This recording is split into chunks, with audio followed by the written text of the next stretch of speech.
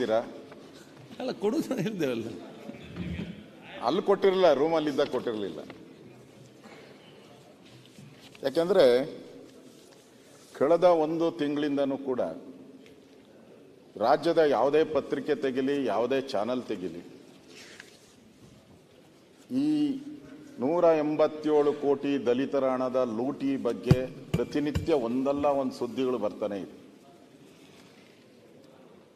ಜನಕ್ಕೆ ಏನಪ್ಪ ನಮ್ಮ ಹಣ ಇದು ದಲಿತರ ಹಣ ಇಲ್ಲಿ ಈ ರೀತಿ ಆಗೋಯ್ತಲ್ಲ ಅನ್ನೋ ಒಂದು ನೋವು, ಇದಕ್ಕೆ ಪರಿಹಾರ ಸಿಗಬೇಕು ಅನ್ನೋದು ಕೂಡ ಎಲ್ಲ ದಲಿತ ಜನಾಂಗದ ನಾಗರಿಕರೇನಿದ್ದಾರೆ ಅವರ ಭಾವನೆ. ಅದಕ್ಕೋಸ್ಕರ ನಾನು ಪ್ರಸ್ತಾವನೆಯನ್ನು ನಾನು ಕೇಳಿದ್ದು. ತಾವು ಅನುಮತಿ ಕೊಟ್ಟಿದ್ದೀರಾ? ಸನ್ಮಾನ್ಯ ಅಧ್ಯಕ್ಷರೇ, ನಾನು ಇಲ್ಲಿ ಪ್ರಸ್ತಾವಿಸ್ತಿರೋ ವಿಚಾರ ಅತಿ ಗಂಭೀರ ಮತ್ತು ಮಹತ್ವ. ಕರ್ನಾಟಕದ ಇತಿಹಾಸದಲ್ಲಿ ತಾವು 5 ಬಾರಿ ಶಾಸಕರಾಗಿದ್ದೀರಾ ಅನ್ಸುತ್ತೆ. 5 ಬಾರಿ ಅಲ್ವಾ? 5 ಬಾರಿ. ನಾನು 7 ಬಾರಿ ಶಾಸಕರಾಗಿದ್ದೆ. ಇಲ್ಲಿ ಬಹಳಷ್ಟು ಜನ ಇದ್ದಾರೆ, 9, 8. ರಾಯರೆಡ್ಡಿ ಅವರು ಇನ್ನೂ ಪಾರ್ಲಿಮೆಂಟು ಇಲ್ಲೆಲ್ಲ ಸುತ್ಕೊಂಡ್ಬಂದಿದ್ದಾರೆ. ನಾನು ನೋಡ್ದಂಗೆ, ಇಷ್ಟು ಸದನದಲ್ಲಿ ನೋಡ್ದಂಗೆ, ಈ ಥರ 187 ಕೋಟಿ ದಲಿತರ ಹಣವನ್ನು ಲೂಟಿ ಹೊಡೆದು ಬೇರೆ ರಾಜ್ಯಗಳಿಗೆ ಕಳಿಸಿರುವಂಥ ಇತಿಹಾಸದ ಯಾವುದೇ ವಿಧಾನಸಭಾ ಅಧಿವೇಶನದಲ್ಲಿ ನೀವು ಯಾವುದೇ ರೆಕಾರ್ಡ್ಗಳನ್ನು ತೆಗೀರಿ, ಇಲ್ಲ. ಹಗರಣಗಳಾಗಿದೆ. ಹಗರಣ ಹಂಗೆ ಆಡಳಿತ ಪಕ್ಷದವ್ರು ಹೇಳ್ತಾರೆ ಹಗರಣಗಳಾಗಿಲ್ಲ. ಆಗಿದೆ. ಹಗರಣ ಆಗಿಲ್ಲ ಅಂತ ನಾನು ಹೇಳಲ್ಲ. ಸಾವಿರಾರು ಹಗರಣಗಳಾಗಿದೆ.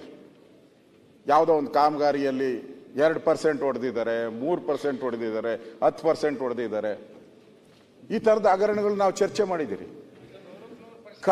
ಕಟ್ ಅಂತೇಳಿ 100ಕ್ಕೆ 100% ಹೊಡೆದಂಥ ಒಂದು ದೊಡ್ಡ ಭ್ರಷ್ಟಾಚಾರದ ಹಗರಣ ನನಗನ್ಸ್ತತೆ ಕರ್ನಾಟಕದ ಇತಿಹಾಸದಲ್ಲಿ ಒಂದು ಬ್ಲ್ಯಾಕ್ ಮಾರ್ಕ್ ಇದೆ, ಕಪ್ಪು ಚುಕ್ಕೆ. ಈ ಥರದ ಘಟನೆ ನಿಜಕ್ಕೂ ಸರ್ಕಾರ ಎಚ್ಚರಿಕೆ ವಹಿಸಬೇಕಾಗಿತ್ತು. ನಾನು ನೋಡಿದ್ದೀನಿ, ಮುಖ್ಯಮಂತ್ರಿಗಳ ಸ್ಟೇಟ್ಮೆಂಟು ನೋಡಿದ್ದೀನಿ, ಮಂತ್ರಿಗಳು, ಉಪಮುಖ್ಯಮಂತ್ರಿಗಳೆಲ್ಲ ಸ್ಟೇಟ್ಮೆಂಟ್ಗಳು ಭಾಳ ಜೋರಾಗಿ ಮಾಡಿದ್ರು. ಆದರೆ ಇಡೀ ರಾಜ್ಯ ಒಂದು ರೀತಿ ಆ ದಲಿತ ಸಮುದಾಯ ಬೆಚ್ಚಿ ಬೀಳೋ ಅಂಥದ್ದಿದ್ರೆ ಇಲ್ಲಿ ಬೇಲಿನೇ ಎದ್ದು ಹೊಲ ಮೇಯ್ದ್ರು ಅನ್ನಂಗೆ ಆಗ್ಬಿಟ್ಟಿದೆ. ಯಾವ MD ಸರ್ಕಾರ ನೇಮಕ ಮಾಡಿ, ನೀನು ಒಳ್ಳೇನಪ್ಪ, ಆ ಜನಾಂಗಕ್ಕೆ ಏನಾದರೂ ಒಳ್ಳೇದು ಮಾಡು ಅಂಥೇಳಿ ನಾಮಿನೇಟ್ ಮಾಡಿ, ಟ್ರಾನ್ಸ್ಫರ್ ಮಾಡಿ, ಅವನಿಗೆ ಅಧಿಕಾರ ಕೊಟ್ಟು ಸರ್ಕಾರ, ಮುಖ್ಯಮಂತ್ರಿಗಳು, ಇಲಾಖಾ ಸಚಿವರು ಕೊಟ್ಟು ಕಳಿಸ್ತಾರೆ. ಈ ರೀತಿ ದಲಿತರ ಹಣವನ್ನು ಲೂಟಿ ಮಾಡಿ ಇದೊಂಥರ ಅಲ್ಕಾ ಕೆಲಸ. ಅಂದರೆ ಯಾರು ಆ ಸಂದರ್ಭ ನೋಡಿ, ಆ ಸಂದರ್ಭವನ್ನು ದುರುಪಯೋಗ ಮಾಡ್ಕೊಂಡು, ಚುನಾವಣೆ ಸಂದರ್ಭವನ್ನು ದುರುಪಯೋಗ ಮಾಡ್ಕೊಂಡು ಆ ಟೈಮಲ್ಲಿ ಈ ಗೋಲ್ಮಾಲ್ ಮಾಡಿರೋವಂಥದ್ದು. ಅದರ ಜೊತೆಗೆ ಸತ್ತಿರೋರು ಯಾರು ಅಧ್ಯಕ್ಷರ? ಸತ್ತಿರೋನು ದಲಿತ. ನಾನು ಅವ್ರ ಮನೆಗೆ ಹೋಗಿದ್ದೆ. ಸತ್ತಿರೋನು ದಲಿತ, ಲೂಟಿ ಹೊಡೆದಿರೋದು ದಲಿತ. ಸರ್ಕಾರ ನಾವು ದಲಿತರ ಚಾಂಪಿಯನ್ ಅಂತ ಹೇಳ್ತಾರೆ. ನಾವು ದಲಿತರ ರಕ್ಷಣೆಗೋಸ್ಕರ ಇರುವಂಥವ್ರು. ನಾವು ಎಲ್ಲಿ 187 ಕೋಟಿ ಟಕ್ ಅಂತ ಟ್ರಾನ್ಸ್ಫರ್ ಆಯ್ತಲ್ಲ, ಅವಾಗ ಯಾಕೆ ಸರ್ಕಾರ ಕಣ್ಣು ಮುಚ್ಕೊಂಡು ಕೂತ್ಕೊಂಡಿತ್ತು? ನಾನು ಅಲ್ಲೋ ಒಂದು ಕಡೆ ನೋಡಿದೆ, ಮುಖ್ಯಮಂತ್ರಿಗಳ ಹೇಳಿಕೆ ನಾನು ನೋಡಿದೆ. ನಾನು ಪತ್ರಕರ್ತರಿಗೆ ಹೇಳಿದ್ದೆ, ಏನು ಅದೇ ಕೇಳ್ತೀರಾ ಪ್ರಶ್ನೆ? ನಾನೇನು ಲೂಟಿ ಹೊಡಿ ಅಂತ ಹೇಳಿದ್ನ ಅವನಿಗೆ? ನನ್ನ ಗಮನಕ್ಕೆ ಬರಲ್ಲ ಇದು. ಒಬ್ಬ ರಾಜ್ಯದ ಮುಖ್ಯಮಂತ್ರಿ ಅಂದರೆ, ರಾಜ್ಯ ಮುಖ್ಯಮಂತ್ರಿ ಅಂದರೆ ಒಂಥರ ನಮ್ಮ ಲೆಕ್ಕದ ಸರ್ವಾಧಿಕಾರಿ ಇದ್ದಂಗೆ, ಎಲ್ಲ ಮಂತ್ರಿಗಳ ಮೇಲೆ, ಎಲ್ಲ ಇಲಾಖೆ ಮೇಲೆ ಇಡ್ತಾ ಇರೋವಂಥ ಹೆಡ್ ಮಾಸ್ಟರ್ ಅವರು. ಹೆಡ್ ಮಾಸ್ಟ್ರೇ ಕೈ ಚೆಲ್ಲಿ ಬಿಟ್ಬಿಟ್ರೆ, ಸಣ್ಣ ಅಮೌಂಟ್ ಅಲ್ಲ, 187 ಕೋಟಿ ನೀವು ಹಾಲಿನ ಬೆಲೆ ಜಾಸ್ತಿ ಮಾಡಿದ್ದೀರ ₹3. ಯಾರನ್ನ ಹಾಲನ್ನ ಡೈರಿಗೆ ಹೋಗಿ ನಾನು ₹3 ಕಡಿಮೆ ಕೊಡ್ತೀನಿ ಅಂತ ಹೇಳಿದ್ರೆ ಹಾಲಿನ ಡೈರಿ ಕೊಡ್ತೀರಾ? ಹಾಲನ್ನ ಕ್ವಾರ್ಟರ್ ಮೇಲೆ ₹50 ಜಾಸ್ತಿ ಮಾಡಿದ್ದಾರೆ ಆಲ್ಕೋಹಾಲ್ ಮೇಲೆ. ಲಿಕ್ಕರ್ ಶಾಪ್ಗೆ ಹೋಗ್ಬಿಟ್ಟು ಅವನು ನನ್ನ ಹತ್ರ ₹50 ಕಡಿಮೆ ಇದೆ ಅಂದ್ರೆ ಆ ಬಾಟಲ್ ಎತ್ತಿ ಒಳಕಿಟ್ಟಿರ್ತಾನೆ. ಅಂದ್ರೆ ಸರ್ಕಾರ ಆ ಟ್ಯಾಕ್ಸ್ ಪೇಯರ್ಸ್ ಹಣ ಒಂದೊಂದು ಪೈಸನು ಕೂಡ ಆ ಬಡವ ಇರ್ಬೋದು, ಸಾಹುಕಾರ ಕೊಟ್ಬೇಡು, ದೊಡ್ಡ ದೊಡ್ಡ ಸಾಹುಕಾರಗಳಿಗೆ ಅವ್ರ ಟ್ಯಾಕ್ಸ್ ಕಟ್ಟೋದ್ರಲ್ಲಿ ಏನು ಸಮಸ್ಯೆ ಇಲ್ಲ.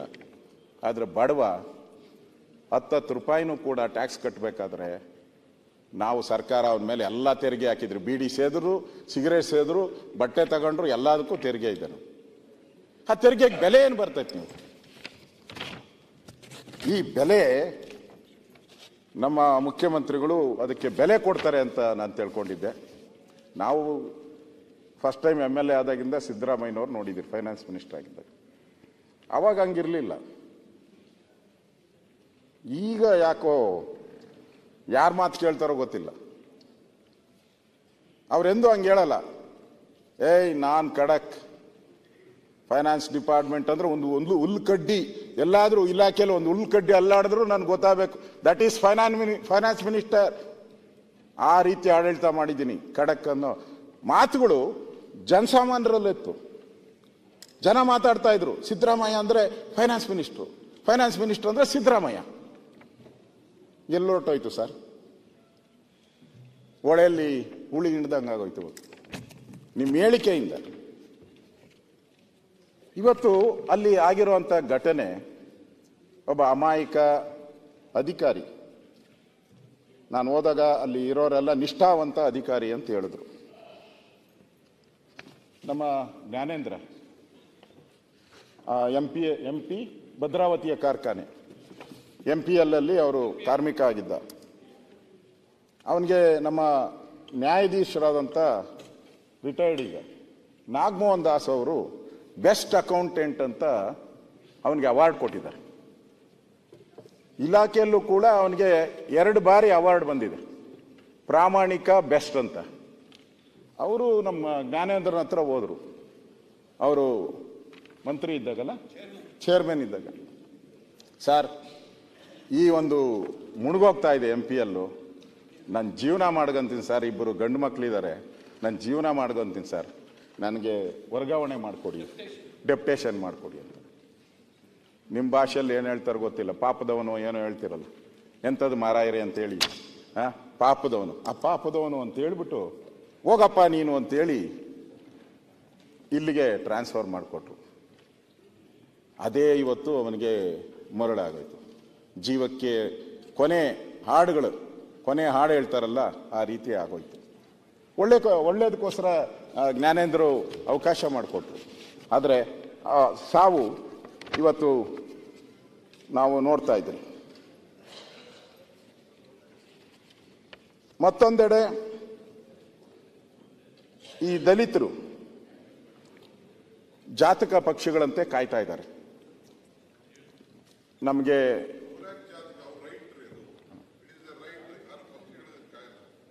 ಸಂವಿಧಾನ ಅವ್ರಿಗೆ ಎಲ್ಲ ತರದ ಹಕ್ಕು ಕೊಟ್ಟಿದೆ. ಅವ್ರಿಗೆ ಏನ್ ಕೊಡ್ಬೇಕು ನೀವು ಮಾಡಿದ್ದೀರಿ, ನಾವು ಮಾಡಿದ್ದೀವಿ. ಅವ್ರಾಗ ಜಾತಕ ಪಕ್ಷಿಗಳಕ್ಕೆ ಅವ್ರ ರೈಟ್ ಅದು. ಇಲ್ಲ, DK ಶಿವಕುಮಾರ್ ನನಗೆ ಸಪೋರ್ಟ್ ಆಗಿ ಮಾತಾಡಿರೋದು. ಇಂಥ ಹಣ ಅವ್ನು ತಿಂದಾಕಿದಾರಲ್ಲ, ಅದನ್ನ ಸ್ವಲ್ಪ ಜೋರಾಗಿ ಮಾತಾಡು ಅಂತ ಹೇಳಿರೋದು DK ಶಿವಕುಮಾರ್. ರೈಟ್, ಅವ್ರ ರೈಟ್ ಅನ್ನ ಕಿತ್ಕೊಂಡಿದ್ದೀರಲ್ಲ ನೀವು ಇವತ್ತು, ಅವ್ರ ಹಕ್ಕನ್ನ ಕಸ್ಕೊಂಡಿದ್ದೀರಲ್ಲ, ಅದಕ್ಕೆ DK ಶಿವಕುಮಾರ್ ಅವ್ರು ಸಪೋರ್ಟ್ ಮಾಡಿದ್ದಾರೆ ಅಂತ ನನಗನ್ಸುತ್ತೆ. ಇವರೊಬ್ಬರೇ ಅಲ್ಲ ಹೇಳಿರೋದು, ನಮ್ಮ PWD ಮಂತ್ರಿ ಹೇಳಿದ್ದಾರೆ. PWD ಮಂತ್ರಿ ಜಾರಕಿಹೊಳಿ ಅವರು ಬೆಳಗಾವಿಯಲ್ಲಿ ಪ್ರೆಸ್ ಮೀಟಲ್ಲಿ ಕೇಳಿದಾಗ, ಈ ಥರ ದಲಿತರನ್ನ ನುಂಗಾಕಿದಾರಲ್ಲ ನಿಮ್ಮ ಸರ್ಕಾರದಲ್ಲಿ ಮಂತ್ರಿಗಳು, ಶಾಸಕರು, ಏನು ಹೇಳ್ತೀರಾ ಅಂದಾಗ ಅವ್ರು ಹೇಳಿದ್ದಾರೆ. ನಾನು ಓದ್ತೀನಿ ಅದನ್ನು, ನೆಕ್ಸ್ಟ್ ಓದ್ತೀನಿ, ನಾನು ಹೇಳ್ತೀನಿ ಅದನ್ನು. ನಿಜಕ್ಕೂ ಇದು ಸರ್ಕಾರಕ್ಕೆ ಕಳಂಕ. ಅವರೇನಾದರೂ ಮಾಡಿದ್ರೆ ಇದು ನಿಜಕ್ಕೂ ಸರ್ಕಾರಕ್ಕೆ ಕಳಂಕ, ಕಪ್ಪು ಚುಕ್ಕೆ ಅನ್ನೋ ಮಾತನ್ನ ಹೇಳಿದ್ದಾರೆ. ಸನ್ಮಾನ್ಯ ಅಧ್ಯಕ್ಷರೇ, ಈ ಹಗರಣದಲ್ಲಿ ಸರ್ಕಾರ ಭಾಗಿಯಾಗಿದೆ. ಒಬ್ಬ ಕ್ಯಾಬಿನೆಟ್ ಮಿನಿಸ್ಟ್ರು ಈಗಿಲ್ಲ, ಒಬ್ಬ ಶಾಸಕರು, ಚೇರ್ಮನ್, ಹಿರಿಯ ಅಧಿಕಾರಿಗಳು, ಮಧ್ಯವರ್ತಿಗಳು, ಹವಾಲಾದವರು, ಈ 5 ಜನ ಈ ಒಂದು ಭ್ರಷ್ಟಾಚಾರದಲ್ಲಿ ಪಾಲ್ಗೊಂಡಿದ್ದಾರೆ. ಇದು ಸ್ವತಃ ಮುಖ್ಯಮಂತ್ರಿಗಳು ನಿರ್ವಹಿಸ್ತಾ ಇರತಕ್ಕಂಥ ಹಣಕಾಸು ಇಲಾಖೆ ಅಡಿಯಲ್ಲೇ. ನಾನು ಹೇಳ್ತೀನಿ, ಕೊನೆಯಲ್ಲಿ ಬಂದಾಗ ಅದನ್ನು ಹೇಳ್ತೀನಿ, ಯಾಕೆ ಹಣಕಾಸು ಇಲಾಖೆ ಪ್ರಭಾವ ಏನು ಅನ್ನೋದನ್ನು ನಾನು ಹೇಳ್ತೀನಿ. ಅವ್ರು ಹೇಳಿದ್ರು, ನಾನು ಪದೇ ಪದೇ ನೋಡ್ತಾ ಇದ್ದೀನಿ, ಇವಾಗೇನೋ ಅಡ್ವರ್ಟೈಸ್ಮೆಂಟ್ಗಳು ಕಡಿಮೆ ಔಟವೆ, ಈಗ ಯಾವುದು ಅಡ್ವರ್ಟೈಸ್ಮೆಂಟ್ಗಳು ಬರ್ತಾ ಇಲ್ಲ. ಒಂದು ಮುಂಚೆ ಕೊಟ್ಟರು, ವರ್ಷದ ಒಳಗಡೆ ಭಾಳ ಕೊಟ್ಟರು. ಪಾರದರ್ಶಕ, ಭ್ರಷ್ಟಾಚಾರ ರಹಿತ, ಜನಪರ, ನುಡಿದಂತೆ ನಡೆದಿದ್ದೇವೆ. ಕರೆಕ್ಟಾಗಿ ನಡೆದಿದ್ದಾರೆ. ನುಡಿದಂತೆ 187 ಕೋಟಿಯನ್ನ ಲೂಟಿ ಹೊಡೆದಿದ್ದಾರೆ. ನಾನು ಸನ್ಮಾನ್ಯ ಅಧ್ಯಕ್ಷರೇ, ರಾಜ್ಯ ಸರ್ಕಾರ ನನಗೆ ಅವಕಾಶ ಕೊಡಬೇಕು. ರಾಜ್ಯ ಸರ್ಕಾರ ಏನು, ಯಾವುದೇ ರಾಜ್ಯ ಸರ್ಕಾರ ಈ ಥರದ ಸಮುದಾಯಗಳೇನಿದೆ, ಸಣ್ಣ ಸಣ್ಣ ಸಮುದಾಯಗಳು ಅಂದರೆ ಅವರು 0.5%, 0.25% ಜನಸಂಖ್ಯೆ ಇರುವಂಥ ಸಮುದಾಯಗಳು, 1% ಇರುವಂಥದ್ದು, ಅವ್ರಿಗೆ ಇಲಾಖೆಯಲ್ಲಿ ನೀವು ಅನುದಾನ ಕೊಟ್ಟಾಗ ದೊಡ್ಡ ದೊಡ್ಡ ಸಮುದಾಯದಗಳೇ ತಗೊಂಡೋಗ್ಬಿಡ್ತೈತೆ. ಇವಾಗ ಮೈನಾರಿಟಿ, ಪಾಟೀಲ್ರೇ, ಮೈನಾರಿಟಿ ಅಂತ ಇದೆ. ನಿಮ್ಗೆ ಎಂದನ ಸಿಖ್ ಜ್ಞಾಪಕ ಬಂದಿದೆಯಾ? ಎಂದನ ಜೈನ್ ಜ್ಞಾಪಕ ಬಂದಿದೆಯಾ? ಎಂದನ ಪಾರ್ಸಿ ಜ್ಞಾಪಕ ಬಂದಿದೆಯಾ? ಬರೋದೇ ಇಲ್ಲ. ಯಾಕಂದ್ರೆ ದೊಡ್ಡ ಸಮುದಾಯ ನಾರ್ಮಲಿ ಸ್ಟ್ರೆಂತ್ ಜಾಸ್ತಿ ಇರ್ತೈತೆ, ಅದು ಹೊರಟೋಗ್ತೈತೆ. ಅದಕ್ಕೋಸ್ಕರ ಸರ್ಕಾರ ಈ ಥರ ನಿಗಮಗಳನ್ನು ಮಾಡಿ ಈ ತುಳಿತಕ್ಕೆ ಒಳಗಾದಂಥ ಜನ ಏನಿದ್ದಾರೆ, ಬಾಯಿಲ್ದ ಜನ, ಕೇಳಕ್ಕೆ ಅಧಿಕಾರ ಇಲ್ಲದ ಜನ ಏನಿದ್ದಾರೆ, ಅಂಬೇಡ್ಕರ್ ಅವ್ರು ಹೇಳಿದಾರಲ್ಲ, ತುಳಿತಕ್ಕೆ ಒಳಗಾದ ಜನರ ಪರವಾಗಿ ನಿಂತ್ಕೊಬೇಕು ಅಂತ. ಆ ದೃಷ್ಟಿಯಿಂದ ಈ ನಿಗಮವನ್ನು ಕರ್ನಾಟಕ ವಾಲ್ಮೀಕಿ ಅಭಿವೃದ್ಧಿ ನಿಗಮ, ಇದು ಕರ್ನಾಟಕ ಸರ್ಕಾರದ ಪರಿಶಿಷ್ಟ ಪಂಗಡ ಕಲ್ಯಾಣ ಇಲಾಖೆಯ ನಿಗಮದ ಅಡಿಯಲ್ಲಿ ಕಾರ್ಯನಿರ್ವಹಿಸುತ್ತದೆ. ಇದು ಈ ನಿಗಮದಿಂದ ಜನಗಳಿಗೆ ಉಪಯೋಗ ಆಗಬೇಕು ಅಂತೇಳಿ 26 ಜುಲೈ 2006 26 ಡೇ ಆಫ್ ಜುಲೈ 2006 ಅವತ್ತು ಒಂದು ಕಂಪನಿ ಆಕ್ಟ್ ಕೆಳಗಡೆ, ದ ಕಂಪನೀಸ್ ಆಕ್ಟ್ 1956, ಆ ಅಡಿಯಲ್ಲಿ ಇದನ್ನ ರಿಜಿಸ್ಟರ್ ಮಾಡ್ತಾರೆ. ಈ ಕಂಪನಿ ಹೆಸರಲ್ಲಿ ಈ ನಿಗಮವನ್ನು ರಿಜಿಸ್ಟರ್ ಮಾಡ್ತಾರೆ ಅವರು. ಸನ್ಮಾನ್ಯ ಅವತ್ತು ಬಾಲಚಂದ್ರ ಜಾರಕಿಹೊಳಿ ಅವರು ಸೋಷಿಯಲ್ ವೆಲ್ಫೇರ್ ಮಿನಿಸ್ಟರ್ ಆಗಿದ್ದರು, ಅವ್ರು ಚೇರ್ಮನ್ ಇರ್ತಾರೆ. ಉಳಿದಂಥವರು ಸುಮಾರು 6 ಜನ, ಒಟ್ಟು 5 ಜನ ಅದರಲ್ಲಿ ಸದಸ್ಯರಿರ್ತಾರೆ. ಇವರ ಅಡಿಯಲ್ಲಿ ಅದರಲ್ಲಿ ಒಂದು ಕಂಪನಿ ಆ್ಯಕ್ಟಲ್ಲಿ ಒಂದು ರಿಜಿಸ್ಟ್ರೇಷನ್ ಆಗ್ತದೆ. ಅದರಲ್ಲಿ ಕ್ಲಿಯರ್ ಆಗಿದೆ, to open the account or accounts current, cash credit, overdraft, fixed or otherwise with any bank or banks to pay money from any such account or accounts from the time to time as the managing director may think and fit ಅಂತ ಹೇಳ್ತಾರೆ. Think and fit ಅಂತ ಅಂದರೆ ಯೋಚನೆ ಮಾಡಬೇಕು ಅದನ್ನು ಅಂತೇಳಿ ಅದರಲ್ಲಿ clear ಆಗಿ ಹೇಳಿದ್ದಾರೆ. ಪ್ರತಿಯೊಂದನ್ನು ಕೂಡ ನೀವು ಯೋಚನೆ ಮಾಡಿ ಕೆಲಸ ಮಾಡಬೇಕು ಅನ್ನೋ ಮಾತನ್ನು ನಾನು ಅದನ್ನೇ ರಿಜಿಸ್ಟರ್ಡ್ ದಾಖಲೆ ಇದು ರಿಜಿಸ್ಟರ್ ಆಗಿರೋದನ್ನು ನಾನು ಕೊಟ್ಟಿದ್ದೀನಿ. ಸನ್ಮಾನ್ಯ ಅಧ್ಯಕ್ಷರೇ, ನಾನು ಈ ಹಗರಣವನ್ನು ಪ್ರಸ್ತಾವ ಮಾಡೋಕ್ಕೆ ಮುಂಚೆ ನಾನು ಇದನ್ನು ತಮಗೆ ಹೇಳಿದ್ರೇ ಇದಕ್ಕೆ ಒಂದು ಅರ್ಥ ಬರೋದು.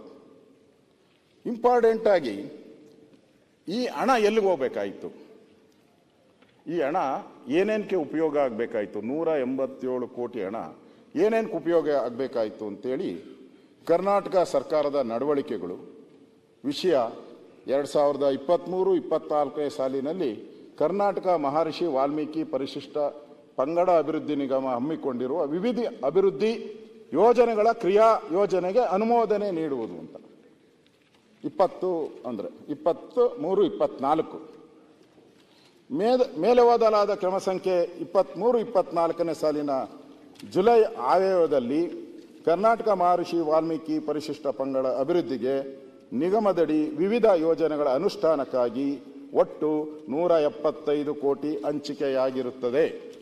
ಸರ್ಕಾರದ ಆದೇಶ, ರಾಜ್ಯ ಸರ್ಕಾರದ. 175 ಕೋಟಿ ಹಂಚಿಕೆ ಮಾಡಿಬಿಟ್ಟು ರಾಜ್ಯ ಸರ್ಕಾರ. ಅಧ್ಯಕ್ಷರೇ, ಇದು ಯಾವ್ದಾವ್ದು ಖರ್ಚು ಮಾಡಬೇಕಾಯ್ತು ಅವರು? ಯಾಕೆಂದ್ರೆ ಇಲ್ಲಿ 175 ಕೋಟಿ ಲೂಟಿ ಆಗಿದೆ ಅಂತ ಪತ್ರಿಕೆಯಲ್ಲಿ ಬರೀತಾರೆ. ಏನೇನು ಖರ್ಚಿಗೆ ಆಗಬೇಕಾಯ್ತು? ಆ ಯೋಜನೆಗಳು, ಸ್ವಯಂ ಉದ್ಯೋಗ ಯೋಜನೆ, ಯಾರು ಎಸ್ ಟಿ ಜನಾಂಗ ಇದ್ದಾರೆ, ಕಾಡು ಮೇಡುಗಳಲ್ಲಿ ಅಲಿತಾ ಇದ್ದಾರೆ, ಮನೆ ಇಲ್ಲ ಅವ್ರಿಗೆ, ಬದುಕಕ್ಕೆ ಒಂದು ದಾರಿ ಇಲ್ಲ, ಕಷ್ಟದಲ್ಲಿ ಕೂಲಿ ಮಾಡ್ಕೊಂಡಿದ್ದಾರೆ, ಅವ್ರಿಗೆ ಸ್ವಯಂ ಉದ್ಯೋಗ ಯೋಜನೆಯನ್ನ ಮಾಡಬೇಕು. ಅವರು ಸ್ವಂತ ಕಾಲ ಮೇಲೆ ಅವ್ರು ನಿಂತ್ಕೊಬೇಕು ಅಂತೇಳಿ ನೇರ ಸಾಲದ ಯೋಜನೆ, ಯುವಕರಿಗೆ ಯುವತಿಯರಿಗೆ ಸ್ವಯಂ ಉದ್ಯೋಗ ಕೈಗೊಳ್ಳಲು, ತರಕಾರಿ ಮಾರಾಟ ಮಾಡಲು, ಹಣ್ಣು ಹಂಪಲು ಮೀನು ಮಾಂಸ ಮಾರಾಟ ಮಾಡಲು, ಕುರಿ ಹಂದಿ ಸಾಗಾಣಿಕೆಗೆ, ತಳ್ಳುಗಾಡಿಗೆ ಇವರು 175 ಕೋಟಿನ ತಳ್ಳುಗಂಡು ಹೈದರಾಬಾದ್ಗೆ ಹೋದ್ರು, ಅದು ಬೇರೆ ಪ್ರಶ್ನೆ. ತಳ್ಳೋ ಗಾಡಿ ಕೊಟ್ಟಿದ್ದು ಹಣ ಇದು ದಲಿತರಿಗೆ. ಅಂದ್ರೆ ಎಂತ ಜನ ಅರ್ಥ ಆಗಿ ತಳ್ಳೋ ಗಾಡಿ ಮಾರೋರ್ನ ನೀವು ನೋಡಿ, ನೀವು ಯಾವ ಥರದ್ದು ನಿಮ್ಮ ಮಂಗಳೂರಲ್ಲೂ ನಿಮ್ಮ ಕಾನ್ಸ್ಟಿಟ್ಯೂನ್ಸಿಯಲ್ಲಿ ಇದ್ದಾರೆ, ಬೀದಿಯಲ್ಲಿ ಬೆಳಗ್ಗೆ ಬಂದು ನಿಂತರೆ, ನಮ್ಮಲ್ಲಾದ್ರೂ ಪರವಾಗಿಲ್ಲ, ಬೆಂಗಳೂರಲ್ಲಿ ಮಳೆ ಕಡಿಮೆ, ನಿಮ್ಮಲ್ಲಿ ಮಳೆ ಜಾಸ್ತಿ. ಆ ಚಳಿಯಲ್ಲಿ ಆ ಮಳೆಯಲ್ಲಿ ನಿಂತ್ಕೊಂಡಿರ್ತಾರೆ ಆ ಬಡವರು, ಪಾಪದ ಜನ. ಅದು ಕೊಡಬೇಕಾಯ್ತು ಇದನ್ನ. ಎಷ್ಟು? 12.52 ಕೋಟಿ. 12.52 ಕೋಟಿ ಈ ತಳ್ಳುವ ಗಾಡಿಗಳಿಗೆ ಇದಕ್ಕೆ ಕೊಡಬೇಕಾಗಿತ್ತು. ಎರಡನೇದು ಉದ್ಯಮಶೀಲ ಅಭಿವೃದ್ಧಿ ಯೋಜನೆ. ಅಂದ್ರೆ ಸರಕು ವಾಹನ ಮಾಡುವಂತ ತಗೊಂಡೋಗೋರು ಟೆಂಪೋ ಓಡಿಸ್ಕೊಂಡು ಜೀವನ ಮಾಡ್ಕೊಳಕ್ಕೆ ಅವಕಾಶ ಮಾಡಿಕೊಡ್ಲಿ ಅಂತೇಳಿ ಅದಕ್ಕೆ 16.48 ಕೋಟಿ ಕೊಟ್ಟಿದ್ರು, ಸರ್ಕಾರದ ಅನುಮೋದನೆ ಮಾಡಿರೋದು.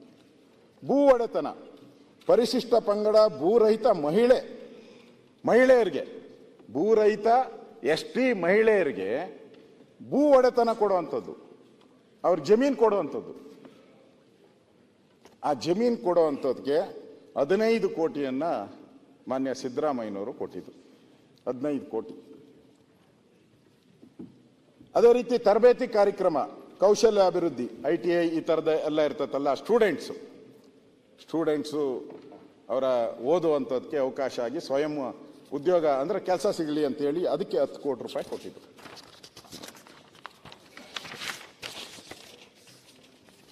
ಆಮೇಲೆ ಪ್ರತಿ ಮಹಿಳಾ ಸ್ವಸಹಾಯ ಸಂಘಗಳು ಅವ್ರಿಗೆ 15,000, 25,000 ಇದೆಲ್ಲ, ಅದಕ್ಕೆ ಸಬ್ಸಿಡಿ 10,000 ರೂಪಾಯಿ ಸರ್ಕಾರ ಕೊಡ್ತಾರೆ. ಅದಕ್ಕೆ 10 ಕೋಟಿ ಮೀಸಲಿಟ್ಟರು. ಭೂ ಒಡೆತನ ಯೋಜನೆ 2ಗೆ 35 ಕೋಟಿ ಕೊಟ್ಟಿದ್ದಾರೆ. ಸಮಗ್ರ ಗಂಗಾ ಕಲ್ಯಾಣ ಯೋಜನೆಗೆ 40 ಕೋಟಿ ಕೊಟ್ಟಿದ್ದಾರೆ. ಗಂಗಾ ಕಲ್ಯಾಣ ಯೋಜನೆಗೆ ಮತ್ತೆ 10 ಕೋಟಿ. ಏತ ನೀರಾವರಿಗೆ 8.50 ಕೋಟಿ. ಒಟ್ಟು 175 ಕೋಟಿಗೆ ಸರ್ಕಾರದ ಅನುಮೋದನೆಯನ್ನು ಕೊಟ್ಟು ಗವರ್ಮೆಂಟ್ ಆರ್ಡರ್ ಇಶ್ಯೂ ಮಾಡಿ ಆ ನಿಗಮಕ್ಕೆ ಕೊಟ್ಟಿದ್ದಾರೆ. ಅಂದರೆ ನಾನು ಯಾಕೆ ಇದನ್ನು ಹೇಳ್ತಾ ಇದ್ದೀನಿ ಅಧ್ಯಕ್ಷರೇ, ಯಾರು ಈ ಜನಾಂಗ? ಇವರ್ಯಾರು ದೊಡ್ಡ ದೊಡ್ಡ ಕಂಪನಿಗಳವರಲ್ಲ, ದೊಡ್ಡ ದೊಡ್ಡ ಫ್ಯಾಕ್ಟ್ರಿಗಳವರಲ್ಲ, MLAಗಳಲ್ಲ, MP ಗಳಲ್ಲ, ಬಡವರು, ಹಳ್ಳಿಯಲ್ಲಿ ವಾಸ ಮಾಡುವಂಥ ಜನ. ಏನೋ ಸರ್ಕಾರ ನಮಗೇನೋ ಒಂದು ಅವಕಾಶ ಕೊಡುತ್ತೆ, ನಾವು ಆಯ್ಕೆ ಮಾಡಿದಿರಿ, ಸಿದ್ದರಾಮಯ್ಯನವರ ನೇತೃತ್ವದಲ್ಲಿ 136 ಜನನ್ನ ನಾವು ಆಯ್ಕೆ ಮಾಡಿದಿರಿ, ದಲಿತರ ಪರವಾಗಿ ಸಿದ್ದರಾಮಯ್ಯನವರು ಇರ್ತಾರೆ, ದಲಿತರ ಹಣ ನಮಗೆ ಬರ್ತೈತೆ ಅಂತೇಳಿ 175 ಕೋಟಿ ಕ್ರಿಯಾ ಯೋಜನೆಯಾಗಿ ಸ್ಯಾಂಕ್ಷನ್ ಆಯಿತು. ಅಧ್ಯಕ್ಷರೇ, ಅವ್ರಿಗೆಲ್ಲ ಸಿಕ್ಕಿದೆ ಈಗ 175 ಕೋಟಿ ಸಿಗ್ಬೇಕಲ್ಲ ಅವ್ರಿಗೆಲ್ಲರಿಗೂ. ಫಲಾನುಭವಿಗಳ ಪಟ್ಟಿನೂ ರೆಡಿ ಆಗ್ಬಿಟ್ಟಿದೆ. ನನ್ನ ಫಲಾನುಭವಿಗಳಲ್ಲಿ ಅಂಕಿಅಂಶ ಓದಿಲ್ಲ, ಇದೆ ನನ್ನ ಹತ್ರ, ನಾನು ಕೊಡ್ತೀನಿ, ಬೇಕಾ ನಿಮ್ಗೆ ಕಳಿಸ್ಕೊಡ್ತೀನಿ ನಾನು. ಅಂಕಿಅಂಶಗಳು ನನ್ನ ಹತ್ರ ಇದೆ. ಯಾರ್ಯಾರಿಗೆ ಎಷ್ಟೆಷ್ಟು ಹೋಗ್ಬೇಕು, ಎಷ್ಟೆಷ್ಟು ಫಲಾನುಭವಿಗಳು ಪಟ್ಟಿನೂ ರೆಡಿ. ಹಂಚಬೇಕಾಗಿತ್ತಷ್ಟೇ. ಹಂಚೋದ್ರೊಳಗಡೆ ಹೊಡ್ಕೊಂಡು ಹೊರಟೋದ್ರು ತೆಲಂಗಾಣಕ್ಕೆ, ಹಂಚೋದ್ರೊಳಗಡೆ ಹೊಡ್ಕೊಂಡು ಹೊರಟರು. ಇದಕ್ಕೆ ಏನು ಹೇಳ್ಬೇಕು ಅಧ್ಯಕ್ಷರೇ?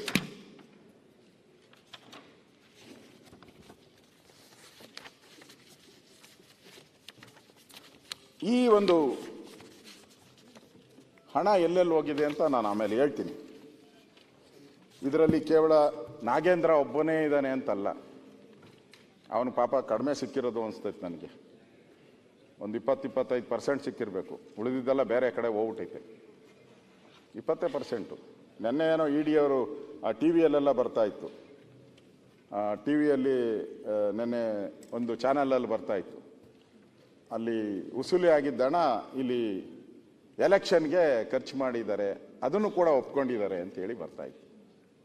ನಾನು ಅದನ್ನು ಅಥೆಂಟಿಕ್ ಅಂತ ಹೇಳಕ್ ಹೋಗಲ್ಲ, ನಾನು ಬಂದಿರೋದನ್ನ ಹೇಳ್ತಿದ್ದೀನಿ, ಯಾವ ಚಾನಲ್ ಬಂದಿದೆ ಅಂತಾನು ಹೇಳ್ತೀನಿ ನಾನು. ಸ್ವಲ್ಪ ಅಶೋಕ್ ಸರ್ ಮುಗಿಸ್ಬಿಡ್ತೀನಿ ಬೇಗ, ನೀವು ಎಳ್ಕೊಂಡು ನಾನು ಜಾಸ್ತಿ ಹೊತ್ತಾಗುತ್ತೆ.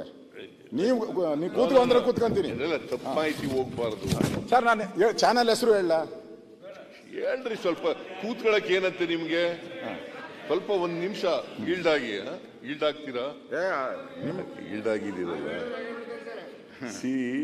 ಇದು ಅವರು ಒಪ್ಕೊಂಡಿರೋದಲ್ಲ, Nagendra ಒಪ್ಕೊಂಡಿರೋದಲ್ಲ.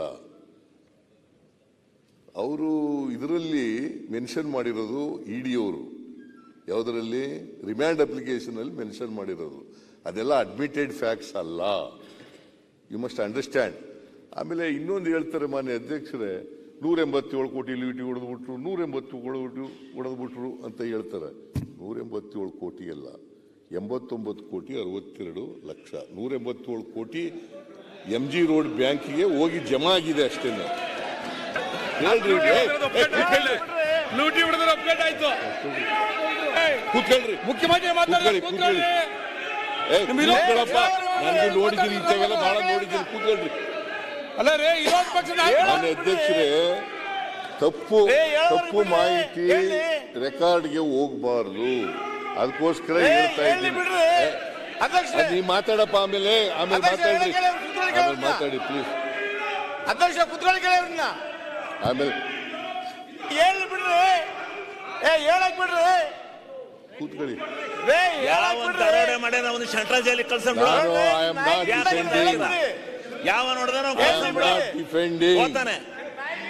I am not defending any person. I am not defending, any facts. ಕೂತ್ಕೊಳ್ರಿ. ನಾಯಕರು ಮಾತಾಡಿದ್ರ ಮುಖ್ಯಮಂತ್ರಿ ಮಾತಾಡ್ತಾರೆ, ಕೂತ್ಕೊಂಡು.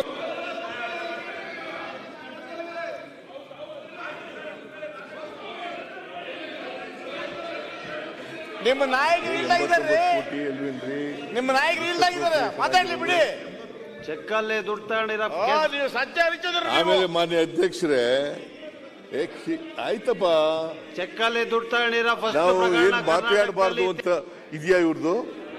I can't understand. You are in parliamentary democracy, parliament system of government. ನೀವು ಹೇಳ್ತಾ ಇದ್ದೀರಿ, ಕೇಳ್ತಾ ಇದ್ದೀವಿ, ಅದಕ್ಕೆ ಸರಿಯಾಗಿ ಉತ್ತರ ಕೊಡುವಾಗ ಉತ್ತರ ಎಲ್ಲ ಪೂರ್ಣ ಕೊಡೋಣ. ಬಟ್ ರಾಂಗ್ ಮೆಸೇಜ್ ಹೋಗಬಾರದು ಅನ್ನೋ ಕಾರಣಕ್ಕೋಸ್ಕರ ಹೇಳ್ತಾ ಇದ್ದೀನಿ. ಇದು ಯಾರೇ ಕೂಡ ಅಡ್ಮಿಟ್ ಮಾಡ್ಕೊಂಡಿರ್ತಕ್ಕಂಥದ್ದಲ್ಲ.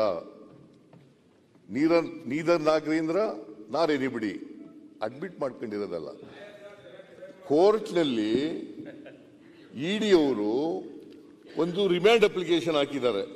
ಆ ರಿಮ್ಯಾಂಡ್ ಕಸ್ಟಡಿಗೆ ತಗೊಳ್ಳಿಕ್ಕೆ ರಿಮ್ಯಾಂಡ್ ಅಪ್ಲಿಕೇಶನ್ ಹಾಕಿದ್ದಾರೆ, ಅದರಲ್ಲಿ ಅವ್ರು ಮೆನ್ಷನ್ ಮಾಡಿರ್ತಕ್ಕಂಥದ್ದು. It is not an admitted fact by Nagendra R anybody else.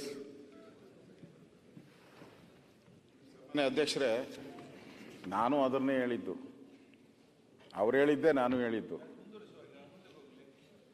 ಮುಂದಕ್ಕೆ ಹೋಗಿ ಅವರೇ ತಡೆದು ಬಿಟ್ರಲ್ಲ, ಅಲ್ಲಲ್ಲಿ ರೋಡ್ ಹಂಪ್ಗಳನ್ನ ಹಾಕ್ತಾ ಇದಾರಲ್ಲ, ಮಧ್ಯ ರೋಡ್ ಹಂಪ್ಗಳು. ನಮ್ಮ ಡಿ ಕೆ ಶಿವಕುಮಾರ್ ಅವ್ರು ಸಪೋರ್ಟ್ ಮಾಡಿದ್ರು, ಡಿ ಕೆ ಶಿವಕುಮಾರ್ ಬಿಡಿ, ಇವ್ರು ನಮ್ಗೆ ಯಾಕೋ ಮುಖ್ಯಮಂತ್ರಿಗಳು ರೋಡ್ ಹಂಪ್ ಹಾಕ್ತಾ ಇದಾರಲ್ಲ. ನಾನು ಅದನ್ನೇ ಹೇಳಿದ್ದು. ಒಂದು ಚಾನಲ್ ಬಂದೆ, ಹೆಸರು ಹೇಳು ಅಂದ್ರೆ ಹೇಳ್ತೀನಿ ಅಂದೆ. ಅದರಲ್ಲೂ ಅಷ್ಟೇ, ಕೋರ್ಟ್ಗೆ ಈ ಥರ ನಾಗೇಂದ್ರ ಅವರು ಹಣವನ್ನು ತೆಗೆದುಕೊಂಡು ಆ ಬಳ್ಳಾರಿ ಎಲೆಕ್ಷನ್ನಲ್ಲಿ ಯೂಸ್ ಮಾಡಿದ್ದಾರೆ ಅನ್ನೋದು ಅಷ್ಟೇ. ಅದು ಬಂದಿರೋದು ನಾನು ಹೇಳಿದೆ, ಕೋರ್ಟ್ಗೆ ಹಾಕಿರೋವಂಥದ್ದು, ಕೋರ್ಟಲ್ಲಿ ಸಬ್ಮಿಟ್ ಆಗಿದೆ. ಅದು ಸುಮ್ಮನೆ ಅವರು ಏನೋ ಸುಮ್ಮನೆ ಆಗೇ ಆಗಿಲ್ಲ, ಕೋರ್ಟಲ್ಲಿ ಹಾಕಿರೋದನ್ನ ಹೇಳಿದ್ದಾರೆ. ಮುಖ್ಯಮಂತ್ರಿಗಳು ಅದನ್ನು ಸಮರ್ಥನೆ ಮಾಡಿದ್ದಾರೆ, ನಾನು ಅದನ್ನು ಸಮರ್ಥನೆ ಮಾಡ್ತೀನಿ. Yes correct, yes exactly correct. ಏನೇ ಆದ್ರೂ ದಾಖಲೆ ತಾನೆ ಅದನ್ನು ದಾಖಲೆನೆ ದಾಖಲೆಯಲ್ಲಿ ಅದು ಹೋಗಿದೆ. ಅದನ್ನು ನಾನು ಪ್ರಸ್ತಾವ ಮಾಡಿದ್ದೀನಿ. ಅದಕ್ಕೆ ಸನ್ಮಾನ್ಯ ಅಧ್ಯಕ್ಷರೇ, ಪ್ರಮುಖವಾಗಿ ಈಗ ಮೇನ್ ಇಂಥದ್ದೊಂದು ಹಗರಣ ಬೆಳಕಿಗೆ ಬಂದಿದ್ದು ಹೇಗೆ ಗೊತ್ತಾ ಅಧ್ಯಕ್ಷರೇ? ಈ ಅಕ್ರಮ ಕೂಟ ಏನಿತ್ತು, ಈ ಅಕ್ರಮ ಕೂಟ ಎಲ್ಲರೂ ತಿಳ್ಕೊಂಡಿದ್ದಾರೆ ಏನೋ ಸಡನ್ ಆಗಿ ಆಯಿತು ಅಂತ. ಸಡನ್ ಆಗಿ ಆಗಿಲ್ಲ, ಮುಂದೆ ಎಕ್ಸ್ಪ್ಲೈನ್ ಮಾಡಿ ಹೇಳ್ತೀನಿ ಅದನ್ನು. ಪ್ರೀ ಪ್ಲ್ಯಾನ್ಡ್ ಎಲ್ಲ, ಪ್ರೀ ಪ್ಲ್ಯಾನ್ಡ್. ಶಾಂಗ್ರಿಲಾ ಇದೆಯಲ್ಲ, ಶಾಂಗ್ರಿಲಾ ಅಂದರೆ ಹೋಟೆಲ್ಲು, ಶಾಂಗ್ರಿಲಾ ಹೋಟೆಲ್ಲೇ ಇದಕ್ಕೆ ಹೆಡ್ ಆಫೀಸು, ಮೇಯ್ನ್ ಆಫೀಸು. ಅಲ್ಲೇ ಎಲ್ಲ ತೀರ್ಮಾನಗಳು ಅಲ್ಲೇ ಆಗೋದು.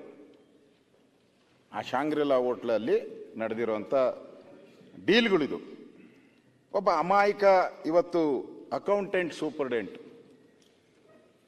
ಪಿ ಚಂದ್ರಶೇಖರ್ ಅವರ ಡೆತ್ ನೋಟು, ಅವರು ಆತ್ಮಹತ್ಯೆ ಮಾಡಿಕೊಂಡ್ರು. ಪಾಪ ಬೆಂಗಳೂರಿಂದ ಮನೆಗೆ ಹೋಗಿದ್ದಾರೆ. ನಾರ್ಮಲಿ ಅವರು ಬೆಂಗಳೂರಲ್ಲೇ ಇರ್ತಾರೆ. ಅವರು ತಿಂಗಳಿಗೆ 4 ಸರಿ, ಏನು ಚಿನ್ನು, ತಿಂಗಳಿಗೆ 4 ಸರಿ ಮಾತ್ರ ಅವ್ರ ಮನೆಗೆ ಹೋಗ್ತಾರೆ. ಅವತ್ತೇನಾಗಿದೆ, ಅವರ ಹೆಂಡತಿ ಮಕ್ಕಳು ಎಲ್ಲ ಬೇರೆ ಒಂದು ಕಾರ್ಯಕ್ಕೋಸ್ಕರ ಬೇರೆ ಕಡೆ ಹೋಗಿದ್ದಾರೆ, ಭದ್ರಾವತಿಗೆ.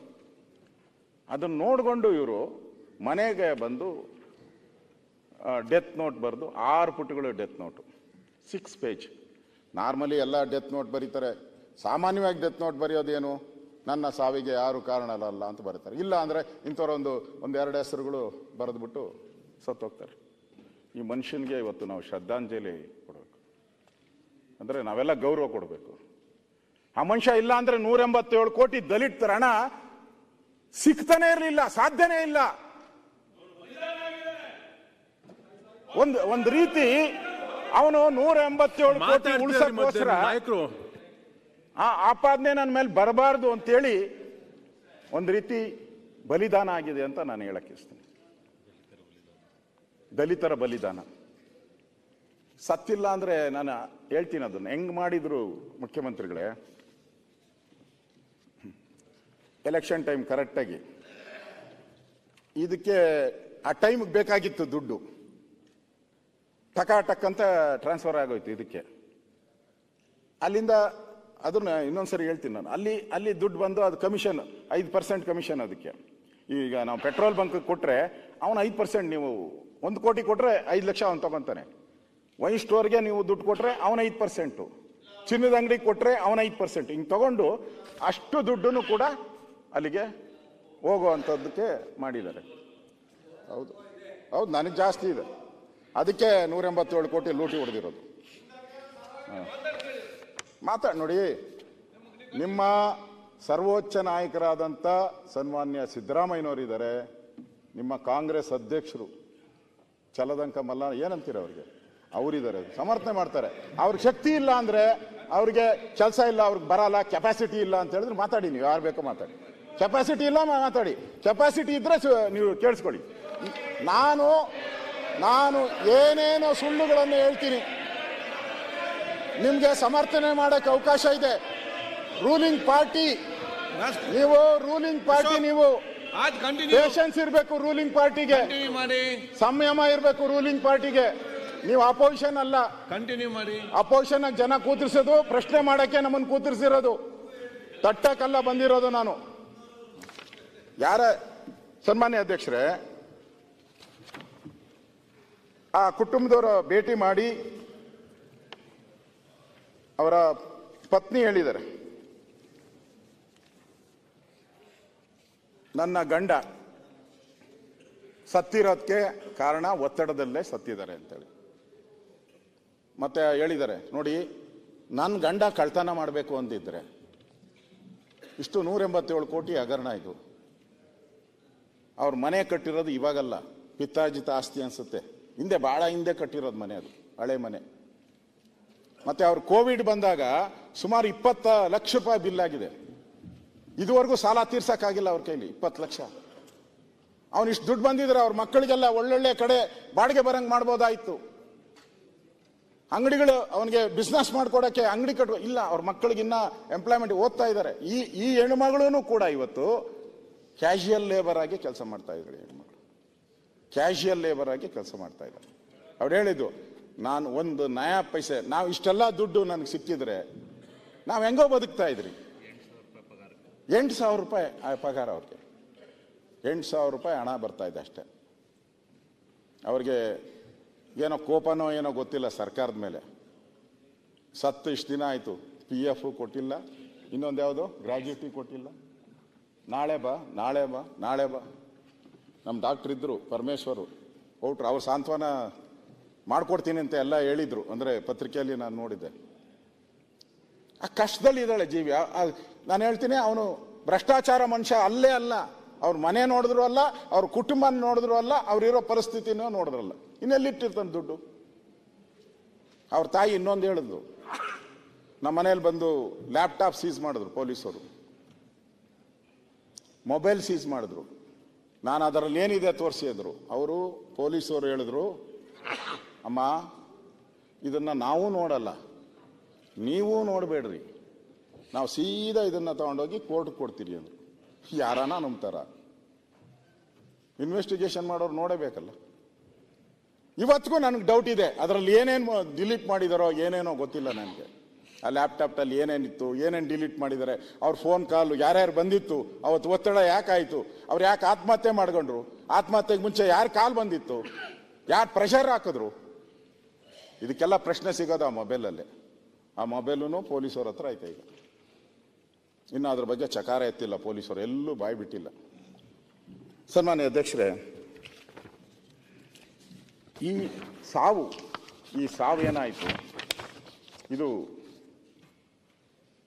ಒಬ್ಬ ನಿಷ್ಠಾವಂತ ಅಧಿಕಾರಿಯಾಗಿ ಕೆಲಸ ಮಾಡೋರಿಗೆ ಏನು ಶಿಕ್ಷೆ ಆಗುತ್ತೆ ಈ ಸರ್ಕಾರದಲ್ಲಿ? ಇಲ್ಲ ಅವನು ನೇಣು ಹಾಕ್ಕೊಬೇಕು, ಇಲ್ಲ ಜಾಬ್ ಬಿಡಬೇಕು. ಇವೆರಡೇ ಇವತ್ತು ಈ ಸರ್ಕಾರದಲ್ಲಿರೋ ಪರಿಸ್ಥಿತಿ. ಅವನು ಡೆತ್ ನೋಟ್ 6 ಪೇಜ್ ಬರೆದಿದ್ದಾನೆ. ಎಲ್ಲಪ್ಪ ಬಾಯಿಲಿ 6 ಪೇಜ್ ಡೆತ್ ನೋಟು ಕೊಡಪ್ಪ. ಮುಖ್ಯಮಂತ್ರಿ ಹತ್ರ ಇರ್ತೈತೆ, ಅವ್ರಿಗೆ ಹಂಗೆ ಬ್ರೀಫಿಂಗ್ ಆಗೈತಿ ಇವಾಗ. SIT ಕೊಟ್ಟಿದ್ದೀನಿ ನೋಡಿ. ಅದರಲ್ಲಿ ಅಧ್ಯಕ್ಷರೇ ಇಂಪಾರ್ಟೆಂಟ್, ಯಾಕಂದರೆ ಇದು ಮುಂದೆ ಈ ಥರ ಯಾವನಾದರೂ ಮಾಡಿದ್ರೆ ಅವನಿಗೆ ಎಚ್ಚರಿಕೆ ಗಂಟೆ ಆಗಬೇಕು. ಅದಕ್ಕೆ ರೆಕಾರ್ಡ್ಗೆ ಹೋಗ್ಬೇಕಿದೆಲ್ಲ, ದಾಖಲೆಗಳಿಗೆ ಹೋಗ್ಬೇಕು. ಯಾರನ್ನ ತೆಗೆದು ನೋಡಿದ್ರೆ ಈ ಥರ ಹಣನ ನಾನು 187 ಕೋಟಿ ದಲಿತರ ಹಣ ನುಂಗಬಾರ್ದು ಅನ್ನೋ ಎಚ್ಚರಿಕೆನೂ ಹೋಗ್ಬೇಕು. ಓದೋರು ಯಾರ್ಯಾರು ಬರ್ತಾರೋ, MLAಗಳು ಯಾರ್ಯಾರು ಬರ್ತಾರೋ ಅವ್ರಿಗೊಂದು ಎಚ್ಚರಿಕೆನೂ ಹೋಗ್ಬೇಕು. ಅದಕ್ಕೋಸ್ಕರ ನಾನು ಹೇಳ್ತಾ ಇದ್ದೀನಿ ಅಧ್ಯಕ್ಷರೇ. ಇದು ಅದರಲ್ಲಿ ಡೆತ್ ನೋಟು, ನನ್ನ ಮರಣ ಹೇಳಿಕೆ, ಚಂದ್ರಶೇಖರ್ P ಆದ ನಾನು ಈ ದಿನ ಸ್ವಇಚ್ಛೆಯಿಂದ ನೇಣು ಬಿಗಿದುಕೊಳ್ಳುತ್ತಿದ್ದೇನೆ.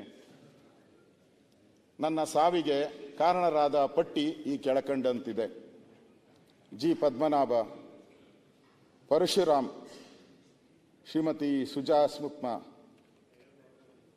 ಈ ಥರ ಬರೆದಿದ್ದಾರೆ 3 ಜನದ ಹೆಸರು. ಇತ್ತೀಚೆಗೆ ಮಾರ್ಚ್ 24 ಮಾಹೆಯಲ್ಲಿ ಕಡ್ಡಾಯವಾಗಿ ನಿಗಮವು ಯೂನಿಯನ್ ಬ್ಯಾಂಕ್ ಆಫ್ ಇಂಡಿಯಾ ವಸಂತ ನಗರ ಶಾಖೆ ಬೆಂಗಳೂರು ಬ್ಯಾಂಕ್ ಉಳಿತಾಯ ಖಾತೆ ಸಂಖ್ಯೆ 52011018009105 ನಿರ್ವಹಿಸುತ್ತಿರುವ ಖಾತೆ ಸಂಖ್ಯೆ 1ರಲ್ಲಿ ಉಪಖಾತೆ ಸ್ವೀಪ್ ಇನ್ ಸ್ವೀಪ್ ಅಕೌಂಟ್ ಅನ್ನು ವಸಂತನಗರ ಶಾಖೆಯಿಂದ MG ರಸ್ತೆಯ ಶಾಖೆಗೆ ವರ್ಗಾಯಿಸಲು ಪತ್ರ ಬರೆಯಲು ಸೂಚಿಸಿ, ಅದನ್ನು ಮಾನ್ಯ ಸಚಿವರು ಮೌಖಿಕವಾಗಿ ಸೂಚಿಸಿರುವ ಹಿನ್ನೆಲೆಯಲ್ಲಿ ವರ್ಗಾಯಿಸಲು ಕೋರಲಾಗಿದೆ.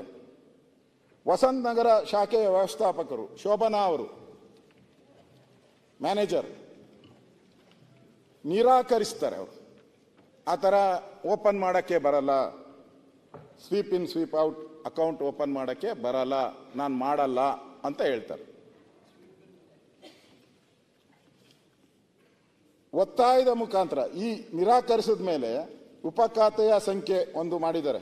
ನಾನು ಅದನ್ನ ನಂಬರು ಇದೆ ನನ್ನ ಹತ್ರ, 52141100165963 ಒತ್ತಾಯದ ಮೂಲಕ ಝೀರೋ ಬ್ಯಾಲೆನ್ಸ್ ಅಕೌಂಟ್ ಅನ್ನ MG ರಸ್ತೆಯಲ್ಲಿ ದಿನಾಂಕ 4/3/2024 ವರ್ಗಾಯಿಸಿ ವರ್ಗಾಯಿಸಿದೆ. ಝೀರೋ ಬ್ಯಾಲೆನ್ಸ್ ಇದನ್ನ MG ರೋಡ್ಗೆ ಹೋಗ್ತಾರೆ. ಯಾವಾಗ ಇಲ್ಲಿ ಮಾಡಲ್ಲ ಅಂತ ಹೇಳ್ತಾರೋ, ವಸಂತ ನಗರದವ್ರು ಮಾಡಲ್ಲ ಅಂತಾರೋ ಮ್ಯಾನೇಜರು, ಅದನ್ನ MG ರೋಡ್ಗೆ ಹೋಗ್ತಾರೆ. ಅಲ್ಲಿಗೆ ಹೋದ್ಮೇಲೆ ದಿನಾಂಕ 4/3/2024 25 ಕೋಟಿ ಟ್ರಾನ್ಸ್ಫರ್. ದಿನಾಂಕ 6/3/24 25 ಕೋಟಿ ಟ್ರಾನ್ಸ್ಫರ್. ದಿನಾಂಕ 21/3/2024 44 ಕೋಟಿ ಟ್ರಾನ್ಸ್ಫರ್. ಹಾಗೂ ರಾಜ್ಯದ ಖಜಾನೆಯಿಂದ K2 ಹುಜೂರ್ ಖಜಾನೆಯಿಂದ ದಿನಾಂಕ 21/5/24 50 ಕೋಟಿ. ಅಂದರೆ ಖಜಾನೆಯಿಂದನೂ ಹೋಗ್ತೈತೆ. ನಿಮಗೂ ಗೊತ್ತಿದೆ, ಅದು MD ಲೆಟರ್ ಬರೆದ್ರೆ ಅದನ್ನ ಕೊಡ್ತಾರೆ. ಖಜಾನೆಯಿಂದನೂ ಟ್ರಾನ್ಸ್ಫರ್ ಆಗ್ಬಿಟ್ಟಿದೆ. ಒಟ್ಟು 187 ಕೋಟಿ ಹೋಗಿದೆ. ನಾನು ಒಂದು ಸ್ವಲ್ಪ ದಿನ ಸರ್ಕಾರದಲ್ಲಿ ಇದ್ದಿದ್ದರಿಂದ ನನಗೆ ಎಲ್ಲೆಲ್ಲಿ ಪಾಟೀಲ್ರೆ ಈ ಇದ್ರದಿತ್ತಲ್ಲ, ಆ ಬೇರೆ ಬೇರೆ ಯೋಜನೆಗಳಿಗಿತ್ತಲ್ಲ ಈ ನಿಗಮದಲ್ಲಿ, ಎಲ್ಲೆಲ್ಲ ಒಂದು 5 ಕೋಟಿ 10 ಕೋಟಿ 20 ಎಲ್ಲ ಅದನ್ನೆಲ್ಲ ಕ್ಲಬ್ ಮಾಡಿದ್ದಾರೆ. ಅದನ್ನೆಲ್ಲ ಕ್ಲಬ್ ಮಾಡಿ ಇಲ್ಲಿಗೆ ತರುವಂಥ ಒಂದು ಕೆಲಸವನ್ನು ಕೂಡ ಅವರು ಮಾಡಿದ್ದಾರೆ. ಅವನು ಬರೆದಿರೋದು ಅನುದಾನವನ್ನು ನಿಗಮ ಹೊಂದಿರುವ ವಿವಿಧ ಬ್ಯಾಂಕ್ ಖಾತೆಗಳಿಂದ ಹಾಗೂ ರಾಜ್ಯದ ಹುಜೂರ್ ಖಜಾನೆಯಿಂದ ವರ್ಗಾಯಿಸಿದ್ದು ಸಹ ಖಾತೆ ಚೆಕ್ ಪುಸ್ತಕ ಮತ್ತು ಪಾಸ್ಬುಕ್ ಬ್ಯಾಂಕಿನವರೆಗೂ ಈವರೆಗೆ ನೀಡಿರುವುದಿಲ್ಲ. ಚೆಕ್ ಬುಕ್ ಕೊಟ್ಟಿರಲ್ಲ ಅವರು. ನಾನು ಸಹ ಕೆಲಸದ ಒತ್ತಡದ ನಿಮಿತ್ತ ಬ್ಯಾಂಕ್ ಸಂಪರ್ಕ ಮಾಡಲಿಲ್ಲ. ಯಾರು? ಸೂಸೈಡ್ ಮಾಡ್ಕೊಂಡಿರೋ ವ್ಯಕ್ತಿ. ಸದ್ಯಕ್ಕೆ ಯಾವುದೇ ಪಾವತಿಗಳಲ್ಲದ್ದು ಚೆಕ್ ಪುಸ್ತಕ ಅವಶ್ಯಕತೆವಿರುವುದಿಲ್ಲ. ನಾನು ಯಾವುದಕ್ಕೂ ಚೆಕ್ ಕೊಡಬೇಕಾದ ಅವಶ್ಯಕತೆ ಇರಲಿಲ್ಲ. ಅದಕ್ಕೆ ನಾನು ಚೆಕ್ಕನ್ನು ಕೇಳಕ್ಕೆ ಹೋಗಿಲ್ಲ. ಆದರೆ ಪ್ರತಿ ಬಾರಿಯೂ ವ್ಯವಸ್ಥಾಪಕ ನಿರ್ದೇಶಕರಾದ ಸಿ ಪದ್ಮನಾಭ್ ಅವರು ತುಂಬಾ ಒತ್ತಾಯಪೂರ್ವಕವಾಗಿ ಅನುದಾನವನ್ನು ವರ್ಗಾಯಿಸುತ್ತಿದ್ದು ನಮಗೆ ಒಳಸಂಚು ಅರ್ಥವಾಗಲೇ ಇಲ್ಲ. ಅವ್ರ ಡೆತ್ ನೋಟಲ್ಲಿ ಮುಂದುವರೆದು ದಿನಾಂಕ 21/5/2024 50 ಕೋಟಿ ಚೆಕ್ ಅನ್ನು ಯಾರಿಗೂ ತಿಳಿಸದ ಹಾಗೆ ಕಾನ್ಫಿಡೆನ್ಷಿಯಲ್ ಆಗಿ ಬರೆದು ತರಲು ವ್ಯವಸ್ಥಾಪಕ ನಿರ್ದೇಶಕರು ಸೂಚಿಸಿರುವ ವಿಷಯವನ್ನು ಲೆಕ್ಕಾಧಿಕಾರಿಗಳೇ ತಿಳಿಸಿದರು. ಇವರಿಗೆ ಲೆಕ್ಕಾಧಿಕಾರಿ ತಿಳಿಸ್ತಾರೆ 50 ಕೋಟಿ ಚೆಕ್ ತಗೊಂಬ ಅಂತ.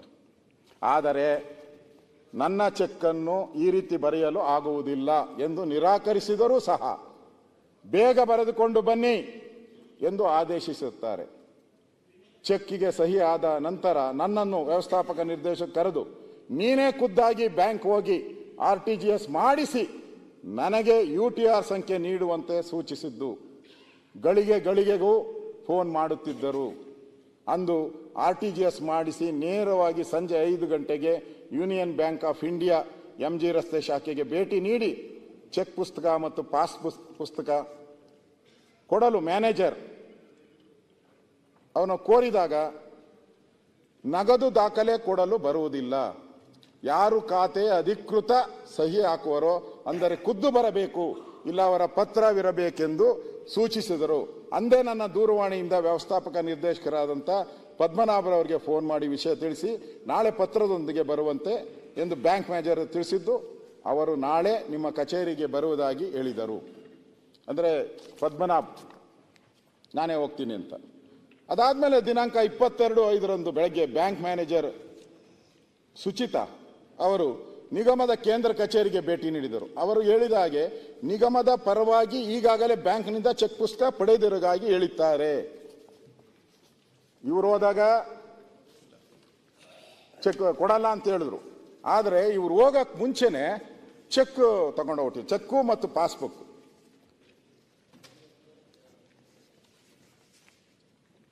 ಈಗಾಗಲೇ ಚೆಕ್ ಪುಸ್ತಕ ಪಡೆದ.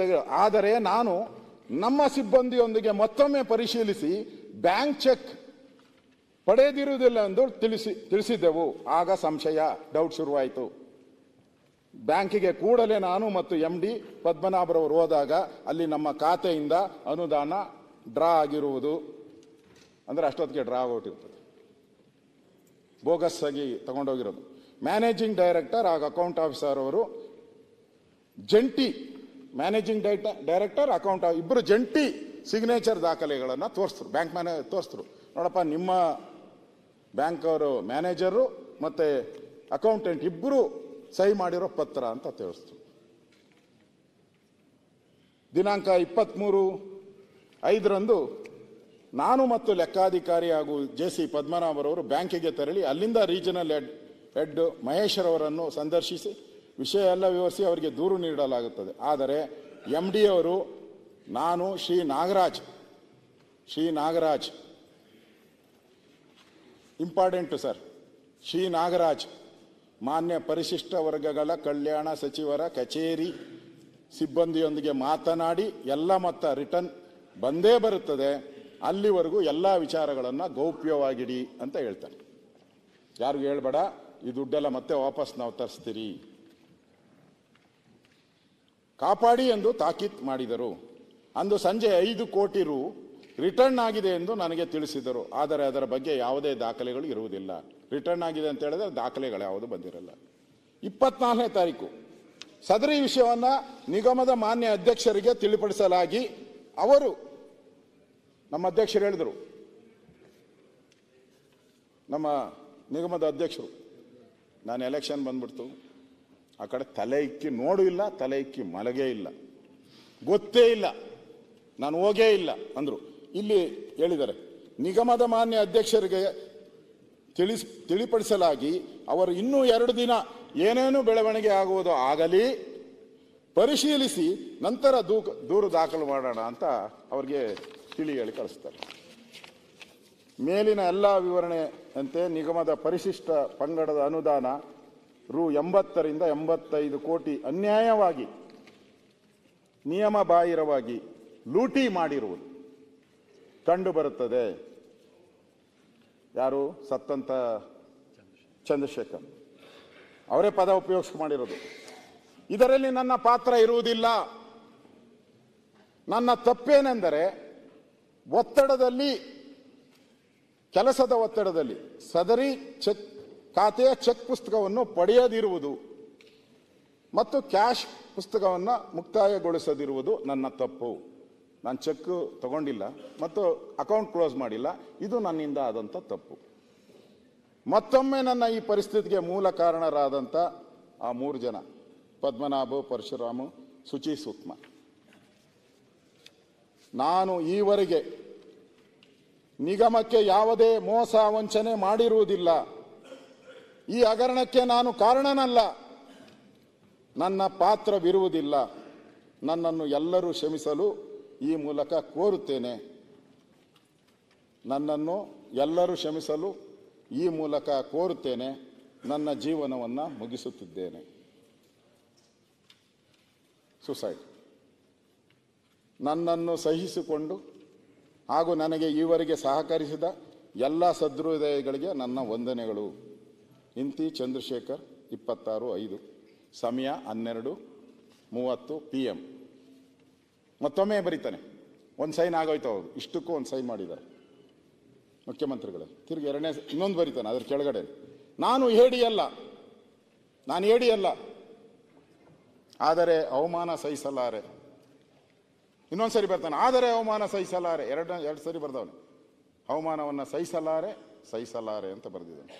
ಮತ್ತೆ ಸಹಿ ಆಗ್ತಾನೆ, ಮತ್ತೆ ಡೇಟ್ ಆಗ್ತಾನೆ, ಮತ್ತೆ ಇನ್ನೊಂದು ಕಾಮೆಂಟ್ ಬರೀತಾನೆ, ನನಗೆ ಬೇರೆ ದಾರಿ ತೋಚಲಿಲ್ಲ, ನನಗೆ ಬೇರೆ ಯಾವುದು ದಾರಿ ತೋಚುವುದಿಲ್ಲ, ಎಲ್ಲರೂ ನನ್ನನ್ನು ಕ್ಷಮಿಸಿ.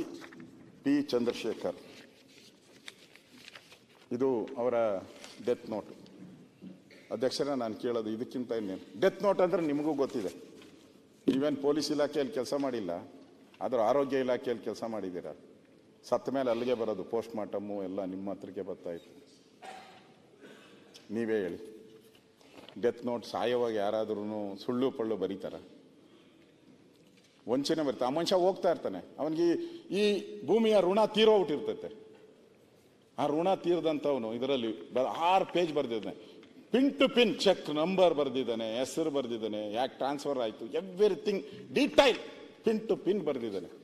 ಅವನ ಮನಸ್ಸಿಗೆ ಎಷ್ಟು ಆಘಾತ ಆಗಿರಬೇಕು, ಎಷ್ಟು ನೋವು ಕೊಟ್ಟಿರಬೇಕು. ಈ ಸಾವಿಗೆ ನ್ಯಾಯ ಕೇಳ್ತಾ ಇದ್ದಾರೆ ಅವ್ರ ಕುಟುಂಬ. ನಮ್ಮ ಪ್ರಶ್ನೆ ಇರೋದು, ಈ ಮನುಷ್ಯ ಆತ್ಮಹತ್ಯೆ ಮಾಡಿಕೊಂಡು ಸತ್ತಿದ್ದಾನೆ. ಸರ್ಕಾರ ದುಡ್ಡು ಮುಖ್ಯಮಂತ್ರಿಗಳಿಗೂ ಗೊತ್ತಾಗ್ತಾ ಇರಲ್ಲ, ನನಗೂ ಗೊತ್ತಾಗ್ತಾ ಇರಲ್ಲ, ಪತ್ರಿಕೆಯವರುಗಳಂತೂ ಗೊತ್ತೇ ಆಗ್ತಾ ಇರಲ್ಲ. ಆ ಟೈಮಲ್ಲಿ ಅದು ಹೇಳ್ತೀನಿ ನಾನು ಈಗ ಹೆಂಗೆ ಇದನ್ನ ಡೀಲ್ ಮಾಡಿದ್ರು ಅಂತೇಳಿ.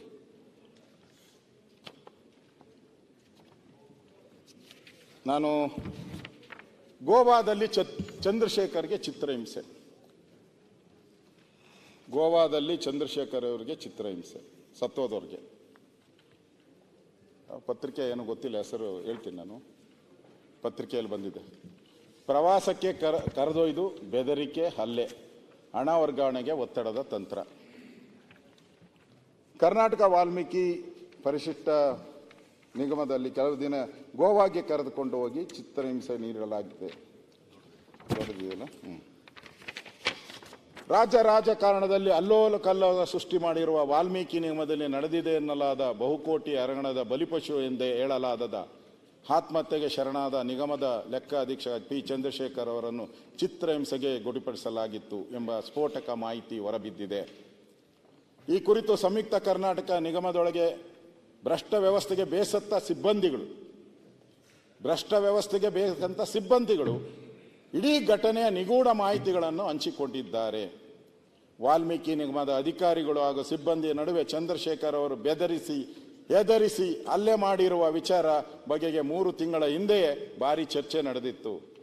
ಆದರೆ ಹಿರಿಯ ಅಧಿಕಾರಿಗಳು ಕೂಡ ಚಂದ್ರಶೇಖರ್ ಅವರ ಮೇಲೆ ನಿರಂತರವಾಗಿ ನಡೆದಂಥ ಶೋಷಣೆಯ ಬಗ್ಗೆ ಸರ್ಕಾರದ ಗಮನಕ್ಕೆ ತರಲು ವಿಫಲರಾಗಿದ್ದಾರೆ ಎಂದೇ ಅಲ್ಲಿರೋ ಸಿಬ್ಬಂದಿ ಕೆಲಸ ಮಾಡಿರೋರು ಹೇಳಿರೋದು. ಮಾರ್ಚ್ ತಿಂಗಳು 187 ಕೋಟಿ ಹಣವನ್ನು, ವಾಲ್ಮೀಕಿ ನಿಗಮದ ಹಣವನ್ನು ಬೆಂಗಳೂರಿನ MG ರಸ್ತೆಗೆ ಲೆಕ್ಕ ಅಂದರೆ ಆಪ್ತ ಸಹಾಯಕ ಗೋವಾ ಪ್ರವಾಸಕ್ಕೆ ಕರೆದುಕೊಂಡು ಹೋಗಿದ್ರು. ಪ್ರಭಾವಿ ರಾಜಕಾರಣಿಯ 3 ಆಪ್ತ ಸಹಾಯಕರು. ಮುಖ್ಯಮಂತ್ರಿಗಳಿಗೆ SIT ಅವರೆಲ್ಲ ಬ್ರೀಫ್ ಮಾಡಿದ್ದಾರೆ ಯಾರ್ಯಾರು ಏನೇನು ಅಂತ. ನಾನು ಅಲ್ಲಿ ಸ್ವಲ್ಪ ದಿನ ಇದ್ದೆ, 2 ವರ್ಷ ಹೋಮ್ ಮಿನಿಸ್ಟರ್ ಆಗಿದ್ದೆ. ಎಲ್ಲ ಬ್ರೀಫ್ ಮಾಡಿದ್ದಾರೆ. ನನಗನ್ಸ್ತದೆ 100% ಮಾಡಿದ್ದಾರೆ. ಆಪ್ತ ಸಹಾಯಕರು ಹಾಗೂ ಚಂದ್ರಶೇಖರ ಸೇರಿದಂತೆ ನಿಗಮದ 2 ಅಧಿಕಾರಿಗಳು ಬೆಂಗಳೂರಿನಿಂದ ಉತ್ತರ ಕನ್ನಡ ಕಾರವಾರಕ್ಕೆ ಕರೆದುಕೊಂಡು ಹೋಗಿದ್ದರು. ಕಾರವಾರದ ಕಡಲ ತೀರದಲ್ಲಿ 1 ದಿನ ತಂಗಿದ್ದರು. ಆ ವೇಳೆ ನಿಗಮದ ಹಣ ಹೊಂದಿದ್ದ ಪ್ರಭಾವಿ ರಾಜಕಾರಣಿ ಆಪ್ತ ಸಹಾಯಕರು ಅಲ್ಲಿ 3 ದಿನ ತಂಗಿದ್ದರು. ಈ ಅವಧಿಯಲ್ಲಿ ಕೂಡ ಸರ್ಕಾರದ ಹಣ ವರ್ಗಾವಣೆಯ ಬಗ್ಗೆ ಲೆಕ್ಕ ಅಧೀಕ್ಷ ಮೇಲೆ ಭಾರೀ ಒತ್ತಡ ಹೇರುವ ತಂತ್ರ ನಡೆಯಿತು ಎನ್ನಲಾಗಿದೆ.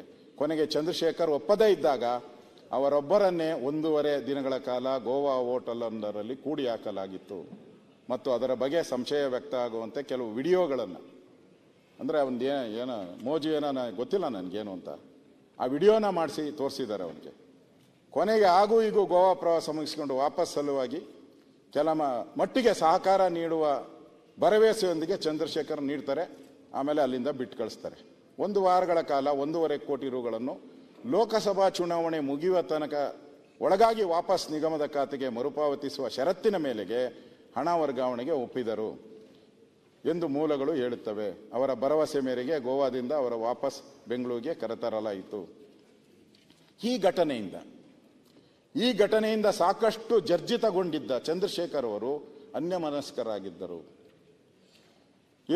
ಅಲ್ಲದೆ ಕಚೇರಿಯಲ್ಲೂ ಯಾರೊಂದಿಗೂ ಹೆಚ್ಚು ಮಾತಾಡುತ್ತಿರಲಿಲ್ಲ.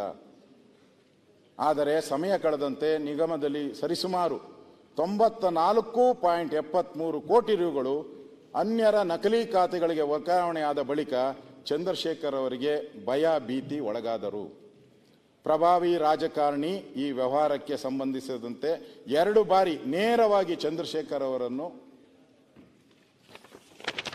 ಅದೇ ಹೊತ್ತಿಗೆ ನಿಗಮದ ಸಿಬ್ಬಂದಿಯ ಒಂದು ಗುಂಪು ಸೋರಿಕೆಯಾದ ಹಿನ್ನೆಲೆಯಲ್ಲಿ, ಅಂದರೆ ಇಷ್ಟೆಲ್ಲ ಸೋರಿಕೆಯಾದ ಆಗ ಚಂದ್ರಶೇಖರ್ ಮುಂದೆ ತಮಗೆ ಎದುರಾಗಬಹುದಾದ ಅಪಾಯವನ್ನು, ಅವಮಾನವನ್ನು ಊಹಿಸಿಕೊಂಡು ಆತ್ಮಹತ್ಯೆಗೆ ಶರಣಾಗಿದ್ದಾರೆ ಎನ್ನಲಾಗುತ್ತಿದೆ ನಿಗಮದ ಮೂಲ ಸಿಬ್ಬಂದಿಗಳು. ಇದು ಅವರಿಗೆ ಒತ್ತಡ ಏನು ಇಲ್ಲ ಅಂತ ಹೇಳ್ತಾರಲ್ಲ, ಇದಕ್ಕೆ ಒತ್ತಡ ಹಾಕಿರುವಂಥದ್ದಕ್ಕೆ ನಾನು ದಾಖಲೆಗಳನ್ನು ಬಂದಿರೋವಂಥದ್ದನ್ನು ಹೇಳ್ತೀನಿ. ಒತ್ತಡ ಹಾಕಿರೋವಂಥದ್ದಕ್ಕೆ ಸನ್ಮಾನ್ಯ ಅಧ್ಯಕ್ಷರೇ, ಇದರಲ್ಲಿ ಪರ್ಫೆಕ್ಟ್ ಆಗಿ ಅವ್ರು ಹೇಳಿದ್ದಾರೆ, ಚಂದ್ರಶೇಖರ್ ಡೆತ್ ನೋಟಲ್ಲಿ ಅವರು ಬರೆದಿರುವ ಪ್ರಕಾರ ಸಚಿವರು ಮತ್ತು ನಿಗಮದ ಅಧ್ಯಕ್ಷರು ಕೂಡ ಈಗ ಅಕ್ರಮ ಕೂಟದಲ್ಲಿ ಭಾಗಿಯಾಗಿದ್ದಾರೆ ಅಂತ. ಅಂದರೆ ಅರ್ಥ ಏನು? ಸಚಿವರು ಅಂದರೆ ಯಾರು? ಇರೋರು 30, ಜಮೀರ್ 33, 32, 34, ಒಂದು ಹೋಯ್ತಲ್ಲ ವಿಕೆಟು. ಹಾಂ, ಯಾರನ್ನ ಒಬ್ಬರು ಇರಬೇಕು. ಯಾರನ್ನ ಬರ್ಕಂತೀರಾ ನೀವು ಹೇಳಿ, ನೀವು ಯಾರನ್ನ ಹೆಸರು ಬರೋಂಗಿದ್ರೆ ಹೇಳಿ. ಇರೋನು ಆ ನಿಗಮಕ್ಕೆ ಒಬ್ಬರೇ, ಅದಕ್ಕೆ ಇಲಾಖೆಗೆ ಸಚಿವರು ಮತ್ತು ಅಧ್ಯಕ್ಷರು ಈ ಕೂಟದಲ್ಲಿ ಭಾಗಿಯಾಗಿದ್ದಾರೆ. ಇದು ಅವರ ಡೆತ್ ನೋಟಲ್ಲಿ ಬರ್ತಿರೋಂಥ. ನಾವು ಯಾರ ಮೇಲೆ ಸಸ್ಪೆಕ್ಟ್ ಮಾಡಬೇಕು? ನ್ಯಾಚುರಲ್ ಆಗಿ ಅವ್ರ ಮೇಲೇನೆ.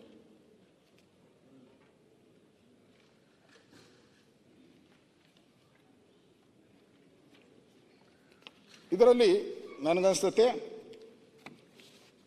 ಸ್ಪಷ್ಟವಾಗಿ ಇದರಲ್ಲಿ ಅವರು ಭಾಗಿಯಾಗಿರುವಂಥದ್ದು, ಸಚಿವರು ಮತ್ತು ಅಧ್ಯಕ್ಷರು ಭಾಗಿಯಾಗಿರುವಂಥದ್ದು ಅವರ ಡೆತ್ ನೋಟಲ್ಲಿ ಕ್ಲಿಯರ್ ಆಗಿ ಮೆನ್ಷನ್ ಆಗಿದೆ. ಆ ಡೆತ್ ನೋಟ್ ಕಾಪಿನೂ ತಮಗೆ ಕೊಟ್ಟಿದ್ದೀನಿ. ಅದರಲ್ಲಿ ಪ್ರಮುಖ ಅಂಶಗಳು, ಡೆತ್ ನೋಟಲ್ಲಿರುವಂಥ ಪ್ರಮುಖ ಅಂಶ ನಿಮ್ಗೆ ಗಮನಕ್ಕೆ ತರ್ತೀನಿ. ಹೊಸದಾಗಿ ಅಂದರೆ ವಸಂತ ನಗರದ ಬ್ಯಾಂಕಿಂದ ಮೂಲ ಖಾತೆ ಅದು, ಆ ಖಾತೆಯಿಂದ ಕಾನೂನು ಬಾಹಿರವಾಗಿ MG ರಸ್ತೆಗೆ ಹೋಗ್ತೈತೆ. ಕಾನೂನು ಬಾಹಿರವಾಗಿ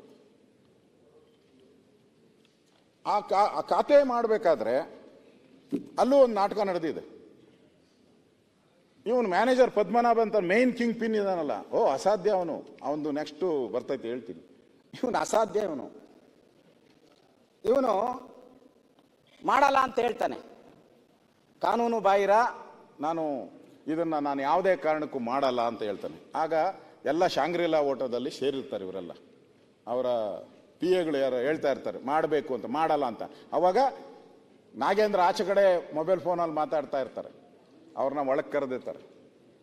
ಆಗ ಮಂತ್ರಿಗಳು ಬಂದು ಅವ್ನಿಗೆ ಹೇಳ್ತಾರೆ, ನೋಡಪ್ಪ ಅವ್ನು ನೆಕ್ಕೊಂಡು ನಾಗರಾಜ್ ಏನು ಹೇಳೋನು ಅಷ್ಟು ಮಾಡಿ ನಿನ್ನ ಕತೆ, ಮುಂದಿಂದೆಲ್ಲ ನಾನು ನೋಡ್ಕೊಂತೀನಿ ಅಂತ ಹೇಳ್ತಾರೆ. ಆಮೇಲೆ ಅಕ್ರಮವಾಗಿ ಈ ಖಾತೆ ಆಗೋದು. ಪ್ರಾವಿಷನ್ ಇಲ್ಲ, ಮಾಡಕ್ಕೆ ಪ್ರಾವಿಷನ್ ಇಲ್ಲ. ಪದ್ಮನಾಭ ಒಪ್ಪಿಲ್ಲ ಮಾಡೋಕ್ಕೆ. ಯಾವಾಗ ಮೌಖಿಕವಾಗಿ ಮಂತ್ರಿ ಹೇಳ್ತಾರೆ ಅವಾಗ ಅವನು ಮಾಡೇ ಮಾಡ್ತಾನೆ. ನಾನು ನೋಡ್ಕೊಂತೀನಿ, ನೀನು ಮಾಡೋಗು ಎಲ್ಲ ಅಂತೇಳಿ. ಅವಾಗ ಈ ಖಾತೆ ಆಗ್ತೈತೆ. ಮೌಖಿಕ ಆದೇಶದ ಮೇಲೆ ಸ್ವಿಪ್ ಇನ್ ಸ್ವಿಪ್ ಔಟ್ ಖಾತೆ ಆಗುತ್ತೆ. ಮಾರ್ಚ್ 4ರಂದು ಆ ಖಾತೆ ತೆರೆಯಲಾಯ್ತತೆ. ಇದಕ್ಕೆ MD, account officer specimen signature ಮಾಡಿದ್ದಾರೆ. ನಾನು ಕೊಡ್ತೀನಿ, ನಿಮಗೆ ಇಲ್ಲಿ ಸ್ಪೆಸಿಮೆನ್ ಸಿಗ್ನೇಚರ್ ಎಲ್ಲ ಅವರೇ ಮಾಡಿರೋದು. ಈಗ ಏನು ಹೇಳ್ತಾವ್ರೆ, ನಾನು ಫಸ್ಟ್ ಪತ್ರಿಕೆಗೆ ಬಂದ್ಬಿಟ್ಟು ಹೇಳ್ಬಿಟ್ಟು ನಾನು ಮಾಡೇ ಇಲ್ಲ, ನನ್ನ ಸಿಗ್ನೇಚರೇ ಅಲ್ಲ ಅಂತ ಹೇಳ್ದ. ಆ ಸಿಗ್ನೇಚರ್ 3 ಸಿಗ್ನೇಚರ್, ಒಂದೊಂದಲ್ಲ 3 ಮಾಡಿದ್ದಾರೆ ಇಬ್ಬರಿಬ್ಬರು. ಆ ದಾಖಲೆ ನಿಮ್ಮ ಹತ್ರ ನಾನು ಕಳಿಸ್ಕೊಡ್ತೀನಿ. ಈಗ ಅಲ್ಲಿಂದ ಒಟ್ಟು 187 ಕೋಟಿ ಹಣವನ್ನು ಈ ಒಂದು ಇದಕ್ಕೆ ಹೋಗ್ತೈತೆ.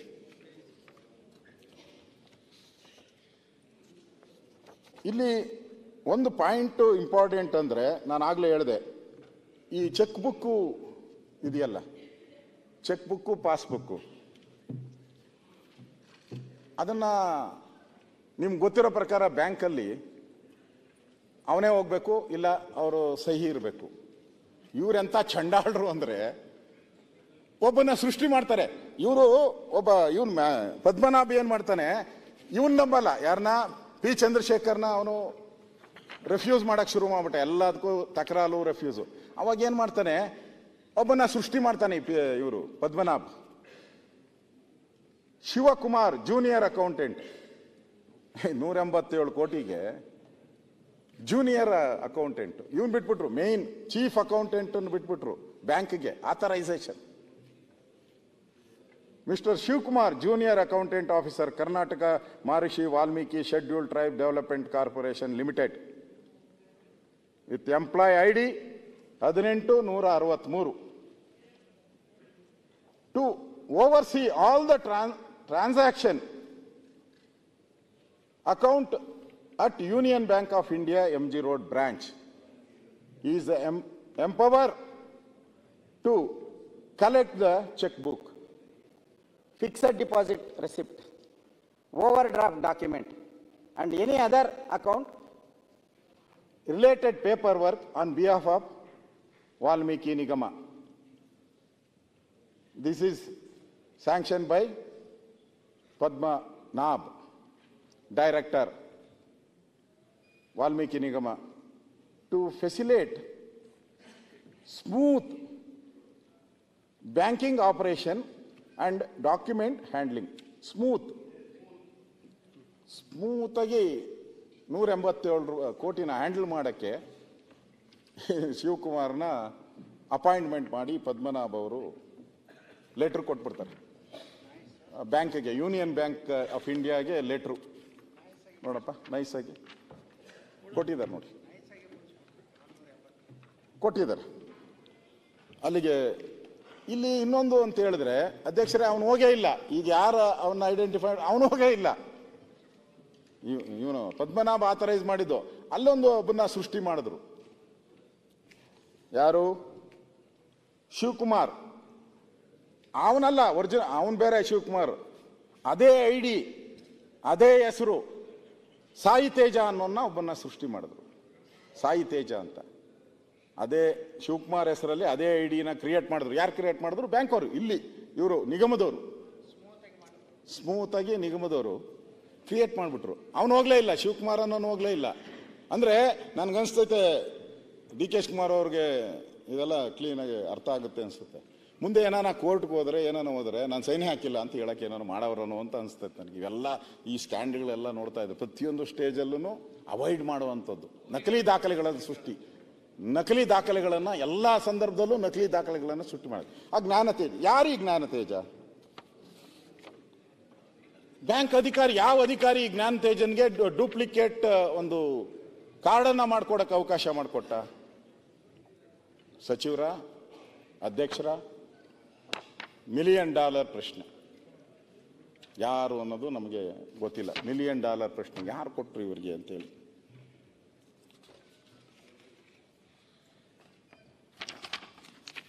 ಇದಾದ ಮೇಲೆ ಇವರು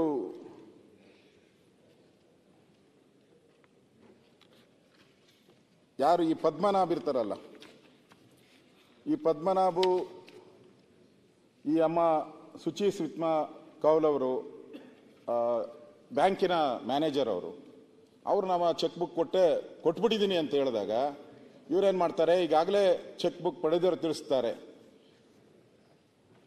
ಅವಾಗೇನಾಗ್ತಾನೆ, MD ಪದ್ಮನಾಭ್ ಇರ್ತಾನಲ್ಲ, ನಾಟಕ ಶುರು ಆಗ್ತಾನೆ. ನನ್ಗೆ ಗೊತ್ತೇ ಇಲ್ಲ ಹೆಂಗ್ ಚೆಕ್ ಬುಕ್ ಹೋಯ್ತು ಅಂತ. ಅಂದ್ರೆ ಸೂತ್ರಧಾರ ಇವನೇ, ಈ ಡೂಪ್ಲಿಕೇಟ್ ಎಲ್ಲ ಮಾಡೋದು ಇವನೇ.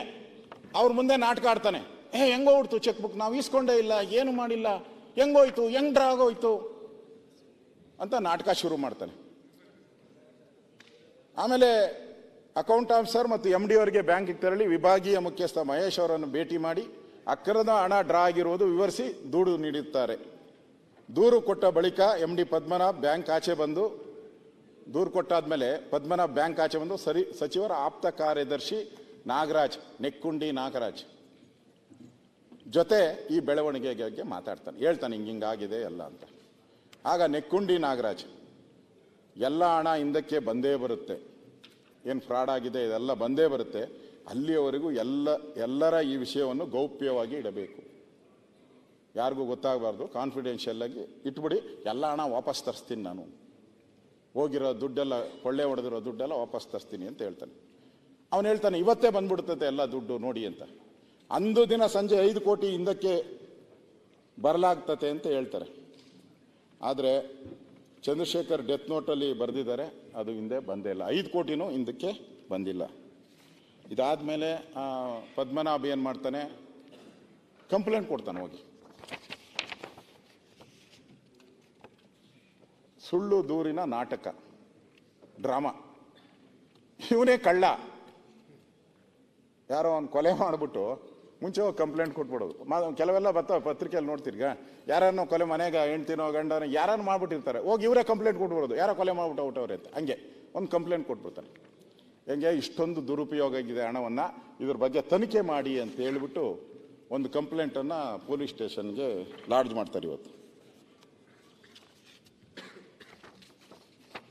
ಅದಕ್ಕೆ 24ರಂದು ಈಶಾ ಚಂದ್ರಶೇಖರ್ ಅವರ ಅಧ್ಯಕ್ಷರಾದಂಥ ಬಸವನಗೌಡ ದದ್ದಳ್ಳಿ ಅವರಿಗೆ ತಿಳಿಸ್ತಾರೆ.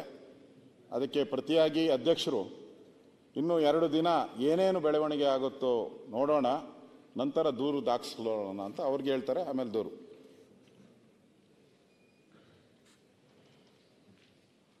ಇಲ್ಲಿ ನನಗೆ ಕಾಣಿಸೋವಂಥದ್ದು ಈ ಚಂದ್ರಶೇಖರ್ ಆತ್ಮಹತ್ಯೆ ಇದೆಯಲ್ಲ, ಚಂದ್ರಶೇಖರ್ ಆತ್ಮೆ, ನಾನು ಇಷ್ಟೆಲ್ಲ ಎಕ್ಸ್ಪ್ಲೈನ್ ಮಾಡಿದ್ದೀನಿ ಅಧ್ಯಕ್ಷರೇ ನಿಮಗೆ. ಇದು ಆತ್ಮಹತ್ಯೆನೇ ಅಲ್ಲ, ಇದು ಸರ್ಕಾರದ ಪ್ರಾಯೋಜಿತ ಕೊಲೆ. ಇದು ಕೊಲೆ. ಇದು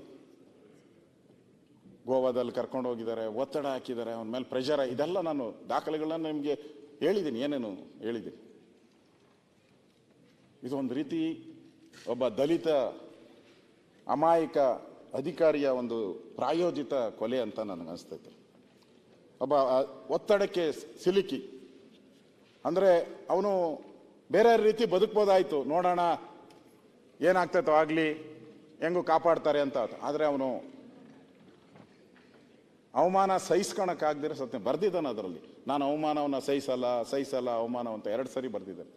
ಸಹಿಸಕ್ಕಾಗದೆ ಅವನು ಆತ್ಮಹತ್ಯೆ ಕಾಡಿದ್ದಾನೆ. ಯಾರ್ದೋ ದುಡ್ಡು, ದಲಿತರ ದುಡ್ಡು, ಯಾರೋ ಮೋಜಿ ಮಸ್ತಿ, ಎಲ್ಲ ವೈಟ್ ಸ್ಟೋರ್ಗಳಿಗೆ, ಚಿನ್ನದ ಅಂಗಡಿಗಳಿಗೆ ಎಲ್ಲ ಹೋಯ್ತು. ಇಲ್ಲಿ 180 ಕೋಟಿ ದಲಿತರ ಹಣ. ಈ ಬಲಿ ಕೊಟ್ಟಂತ ಈ ಜೀವಕ್ಕೆ ಬೆಲೆ ಇಲ್ವಾ? ಸತ್ತಿದನಲ್ಲ ಆ ವ್ಯಕ್ತಿ ದಲಿತ, ಅವನ ಜೀವಕ್ಕೆ ಬೆಲೆ ಇಲ್ವಾ? ಸರ್ಕಾರಕ್ಕೆ ಕಣ್ಣಿಲ್ವಾ? ಸರ್ಕಾರ ಕುರುಡಾಗೋಟಿದೆಯಾ? ಇಷ್ಟು ದಿನ ಆಯ್ತು, 30 ದಿನದ ಮೇಲಾಯ್ತು. ನಾನು ಬೇಡ, 187 ಕೋಟಿ ಉಳಿಸಿದಾನಲ್ಲ, 180. ಅವ್ನು ಕೊಟ್ಟಿಲ್ಲ ಅಂದ್ರೆ ನೀವು ಈ ಹಗರಣನೇ ಈಚೆಗೆ ಬರ್ತಾ ಇರಲ್ಲ. ಅದಕ್ಕೆ ಬಿಲ್ ರೆಡಿ ಮಾಡಿದ್ರು. ಗೋವಾದಲ್ಲಿ ಕರ್ಕೊಂಡು ಹೋಗಿದ್ದೆ ಯಾಕೆ ಅಂತ ಹೇಳಿದ್ರೆ, ಈ 180 ಟ್ರಾನ್ಸ್ಫರ್ ಆಗಿ ಅದು ಚುನಾವಣೆಗೆ ಬಂದ್ಬಿಡ್ತು. ಇಡಿ ಅವ್ರು ಹೇಳಿದ ಪ್ರಕಾರ, ನನ್ನ ಪ್ರಕಾರ ಅಲ್ಲ, ಚುನಾವಣೆಗೆ ಬಂದ್ಬಿಡ್ತದು. ಇವ್ರಿಗೆ ಅನ್ಸಕ್ ಶುರುವಾಯ್ತು. ಯಾಕಂದ್ರೆ MD ಅವನು ಪ್ರಚಂಡ ಅಲ್ವಾ, ಅವನಿಗನ್ಸ್ತು ನೆಕ್ಸ್ಟ್ ಆಡಿಟ್ ಆಗ್ತೈತೆ. ಮಾರ್ಚ್ ಬಂದ್ಬಿಟ್ಟಿತ್ತಲ್ಲ, ಆಡಿಟ್ ಆಗ್ತೈತೆ, ಆಡಿಟ್ ಅಲ್ಲಿ ಇದು ಬರ್ತೈತೆ, ಅದಕ್ಕೋಸ್ಕರ ಬಿಲ್ ರೆಡಿ ಮಾಡಿ ಅಂದ್ರೆ. ಯಾಕೆ ಈ ಹಣ ಈ ಕಂಪನಿಗಳಿಗೆ ಹೋಯ್ತು ಅನ್ನೋದಕ್ಕೆ ಬಿಲ್ ರೆಡಿ ಮಾಡಿ ಅಂದಾಗೆ ಇವನು ಸತ್ತಿರೋದು ಚಂದ್ರಶೇಖರ್. ಆ ಬಿಲ್ ರೆಡಿ ಮಾಡಿದ್ರೆ ಮುಖ್ಯಮಂತ್ರಿಗಳೇ, ನೀವು ಕಂಡುಹಿಡಿಯಕ್ಕಾಗ್ತಾ ಇರಲ್ಲ, ನಾನು ಕಂಡುಹಿಡಿಯಕ್ಕಾಗ್ತಾ ಇರಲ್ಲ. 187 ಕೋಟಿ ಪಟಾರ್ ಅಂತ ಹೊರಟೋದು, ಯಾರು ಮಾಡಕ್ಕಾಗ್ತಾ ಇರಲ್ಲ. ಇವತ್ತು ಈ ಶೋಷಿತ ಕುಟುಂಬ ಏನಿದೆ, ಅವರು ಒಂದು ದಲಿತ ಕುಟುಂಬನೇ, ತಮಿಳು ಮಾತಾಡೋರು ಅಂತ ಕೇಳಿದೆ ನಾನು ಸ್ವಲ್ಪ. ಇಷ್ಟೆಲ್ಲ ಮಾಡಿದಾರಲ್ಲ ಹಗರಣಗಳಿದೆಲ್ಲ, ಅವ್ರ ಶಾಪ ತಟ್ಟಬೇಕಲ್ಲ ಇವ್ರಿಗೆ. ಅಮಾಯಕ ಅವನು, ತಿಂದಿಲ್ಲ. ತಿಂದಿರೋದಕ್ಕೆ ಈಗ ನೋಡಿ, ತಿಂದಿರೋದಕ್ಕೆ ಎಲ್ಲರೂ ಸಿಕ್ಕಾಕೊಂಡಿದ್ದಾರಲ್ಲ. ಅವ್ರ PA ಮನೆಯಲ್ಲಿ ದುಡ್ಡು ಸಿಕ್ಕಿದೆ, ಅವ್ನ ಸ್ನೇಹಿತರ ಮನೆಯಲ್ಲಿ ದುಡ್ಡು ಸಿಕ್ಕಿದೆ, ಚಿನ್ನದ ಅಂಗಡಿಯಲ್ಲಿ ಸೀಸ್ ಮಾಡಿದ್ದಾರೆ ನಮ್ಮ SIT ಅವರು, ಎಲ್ಲ ಕಡೆ ಸೀಸ್ ಮಾಡಿದ್ದಾರೆ. ಇದೇನು ಹಗರಣ ಅಲ್ಲ ಅಂತ ಹೇಳಕ್ ಸಾಧ್ಯನೇ ಇಲ್ಲ ಯಾರ ಕೈಲೂ. ಇದು ಹಗರಣ ಅಲ್ಲ, ಏನೂ ಆಗಿಲ್ಲ ಅಂತ ಯಾರ ಕೈಲೂ ಹೇಳಕ್ಕಾಗಲ್ಲ. ದುಡ್ಡು ಸಿಕ್ಕಿದೆ, ಸಾಕ್ಷಿ ಸಿಕ್ಕಿದೆ. ಈ ಶಾಪ ಇವ್ರಿಗೆ ತಟ್ಟಲ್ವಾ? ತಪ್ಪೇನ್ ಮಾಡಿ, ಅವನು ದುಡ್ಡು ಹೊಡೆದು, P. ಚಂದ್ರಶೇಖರ್ ದುಡ್ಡು ಹೊಡೆದು ಮಾಡಿದ್ರೆ ನಾವು ಹೇಳ್ಬೋದಾಯ್ತು. ಅವನು ಒಂದು ನಯಾ ಪೈಸಾನು ಮುಟ್ಟಿಲ್ಲ, ಯಾವುದೇ ದಾಖಲೆಯಲ್ಲಿ ಇಲ್ಲ. ಇದುವರೆಗೂ SIT ಮಾಡಿದ್ದಾರೆ, ಒಂದು ಸುದ್ದಿನೂ ಬಂದಿಲ್ಲ SIT ಅಲ್ಲಿ ಆಚೆ. ED ಅವ್ರು ಮಾಡಿದ್ದಾರೆ, CBI ಮಾಡಿದ್ದಾರೆ, 3 ತನಿಖಾ ಸಂಸ್ಥೆಗಳು ನಡೀತಾ ಇದೆ. ಎಲ್ಲಿ ಬಂದಿದೆ? ಏನು ಇನ್ನು ತಿಂದಿರೋದ್ರ ಬಗ್ಗೆ ಎಲ್ಲೂ ಮಾಡಿಲ್ಲ. ಅನ್ಯಾಯವಾಗಿ ಅಮಾಯಕನ ಪ್ರಾಣಕ್ಕೆ ಬಲಿ ತಗೊಂಡ್ರಲ್ಲ, ಇದು ಸರಿನಾ? ಸರ್ಕಾರಕ್ಕೆ ಈ ಥರ ನಿಷ್ಠಾವಂತ ಅಧಿಕಾರಿಗಳನ್ನು ಹೇಗೆ, ರಾಜ್ಯದಲ್ಲಿ ನಿಷ್ಠಾವಂತ ಅಧಿಕಾರಿಗಳಿಗೆ ಬೆಲೆ ಇಲ್ಲ, ಪತ್ರಿಕೆಯಲ್ಲಿ ಬಂದಿದೆ. ನಾನು ಅವರ ಮನೆಗೆ ಭೇಟಿ ನೀಡಿದಾಗ ಅವ್ರು ಹೇಳಿದ್ದು, ನನಗೇನು ದುಡ್ಡು ಬರ್ದಿದ್ರು ಪರವಾಗಿಲ್ಲ, ತಪ್ಪಿತಸ್ಥರಿಗೆ ಶಿಕ್ಷೆ ಆಗಬೇಕು, ನನ್ನ ಗಂಡ ನಿರಪರಾಧಿ ಅಂತ ಹೇಳಬೇಕು. ಅದಕ್ಕೋಸ್ಕರ ನಾನು ಏನೇ ಬರೆದು ಪರವಾಗಿಲ್ಲ ಅಂತ ಹೇಳಿದ್ದಾರೆ. ಸನ್ಮಾನ್ಯ ನಿಮಗೆಲ್ಲ ಗೊತ್ತಿರೋ ಹಂಗೆ ಬ್ಯಾಂಕ್ನಲ್ಲಿ ಏನೇ ಆದರೂ ಕೂಡ 3 ಕೋಟಿ ಮೇಲೆ ಫ್ರಾಡ್ ಆದರೆ ಆಟೋಮೆಟಿಕಲಿ CBI ಬರ್ತದೆ. ಏನೇ ಯಾವುದೇ ಬ್ಯಾಂಕಲ್ಲಿ ಇರ್ಬೋದು, ರಾಷ್ಟ್ರೀಕೃತ ಯಾವುದೇ ಬ್ಯಾಂಕಲ್ಲಿ 3 ಕೋಟಿಗಿಂತ ಹೆಚ್ಚಿಗೆ ಫ್ರಾಡ್ ಆದರೆ CBIಗೆ ಹೋಗೇ ಹೋಗ್ತೈತೆ. CBIನವರು ಬಂದು ಇನ್ವೆಸ್ಟಿಗೇಷನ್ ಮಾಡಿ ಈಗ FIR ಕೂಡ ಹಾಕಿದ್ದಾರೆ. CBI FIR ಕೂಡ ಹಾಕಿದ್ದಾರೆ. ನನಗನ್ಸೋಂಥದ್ದು ಈ ಪ್ರಕರಣ ಬಂದಾಗಿದ್ದಾನು ಕೂಡ ನಾನು ಆಡಳಿತ ಪಕ್ಷದ ಸದಸ್ಯರನ್ನು ನೋಡ್ತಾ ಇದ್ದೀನಿ. ಸ್ಟಾರ್ಟಿಂಗ್ ಬಂದ ದಿನನೇ ಸನ್ಮಾನ್ಯ DK ಶಿವಕುಮಾರ್ ಅವರು ಸಾಮಾನ್ಯವಾಗಿ ಅವ್ರು ಹಂಗೆ ಹೇಳೋದು, ಅಲ್ಲಿ ಕುಕ್ಕರ್ ಬಾಂಬ್ ಬ್ಲಾಸ್ಟ್ ಆದಾಗೂ ನನ್ನ ಬ್ರದರ್ ಅಂದ್ಬಿಟ್ರು, ಇಲ್ಲಿ ಅದ್ಯಾವುದು ಹೋಟ್ಲಲ್ಲಿ ಬಾಂಬ್ ಹಾಕಿದಾಗ ಯಾರೋ ಬಿಸ್ನೆಸ್ ಪಾರ್ಟ್ನರ್ಗಳು ಕಿತ್ತಾಡಿರೋದು ಅಂದರು. ಹಂಗೆ ಇಲ್ಲೂ ಅಷ್ಟೇ, ಇದು ಏನೂ ಇಲ್ಲ, ಆರಾಮಾಗಿ ಅವನು ಈಚೆ ಬರ್ತಾರೆ. ಯಾರು? ನಾಗೇಂದ್ರ ಅವರು ಏನು ತಪ್ಪು ಮಾಡಿಲ್ಲ, ಆರಾಮಾಗಿ ಈಚೆ ಬರ್ತಾರೆ, ಅಧ್ಯಕ್ಷರು ಆರಾಮಾಗಿ ಈಚೆ ಬರ್ತಾರೆ ಅಂತ. DK ಶಿವಕುಮಾರ್ ಕ್ಲೆವರ್ ರಾಜಕಾರಣಿ, ಜಾಣ, ಭಾಳ ಜಾಣ. ಅವರು ಪತ್ರಿಕೆಗೆಲ್ಲ ಸಂದರ್ಶನ ಕೊಟ್ಟಿದ್ದು, ಪೊಲೀಸರಿಗೆ ಕೊಟ್ಟಿದ್ದು. ಪೊಲೀಸರಿಗೆ ಏನು ಮೆಸೇಜ್ ಕೊಡಬೇಕು ಅಷ್ಟು ನೀಟಾಗಿ ಕೊಟ್ಟರು. ನೋಡಪ್ಪ, ಇದೇನು ಆಗಲ್ಲ, ಪೊಲೀಸರು ನೀವು ತನಿಖೆ ಹೆಂಗೆ ಮಾಡಬೇಕು ಹಂಗೆ ಮಾಡಿ ಅಂತ ನನಗನ್ಸಿದ್ದು. ಆದರೆ CM ಅವ್ರು ಹಂಗೆ ಹೇಳಿಲ್ಲ. CM ಅವ್ರು ಒಂದು ಮಾತನ್ನು ಹಂಗೆ ಹೇಳಿಲ್ಲ. ನಾನು ನೋಡಿದ್ದೀನಿ CM ಸ್ಟೇಟ್ಮೆಂಟ್. ಹಾಗಂಗೆ ಕಾಂಗ್ರೆಸ್ ಪಾರ್ಟಿ ಅಧ್ಯಕ್ಷರು ಅದನ್ನು ಸಮರ್ಥನೆ ಮಾಡಬೇಕು ಹಂಗೆ ಮಾಡಿದ್ದೀರಾ ಅಂದ್ಕೊಂಡಿದ್ದೀನಿ. ಆದರೆ CM ಅವ್ರು ಹಂಗೆ ಹೇಳಿಲ್ಲ. ಏನಾಯ್ತೆ, ತನಿಖೆ ನಡೀತಾ ಇದೆ, ತನಿಖೆಯಲ್ಲಿ ಯಾರು ಬರ್ತಾರೋ ಬರಲಿ, ED ಅವ್ರು ಬರ್ತಾರಾ ಬರಲಿ, CBI ಬರ್ತಾರಾ ಬರಲಿ, ತನಿಖೆ ನಾವು SIT ಮಾಡಿದ್ರಿ, ತನಿಖೆ ಬರಲಿ, ಸತ್ಯಾಸತ್ಯತೆ ಹೊರಗಡೆ ಬರಲಿ ಅಂತ ಹೇಳಿದ್ರು. ಅಂದರೆ ನೀವು ಅಧಿಕಾರಿಗಳಿಗೆ, ತನಿಖೆ ಮಾಡುವಂಥ ಅಧಿಕಾರಿಗಳಿಗೆ ಇದು ಹೇಳಿದ್ರೆ, ನೀವು ಹೇಳಿದ್ರಲ್ಲ ಇಂಟರ್ಫಿಷನ್ ಏನೋ ಅದೇ ಹೇಳುತ್ತೆ, ನಾವು ಇದನ್ನು ಚರ್ಚೆ ಕೊಡೋದ್ರಿಂದ ಏನೋ ಆಗೋಗ್ಬಿಡುತ್ತೆ ಅಂತ ಹೇಳಿದ್ರಲ್ಲ, ಇದೇ ಆಗೋದು. ಈ ಸ್ಟೇಟ್ಮೆಂಟಿಂದ ಅಧಿಕಾರಿಗಳು ಏನು ಕೆಲಸ ಮಾಡ್ತಾರೆ? ಇವ್ರ ಕೈ ಕೆಳಗಡೆ ಕೆಲಸ ಮಾಡ್ಬೇಕು. ಅವರು ನಾಳೆ ಬಂದು ಇವ್ರ ಕೈ ಕೆಳಗಡೆ ನಿಂತ್ಕೊಬೇಕು ಟ್ರಾನ್ಸ್ಫರ್ಗೆ, ಹೆಂಗೆ ಕೆಲಸ ಮಾಡ್ತಾರೆ? ಅದಕ್ಕೋಸ್ಕರ ಏನೇ ಸ್ಟೇಟ್ಮೆಂಟ್ಗಳು ಕೊಟ್ಟಿದ್ದೀರಿ? ಆಫೀಸರ್ಸ್ ಇದ್ದಾರೆ. ಅಲ್ಲಲ್ಲ, ಇವ್ರ ಮಂತ್ರಿಗಳದ್ದು ಎಲ್ಲ ನಡೆದಲ್ಲ ಇಲ್ಲಿ. ಆಗ ಎನ್ಕ್ವೈರಿ ಆಗುವಾಗ ನೀವೆಲ್ಲ ಏನೇ ಯಡಿಯೂರಪ್ಪ ಏನು ಸ್ಟೇಟ್ಮೆಂಟ್ ಕೊಟ್ಟರು, ನೀವು ಏನು ಸ್ಟೇಟ್ ಕೊಟ್ರಿ, ಹಂಗೆ ನಾನು ಕೊಟ್ಟಿರೋದು ಸ್ಟೇಟ್ಮೆಂಟ್. ನಾವೇನು ನಿಮ್ಮ ವಿರುದ್ಧ ಮಾತಾಡಿಲ್ಲ. ನಾನು ನಾಗೇಂದ್ರ ದತ್ತನ ಮೇಲೆ ಇಡಿ ಅನಾಶಕ ಪೊಲೀಸ್ ಲೀಡಿಂಗ್. ಹೌದ್ರಿ, ಒಳ್ಳೆ ಕತೆ ಐತಲ್ಲ. I am telling you, till today I am telling you, ಇವತ್ತು ಹೇಳ್ತಾ ಇದ್ದೀನಿ, ಐ ಆಮ್ ಆನ್ ರೆಕಾರ್ಡ್. ಅವನು ಏನು ತಪ್ಪು ಮಾಡಿಲ್ಲ. ಎನ್ಕ್ವೈರಿ ಈಚೆ ಬರಲಿ, ಎಲ್ಲ ಗೊತ್ತಾಗ್ತದೆ. ನಾನು ಕರೆದು ಮಾತಾಡಿದ್ದೀನಿ, ಕುಂಡ್ರಿಸ್ಕೊಂಡು ಕೇಳಿದ್ದೀನಿ, ನಿಜ ಇದ್ರೆ ಒಪ್ಕೋ ಅಂತ ಹೇಳಿದ್ದೀವಿ. ವಾಲಂಟಿಯರ್ ರೆಸಿಗ್ನೇಷನ್ ಸಬ್ಮಿಟ್ ಮಾಡಿದ್ದಾನೆ. ನಾವು ರೆಸಿಗ್ನೇಷನ್ ಕೊಡು ಅಂತಲೂ ಹೇಳಿಲ್ಲ. ಈ ಹಿಮ್ಸೆಲ್ಫ್ ಟೆಂಡರ್ ರೆಸಿಗ್ನೇಷನ್ ಆದಷ್ಟು ಜಲ್ದಿ ನಂದು ಎನ್ಕ್ವೈರಿ ಮಾಡಿ ಸ್ವಾಮಿ, ನಾನು ಕ್ಲೀನ್ ಆಗಾದ್ರೆ ನಾನು ವಾಪಸ್ ತಗೊಳ್ಳಿ ಅಂತ ಹೇಳಿದ್ದಾನೆ. As a party president, as a legislator, I have to speak to him. I have spoken to him. There is no doubt in it.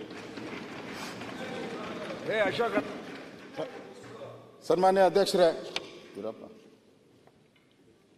ನೀವು ಸ್ಟೇಟ್ಮೆಂಟ್ ಕೊಟ್ಟಿದ್ದೀರಾ, ಒಪ್ಕೊಂಡ್ರಿ ನಾನು ಕೊಟ್ಟಿರೋದು ಸತ್ಯ ಅಂತೇಳಿ.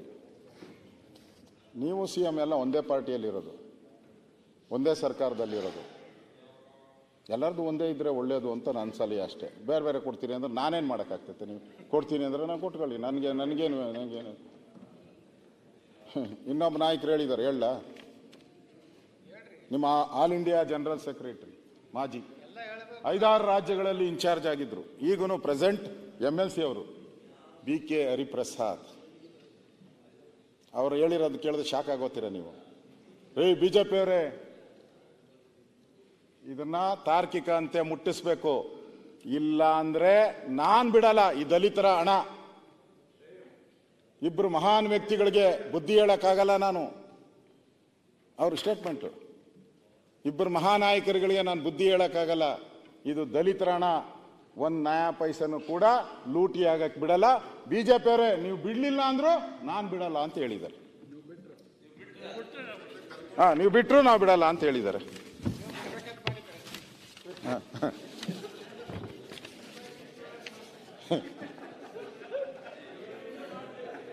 ಆಮೇಲೆ ಇನ್ನೊಬ್ರು ಅದೇ ನಾನು ಹೇಳಿದ್ನಲ್ಲ, ಗಟ್ಟಿಯಾಗಿ ನಿಂತ್ಕೊಳ್ಳಕ್ಕೆ ಇದು ಎಲ್ಲ ಹೇಳ್ತಾ ಇದ್ದೀನಲ್ಲ. ಬೆಳಗ್ಗೆನ ಅಡ್ವೈಸ್ ಮಾಡಿದಿರಲ್ಲ ನೀವೆಲ್ಲ ನಿಂತ್ಕೊಳಕ್ಕೆ ಹೆಂಗೆ ಅಂತ ಹೇಳಿ. ಬಸವನಗೌಡ್ರೆ ಅಡ್ವೈಸ್ ಮಾಡಿರೋದು ನಿಂತ್ಕೊಳಕ್ಕೆ.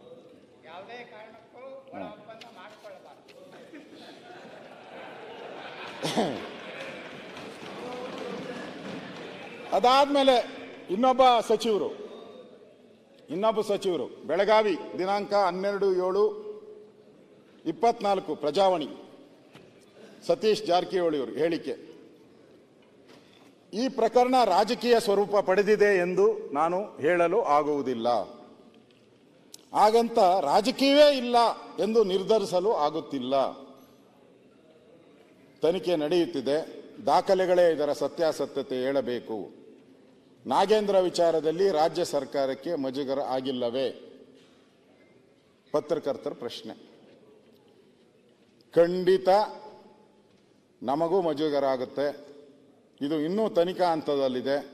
ಸಚಿವರು ಶಾಸಕರು ಇದರಲ್ಲಿ ಭಾಗಿಯಾಗಿದ್ದರೆ ಸರ್ಕಾರಕ್ಕೆ ಅದರಿಂದ ಕಳಂಕ. ನಿಮ್ಮ ಪಾರ್ಟಿಯವರೇ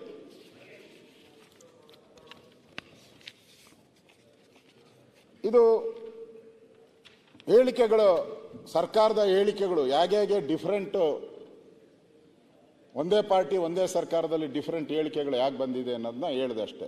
ಇದರಲ್ಲೇನು ಈ ತನಿಖೆಗೇನು ಇದೇನು ಸಂಬಂಧ ಇಲ್ಲ. ಸುಮ್ಮನೆ ನೀವು ಹೇಳಿದ್ಕೆ ನಾನು ಹೇಳಿದ್ದೀನಿ ಅಷ್ಟೇ. ಇಲ್ಲಿವರೆಗೂ ಒಂದು ರೀತಿ ಅಕ್ರಮ ನಡೆದಿದ್ರೆ ಇನ್ನು ಮುಂದೆ ಒಂಥರ ಇನ್ನೊಂದು ಸ್ವಲ್ಪ ರೋಚಕವಾಗಿ ನಡೆದಿದೆ ಟ್ರಾನ್ಸಾಕ್ಷನ್ಸ್, ಇನ್ನು ಸ್ವಲ್ಪ ರೋಚಕ. ಈ ನಿಗಮದ ಹೊಸ ಖಾತೆಯಿಂದ RBL ರತ್ನಾಕರ ಬ್ಯಾಂಕ್ ಲಿಮಿಟೆಡ್ ಎಂಬ ಹೈದರಾಬಾದಿನ 18 ನಕಲಿ ಖಾತೆಗಳಿಗೆ ಹಣ ವರ್ಗಾವಣೆ ಆಗಿರುತ್ತೆ. ಇದಾಯ್ತು. ಈ ದುಡ್ಡು ಬಂದ ಮೇಲೆ ಇಲ್ಲಿಂದ RTGS ಅಂದ್ರೆ ಏನು? RTGS ಅಂದ್ರೆ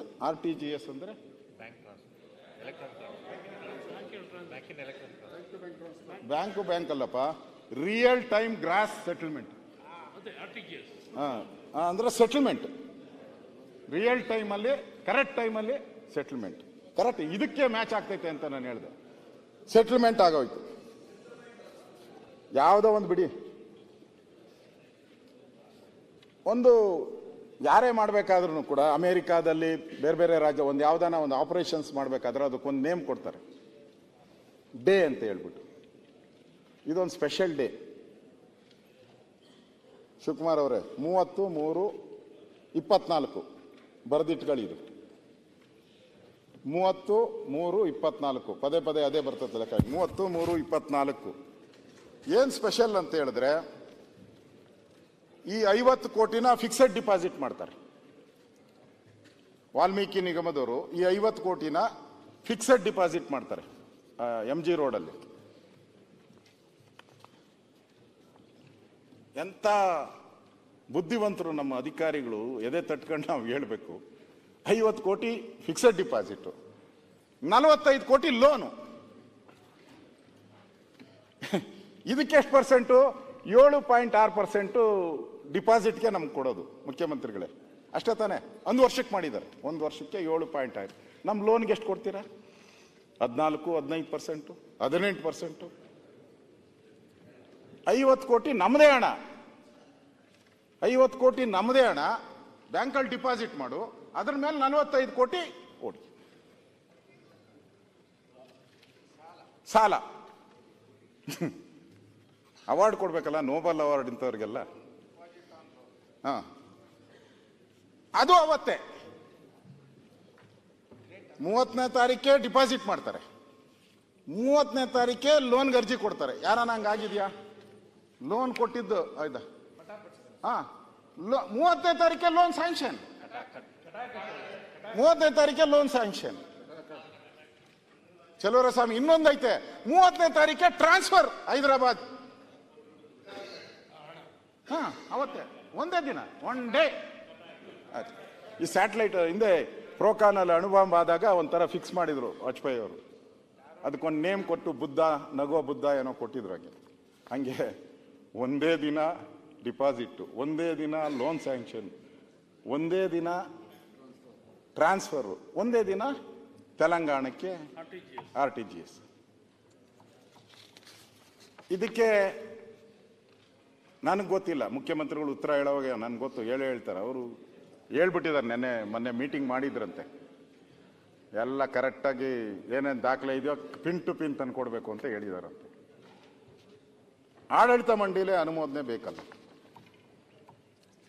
ನಾನು ಡೀಡಲ್ಲಿ ಓದಿದೆ, ಡೀಡಲ್ಲಿ ನಿಮಗೂ ಕೊಡ್ತೀನಿ ಇನ್ನೊಂದ್ಸರಿ ಬೇಕಾದ್ರೆ. ಅದರಲ್ಲಿ ಕ್ಲಿಯರಾಗಿ ಮೆನ್ಷನ್ ಮಾಡಿದ್ದಾರೆ, ನೀವೇನೇ ಮಾಡಬೇಕಾದ್ರೂ ಆಡಳಿತ ಮಂಡಳಿ ಅನುಮೋದನೆ ತಗೊಂಡೇ ಮಾಡಬೇಕು. ಇಲ್ಲಿ ಬ್ಯಾಂಕ್ ಅಕೌಂಟ್ ಮಾಡಬೇಕಾದ್ರೆ ಆಡಳಿತ ಮಂಡಳಿ ಅನುಮೋದನೆ ಇದೆಯಾ? ಇಲ್ಲ, ನನಗೆ ಗೊತ್ತಿರೋ ಪ್ರಕಾರ. ಅಕಸ್ಮಾತ್ ಮಾಡಿದ್ರು ಪದ್ಮನಾಭ ಸೃಷ್ಟಿ ಮಾಡಿರ್ತಾನೆ ಬೇಕಾದ್ರೆ, ಪ್ರಚಂಡ ಅವನು. ಇಲ್ಲ, ಇಲ್ಲಿ ಆ ಥರದ್ದು ಯಾವುದೇ ನಡವಳಿಕೆ ನನಗಂತೂ ಸಿಕ್ಕಿಲ್ಲ, ಇದುವರೆಗೂ ಸಿಕ್ಕಿಲ್ಲ. ಇಲ್ಲ ಇಲ್ಲ ಇಲ್ಲ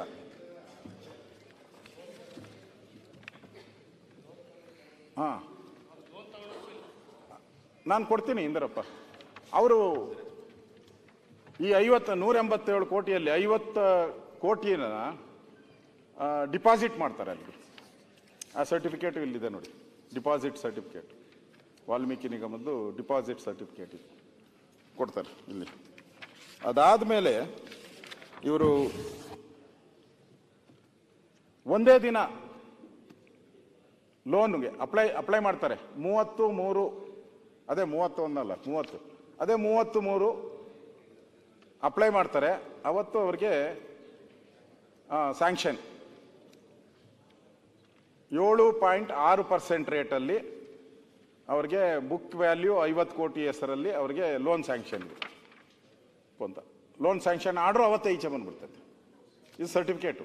ಯಾಕಂದ್ರೆ ನಾನು ಹೇಳಿದ್ರೆ ಅವ್ರ ನಂಬಲ್ಲ, ಒಂದೇ ದಿನ ಹೆಂಗೆ ಬಂದ್ಬಿಡ್ತು, ಸುಳ್ಳು ಹೇಳ್ತಾನೆ ಅಂತ. ಅದಕ್ಕೆ ಸರ್ಟಿಫಿಕೇಟು, ಲೋನ್ ಡಿಪಾಸಿಟ್ದು ನಿಮ್ಮ ಕೈ ಕೊಟ್ಟಿದ್ದೀನಿ, ಕೂತ್ಕೊಳ್ಳಪ್ಪ ಅವನು ಯಾರೋ ಓದ್ತಾನೆಲ್ಲ, ಡಿಪಾಸಿಟ್ದು ಕೊಟ್ಟಿದ್ದೀನಿ, ಸ್ಯಾಂಕ್ಷನ್ ಆಗಿರೋ ಲೆಟ್ರೂ ಕೂಡ ನಿಮಗೆ ಕೊಡ್ತೀನಿ. ಸ್ಯಾಂಕ್ಷನ್ ಆಗಿರೋದು ಅವತ್ತೇ, ಸ್ಯಾಂಕ್ಷನ್ ಅವತ್ತೇ. ಡಿಪಾಸಿಟ್ದು ಐತೆ ನೋಡಪ್ಪ, ಇಲ್ಲಿ ಡಿಪಾಸಿಟ್ದು ಆಯ್ತು ಕೊಟ್ಟು ಬೇಡ. ಆಮೇಲೆ ನೀವು ಸರ್ಕಾರ ಉತ್ತರ ಕೊಡೋದು ನೀವು ತಾನಪ್ಪ, ನೀವು ಕೊಡಬೇಕು. ತಮ್ಗಿರೋ ಮಾಹಿತಿನ ನನ್ಗೇನು ಮಾಹಿತಿ ಇಲ್ಲ. ಅಲ್ಲ, ಈಗ ಹೇಳಿದ್ರಲ್ರಿ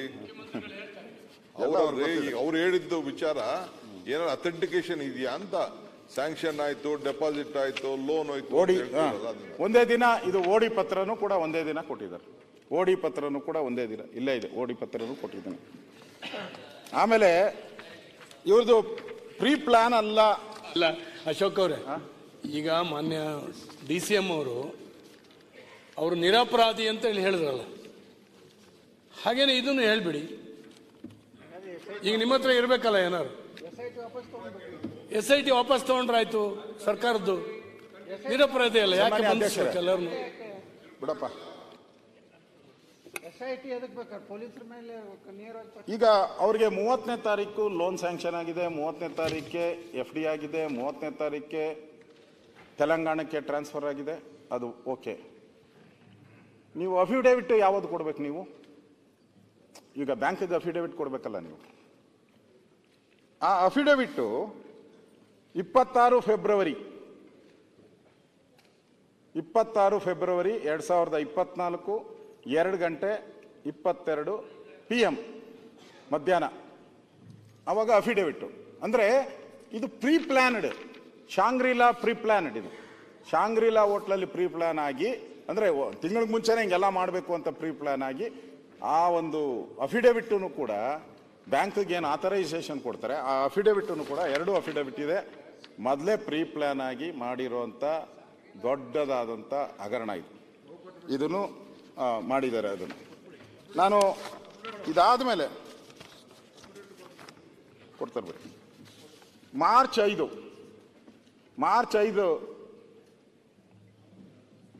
ಫಿಫ್ತ್ ಮಾಸ್ ಮ್ಯಾನೇಜ್ಮೆಂಟ್ ಪ್ರೈವೇಟ್ ಲಿಮಿಟೆಡ್ಗೆ 5,35,00,000 ಕೊಡ್ತಾರೆ. ಕಂಪನಿ ಮಾರ್ಚ್ 5 ಝೆಲಿಯಂಟ್ ಟ್ರೈನಿಂಗ್ ಅಂಡ್ ಕನ್ಸಲ್ಟಿಂಗ್ ಸರ್ವಿಸಸ್ 4.97 ಕೋಟಿ ಕೊಡ್ತಾರೆ ಅವರು. ಮಾರ್ಚ್ 6 ಹ್ಯಾಪಿಯೆಸ್ಟ್ ಮೈಂಡ್ ಟೆಕ್ನಾಲಜಿ 4.53 ಕೋಟಿ ಕೊಡ್ತಾರೆ. ಮಾರ್ಚ್ 6 ವೈಎಂ ಎಂಟರ್ಪ್ರೈಸಸ್ 4,98,00,000 ಕೊಡ್ತಾರೆ. ಮನು ಎಂಟರ್ಪ್ರೈಸಸ್ ಮಾರ್ಚ್ 6 5,01,00,000 ಕೊಡ್ತಾರೆ. ಮಾರ್ಚ್ 6 ಆರ್ಕಾಡ್ ಬಿಸ್ನೆಸ್ ಸರ್ವಿಸಸ್ 5.46 ಕೋಟಿ ಕೊಡ್ತಾರೆ. March 6 major talent software India private limited 5.10 ಕೋಟಿ ಕೊಡ್ತಾರೆ. ನಿತ್ಯ ಸೆಕ್ಯೂರಿಟಿ ಸರ್ವಿಸ್ 4.47 ಕೊಡ್ತಾರೆ. Volta technologies service 5.12. V6 business solution 4.50. ಈ ತರ ಒಟ್ಟು 18 ಕಂಪನಿ ಇನ್ನೂ ಇದೆ. ಗ್ರಾಬ್ ಸರ್ವಿಸ್ ಪ್ರೈವೇಟ್ ಲಿಮಿಟೆಡ್, ಗ್ರಿಬ್ ಸರ್ವಿಸ್ ಪ್ರೈವೇಟ್ ಲಿಮಿಟೆಡ್ 5.88. ಇಷ್ಟು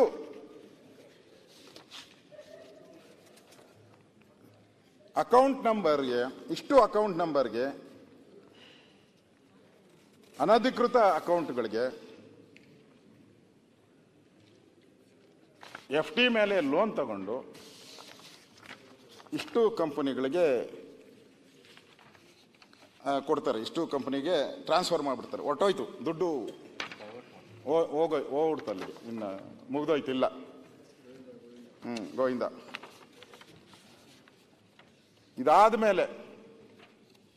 ಇದಾದ್ಮೇಲೆ ಸರ್ಕಾರ ಬಂತು. ಸರ್ಕಾರಕ್ಕೆ ತಲೆ ಓಡಕ್ಕೆ ಶುರುವಾಯಿತು, ಬಿಸಿ ಶುರುವಾಯಿತು. ಅಪ್ಲೈ ಮೈಂಡ್ ಅಂದ್ರು.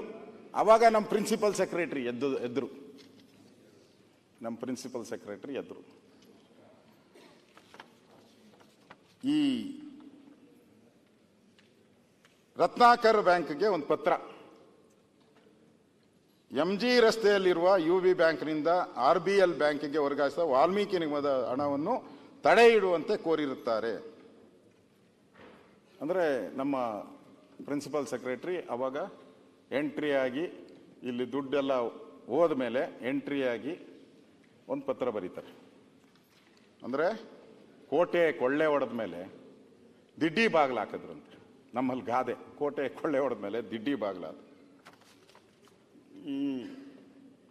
ನಮ್ಗೆ ಅವಾಗ ಹೇಳಿದೆ, ಬೆಳಗ್ಗೆ ಸಂತಾಪ ಮಾಡಕ್ಕೆ ಸಿನಿಮಾ ನೋಡೋ ಹುಚ್ಚು ನನಗೆ. ರಾಜ್ಕುಮಾರ್ ಸಿನಿಮಾ ಅಂದರೆ ಫಸ್ಟ್ ನೋಡ್ತಾ ಇದ್ದೆ ನಾನು. ಫಸ್ಟ್ ಟಿಕೆಟ್ ತಗೋಬೇಕಾಯ್ತು. ನಾನು ನುಗ್ಗಿ ಪಗ್ಗಿ ಓದ್ತಾ ಇದ್ದೆ. ಆ ಸಿನಿಮಾದಲ್ಲಿ ನೋಡಿದ್ಮೇಲೆ ರಾಜ್ಕುಮಾರು ಅವಾಗ ಇವರು ವಿಲನ್ ವಜ್ರಮಣಿ, ಫೇಮಸ್, ಭಾಳ ಸ್ಟ್ರಾಂಗ್, ನಮ್ಮವರೇ. ಪಿಕ್ಚರೆಲ್ಲ ಆಗೋಗೋದು 2 ಗಂಟೆ. ಕೊನೆ ಇನ್ನೊಂದು ನಿಮಿಷ ಇದ್ದಾಗ ಈ ಫೈಟು ಗೀಟು ಎಲ್ಲ ಆದಮೇಲೆ ಲಾಸ್ಟ್ ಇನ್ನೇನು 1 ಸೆಕೆಂಡ್ ಪೊಲೀಸರು ಬರೋರು, ಒಂದು ಅರೆಸ್ಟ್ ಮಾಡಿಕೊಂಡು ಹಂಗೆ ಎಂಟ್ರಿ ಇವ್ರದ್ದು ಹೋಗೋಯ್ತಲ್ಲ. ದಡ್ಡಿ ಬಾಗಿಲು ತೆಗೆದು ಲೂಟಿಯಾಗಿ ಹೊರಟೋಯ್ತು. ಮೊದಲೇ ಕೇಳಬೇಕಾಯ್ತು ಇವರು, ಬ್ಯಾಂಕಿನಿಂದ ಅನಾಥರೈಸ್ ಅಕೌಂಟ್ MG ರೋಡ್ಗೆ ಹೋದಾಗೆ ನೀವು ಕೇಳಬೇಕಾಗಿತ್ತು. ಕೇಳಲಿಲ್ಲ. ಅವಾಗ ಬಿಟ್ಬಿಟ್ಟು ಎಲ್ಲ ಹೋಗಿ ಆದಮೇಲೆ ಅದೇನೋ ಕೆರೆ ಕಟ್ಟೆ ಹೊಡೆದು ಅದ್ಮೇಲೆ ನೀರೆಲ್ಲ ಆಚೆ ಹೋಗ್ಬಿಡ್ತಂತೆ. ಆಮೇಲೆ ನಮ್ಮಲ್ಲಿ ಹೋಗ್ತಾರಲ್ಲ ಮಾಮೂಲಿ, ನಮ್ಮ ಇಂಜಿನಿಯರ್ PW ಇಂಜಿನಿಯರ್ ಹೋಗ್ಬಿಟ್ಟು ಎಲ್ಲದಕ್ಕೂ ಮರಳಿ ಮೂಟೆ ಹಾಕ್ಬಿಟ್ಟು ಅದಕ್ಕೆ ಬಿಲ್ ಮಾಡ್ಕಂತಾರೆ. ಹಂಗಾಯ್ತು ಇದು ಕತೆ. ಎಲ್ಲ ನೀರೆಲ್ಲ ಆಚೆ ಹೋದ್ಮೇಲೆ ವಾಪಸ್ ತರಕಾಗ್ತದ? ಸಿಗ್ತಾನೆ ಇಲ್ಲ ಇದನ್ನೆಲ್ಲ. ಇಷ್ಟೂ ಕೂಡ ಈ ಹಣವನ್ನೆಲ್ಲ ಏನು ಮಾಡಿದ್ರು, ಹೋದ್ಮೇಲೆ ಮದ್ಯದ ಅಂಗಡಿಗೆ ಕೊಟ್ಟರು. ಒಂದಲ್ಲ 100 ಮದ್ಯದ ಅಂಗಡಿಗಳಿಗೆ ಈ ಹಣ. ಯಾಕೆ ಇದು ಮಾಡೋದು ಅಂದರೆ ಪ್ಲಾನ್, ನಾನು ಹೇಳ್ತಾ ಇರೋದು ಏನು, ಇದು ಸುಮ್ಮನೆ ಮಾಡಿದ್ದ ಇದಲ್ಲ, ಇಟ್ಸ್ ಎ ಪ್ಲಾನ್. 100 ವೈನ್ ಸ್ಟೋರ್ಗಳಿಗೆ ಕೊಟ್ಟರು, 100 ಚಿನ್ನದ ಅಂಗಡಿಗಳಿಗೆ ಕೊಟ್ಟರು, ಸಣ್ಣ ಕಂಪನಿಗಳಿಗೆಲ್ಲ ಕೊಟ್ಟರು. ದಾರು ಅಂಗಡಿ ಕೊಟ್ಟರು, ಎಲ್ಲ ಕೊಟ್ಟರು.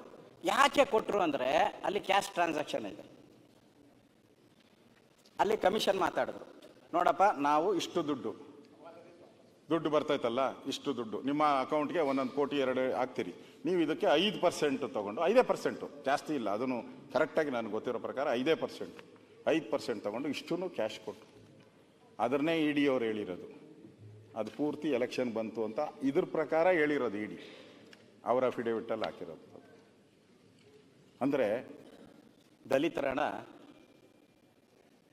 ಪಾಪ ಅವನು ಯಾರೋ ಮನೆ ಕಟ್ಕೊಬೇಕಾಯ್ತು, ಕಾಡು ಮೇಲೆ ಅಳಿಯೋನ ಮನೆ, ಅವನ ಹಣ ಇಲ್ಲಿ ಹೊರಟೋಯ್ತು. ಇವತ್ತು ಬೋರ್ ಹಾಕ್ಬೇಕಾಯ್ತು, ಪೆಟ್ಟಿ ಅಂಗಡಿ ಇಕ್ಬೇಕಾಯ್ತು, ಇವರಿಬ್ಬರೇ ಪೆಟ್ಟಿ ಅಂಗಡಿ ಇಕ್ಕೊಂಬಿಟ್ರಿ, ಎಲ್ಲ ಪೆಟ್ಟಿ ಅಂಗಡಿ ಇಕ್ಕೊಂಡು ಲೂಟಿ ಹೊಡೆದ್ಬಿಟ್ರು ಅಲ್ಲೇ. ಇದು ಇವತ್ತಿನ ಆಗಿರುವಂಥದ್ದು. ಇದಾದ್ಮೇಲೆ ಕಿಂಗ್ ಪಿನ್ ಸತ್ಯನಾರಾಯಣ ವರ್ಮಾ ಮತ್ತು ಚಂದ್ರಶೇಖರ್ SIT ಬಂಧಿಸಿದ್ದಾರೆ.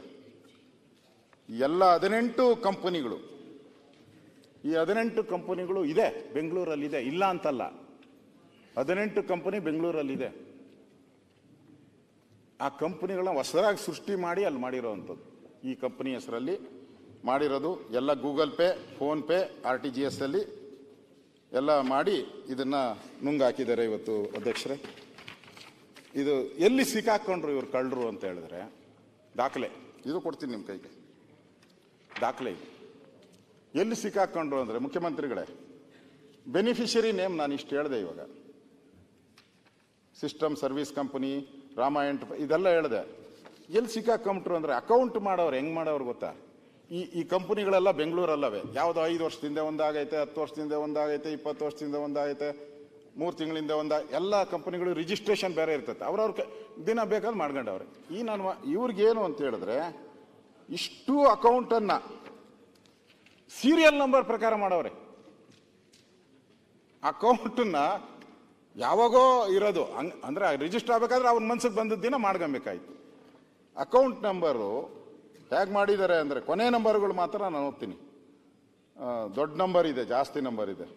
202, 203, 204, 205, 206, 207, 208, 209. 40 ಕೋಟಿ 10 ಲಕ್ಷ ರೂಪಾಯಿ ಟ್ರಾನ್ಸ್ಫರ್ ಇಷ್ಟು ಸೀರಿಯಲ್ಲಾಗೆ ಮಾಡವ್ರೆ. ಅಕೌಂಟ್ ಬ್ಯಾಂಕ್ಗೆ, ಅಕೌಂಟ್ಗೆ. ಇಲ್ಲಿ ಇಡಿ ಅವ್ರು ಯಾಕೆ ಎಂಟ್ರ್ ಆದರು ಅಂತ ಕೇಳ್ತಾರಲ್ಲ, ಎಲ್ಲಿ ಅವಾಲ ಬರುತ್ತೋ ಅಲ್ಲಿ ಇಡಿ ಅವ್ರು ಎಂಟ್ರಿ ಆಗೇ ಆಗ್ತಾರೆ, ಬೇಡ ಅಂದರೂ ಹೇಳ್ತಾರೆ. ಎಲ್ಲಿ ಅಕ್ರಮ ಅವಾಲ ಆದಾಗ ನ್ಯಾಚುರಲ್ ಆಗಿ ಬಂದೇ ಬರ್ತಾರೆ. ಇಲ್ಲಿ ಸೀರಿಯಲ್ ಆಗಿ ಇವರು ಕತ್ತಿರುವಂಥದ್ದು. ಬೇನಾಮಿ ಹೆಸರಿಗೆ 40 ಕೋಟಿ ಕಳಿಸಿರೋ ಚೆಕ್ಕೂ ಕೊಡ್ತೀನಿ ನಿಮಗೆ. ಇಲ್ಲಿ ಚೆಕ್ಕೂ ಇದೆ, ಇವರು RTGS ಮಾಡಿರೋದು ನೋಡಿ, ಇಲ್ಲಿ ಡೀಟೇಲ್ ಆಗಿ ಕೊಟ್ಟಿದ್ದೀನಿ. ಇವಾಗ ಮಾನ್ಯ ಮುಖ್ಯಮಂತ್ರಿಗಳು SIT ಮಾಡಿದ ಮೇಲೆ ಅವರು ಸತ್ಯನಾರಾಯಣ ವರ್ಮಾ ಹತ್ರ 8.21 ಕೋಟಿ ವಸೂಲಿ ಮಾಡವ್ರೆ. ಅವ್ರು ಬರೀ ಐಷಾರಾಮಿ ಕಾರು ಎತ್ತ ಇತ್ತು, ಅದನ್ನು ಕಿತ್ಕೊಂಡು ಮತ್ತೆ ವಾಪಸ್ಸು ದುಡ್ಡು ವಸೂಲಿ ಮಾಡಿದ್ದಾರೆ. ನಿಗಮದ MD ಪುತ್ರನ ಹೆಸರಲ್ಲಿ 3.5 ಕೋಟಿ ಇತ್ತು, ಅದು ನೆಲಮಂಗಲದಲ್ಲಿ ಸೀಸ್ ಮಾಡಿದ್ದಾರೆ. ಆ ಪುತ್ರನ ಹೆಸರಲ್ಲಿ ಇಟ್ಟಿದ್ದವನು ಅಲ್ಲಿ ನೆಲಮಂಗಲದಲ್ಲಿ ಜಪ್ತಿ ಮಾಡಿದ್ದಾರೆ ಅವ್ರ ಫ್ರೆಂಡ್ ಮನೆಯಲ್ಲಿ. ನೆಕ್ಕುಂಡಿ ಮತ್ತು ಸತ್ಯನಾರಾಯಣ ವರ್ಮಾ ಅವರು ನಾಗೇಂದ್ರನ ಆಪ್ತ ಹರೀಶ್ ಬಳಿ 25 ಲಕ್ಷ, ದಗ್ಗರ್ ಆಪ್ತನಿಂದ 55 ಲಕ್ಷ ಅದು ಅವ್ರಿಗೆ ಹೋಗಿದೆ ದುಡ್ಡು. ಉಳಿದಾಣ ಏನಾಗಿದೆ ಅಂತ ಇನ್ನು ಹುಡುಕ್ತಾ ಇದ್ದಾರೆ, ಇನ್ನೂ ಸಿಗ್ತಾ ಇಲ್ಲ. ಅಂದರೆ ಔಟ್ ಇದೆ, ಎಲ್ಲೆಲ್ಲೋ ಸಿಗೋದು ಕಷ್ಟ ಅಂತ ನನಗನ್ಸುತ್ತೆ. ಇಲ್ಲಿ ಇಂಪಾರ್ಟೆಂಟು ಅವನು ಪದ್ಮನಾಭು ಮತ್ತು ಇನ್ನೊಬ್ಬ ನಾಗರಾಜ್ ಏನೋ ಹೇಳ್ತೀನಿ ಅವನು, ಅಲ್ಲ ಪರಶುರಾಮ್, ಪದ್ಮನಾಭು ಪರಶುರಾಮ್ ಎಷ್ಟು ಛತ್ರಿ ಅನ್ನೋದಕ್ಕೆ ಅವನು ದಾಖಲೆ ಸೃಷ್ಟಿ ಮಾಡ್ಕೊಂಡವನು. ಅಧ್ಯಕ್ಷರೇ, ಅವನು ಸಿಕ್ಕಾಕೊಂಬಿಟ್ಟ ಗೊತ್ತಾದ ತಕ್ಷಣ ಅವನೇನು ಮಾಡಿದ್ದಾನೆ, ನಾನು ಮಾಡಿಲ್ಲ ಅನ್ನೋದಕ್ಕೆ ಒಂದು ದಾಖಲೆ ಸೃಷ್ಟಿ ಮಾಡ್ಕೊಂಡ. ಅವನು ಫೋನ್ ಮಾಡ್ದ, ಅವನು ಯಾರಿಗೆ, ಡೀಲ್ ಸಂಭಾಷಣೆ, ಡೀಲ್ ಮಾತುಕತೆ. ಈ ಡೀಲ್ ಮಾತುಕತೆಯಲ್ಲಿ ಮಾಜಿ ಸಚಿವ ಬಿ ನಾಗೇಂದ್ರ ಹೆಸರು ಪ್ರಸ್ತಾವ ಆಗ್ತೈತೆ. ಅವರ ಸೋದರ ಸಂಬಂಧಿ ಬಳ್ಳಾರಿಯ ನೆಕ್ಕುಂಡಿ ನಾಗರಾಜ್ ಇಡೀ ಪ್ರಕರಣದ ಸೂತ್ರಧಾರಿ. ಒಟ್ಟು 14 ನಿಮಿಷ ಫೋನ್ ಸಂಭಾಷಣೆ. ಇವೆಲ್ಲ ಇದೆ, ಓದ್ಬಿಡ್ತೀನಿ ಏನು ಅದ್ರಲ್ಲಿ ಹೆಂಗೆ ಡೀಲ ಹೆಂಗೆ ಆಯಿತು ಅಂತ.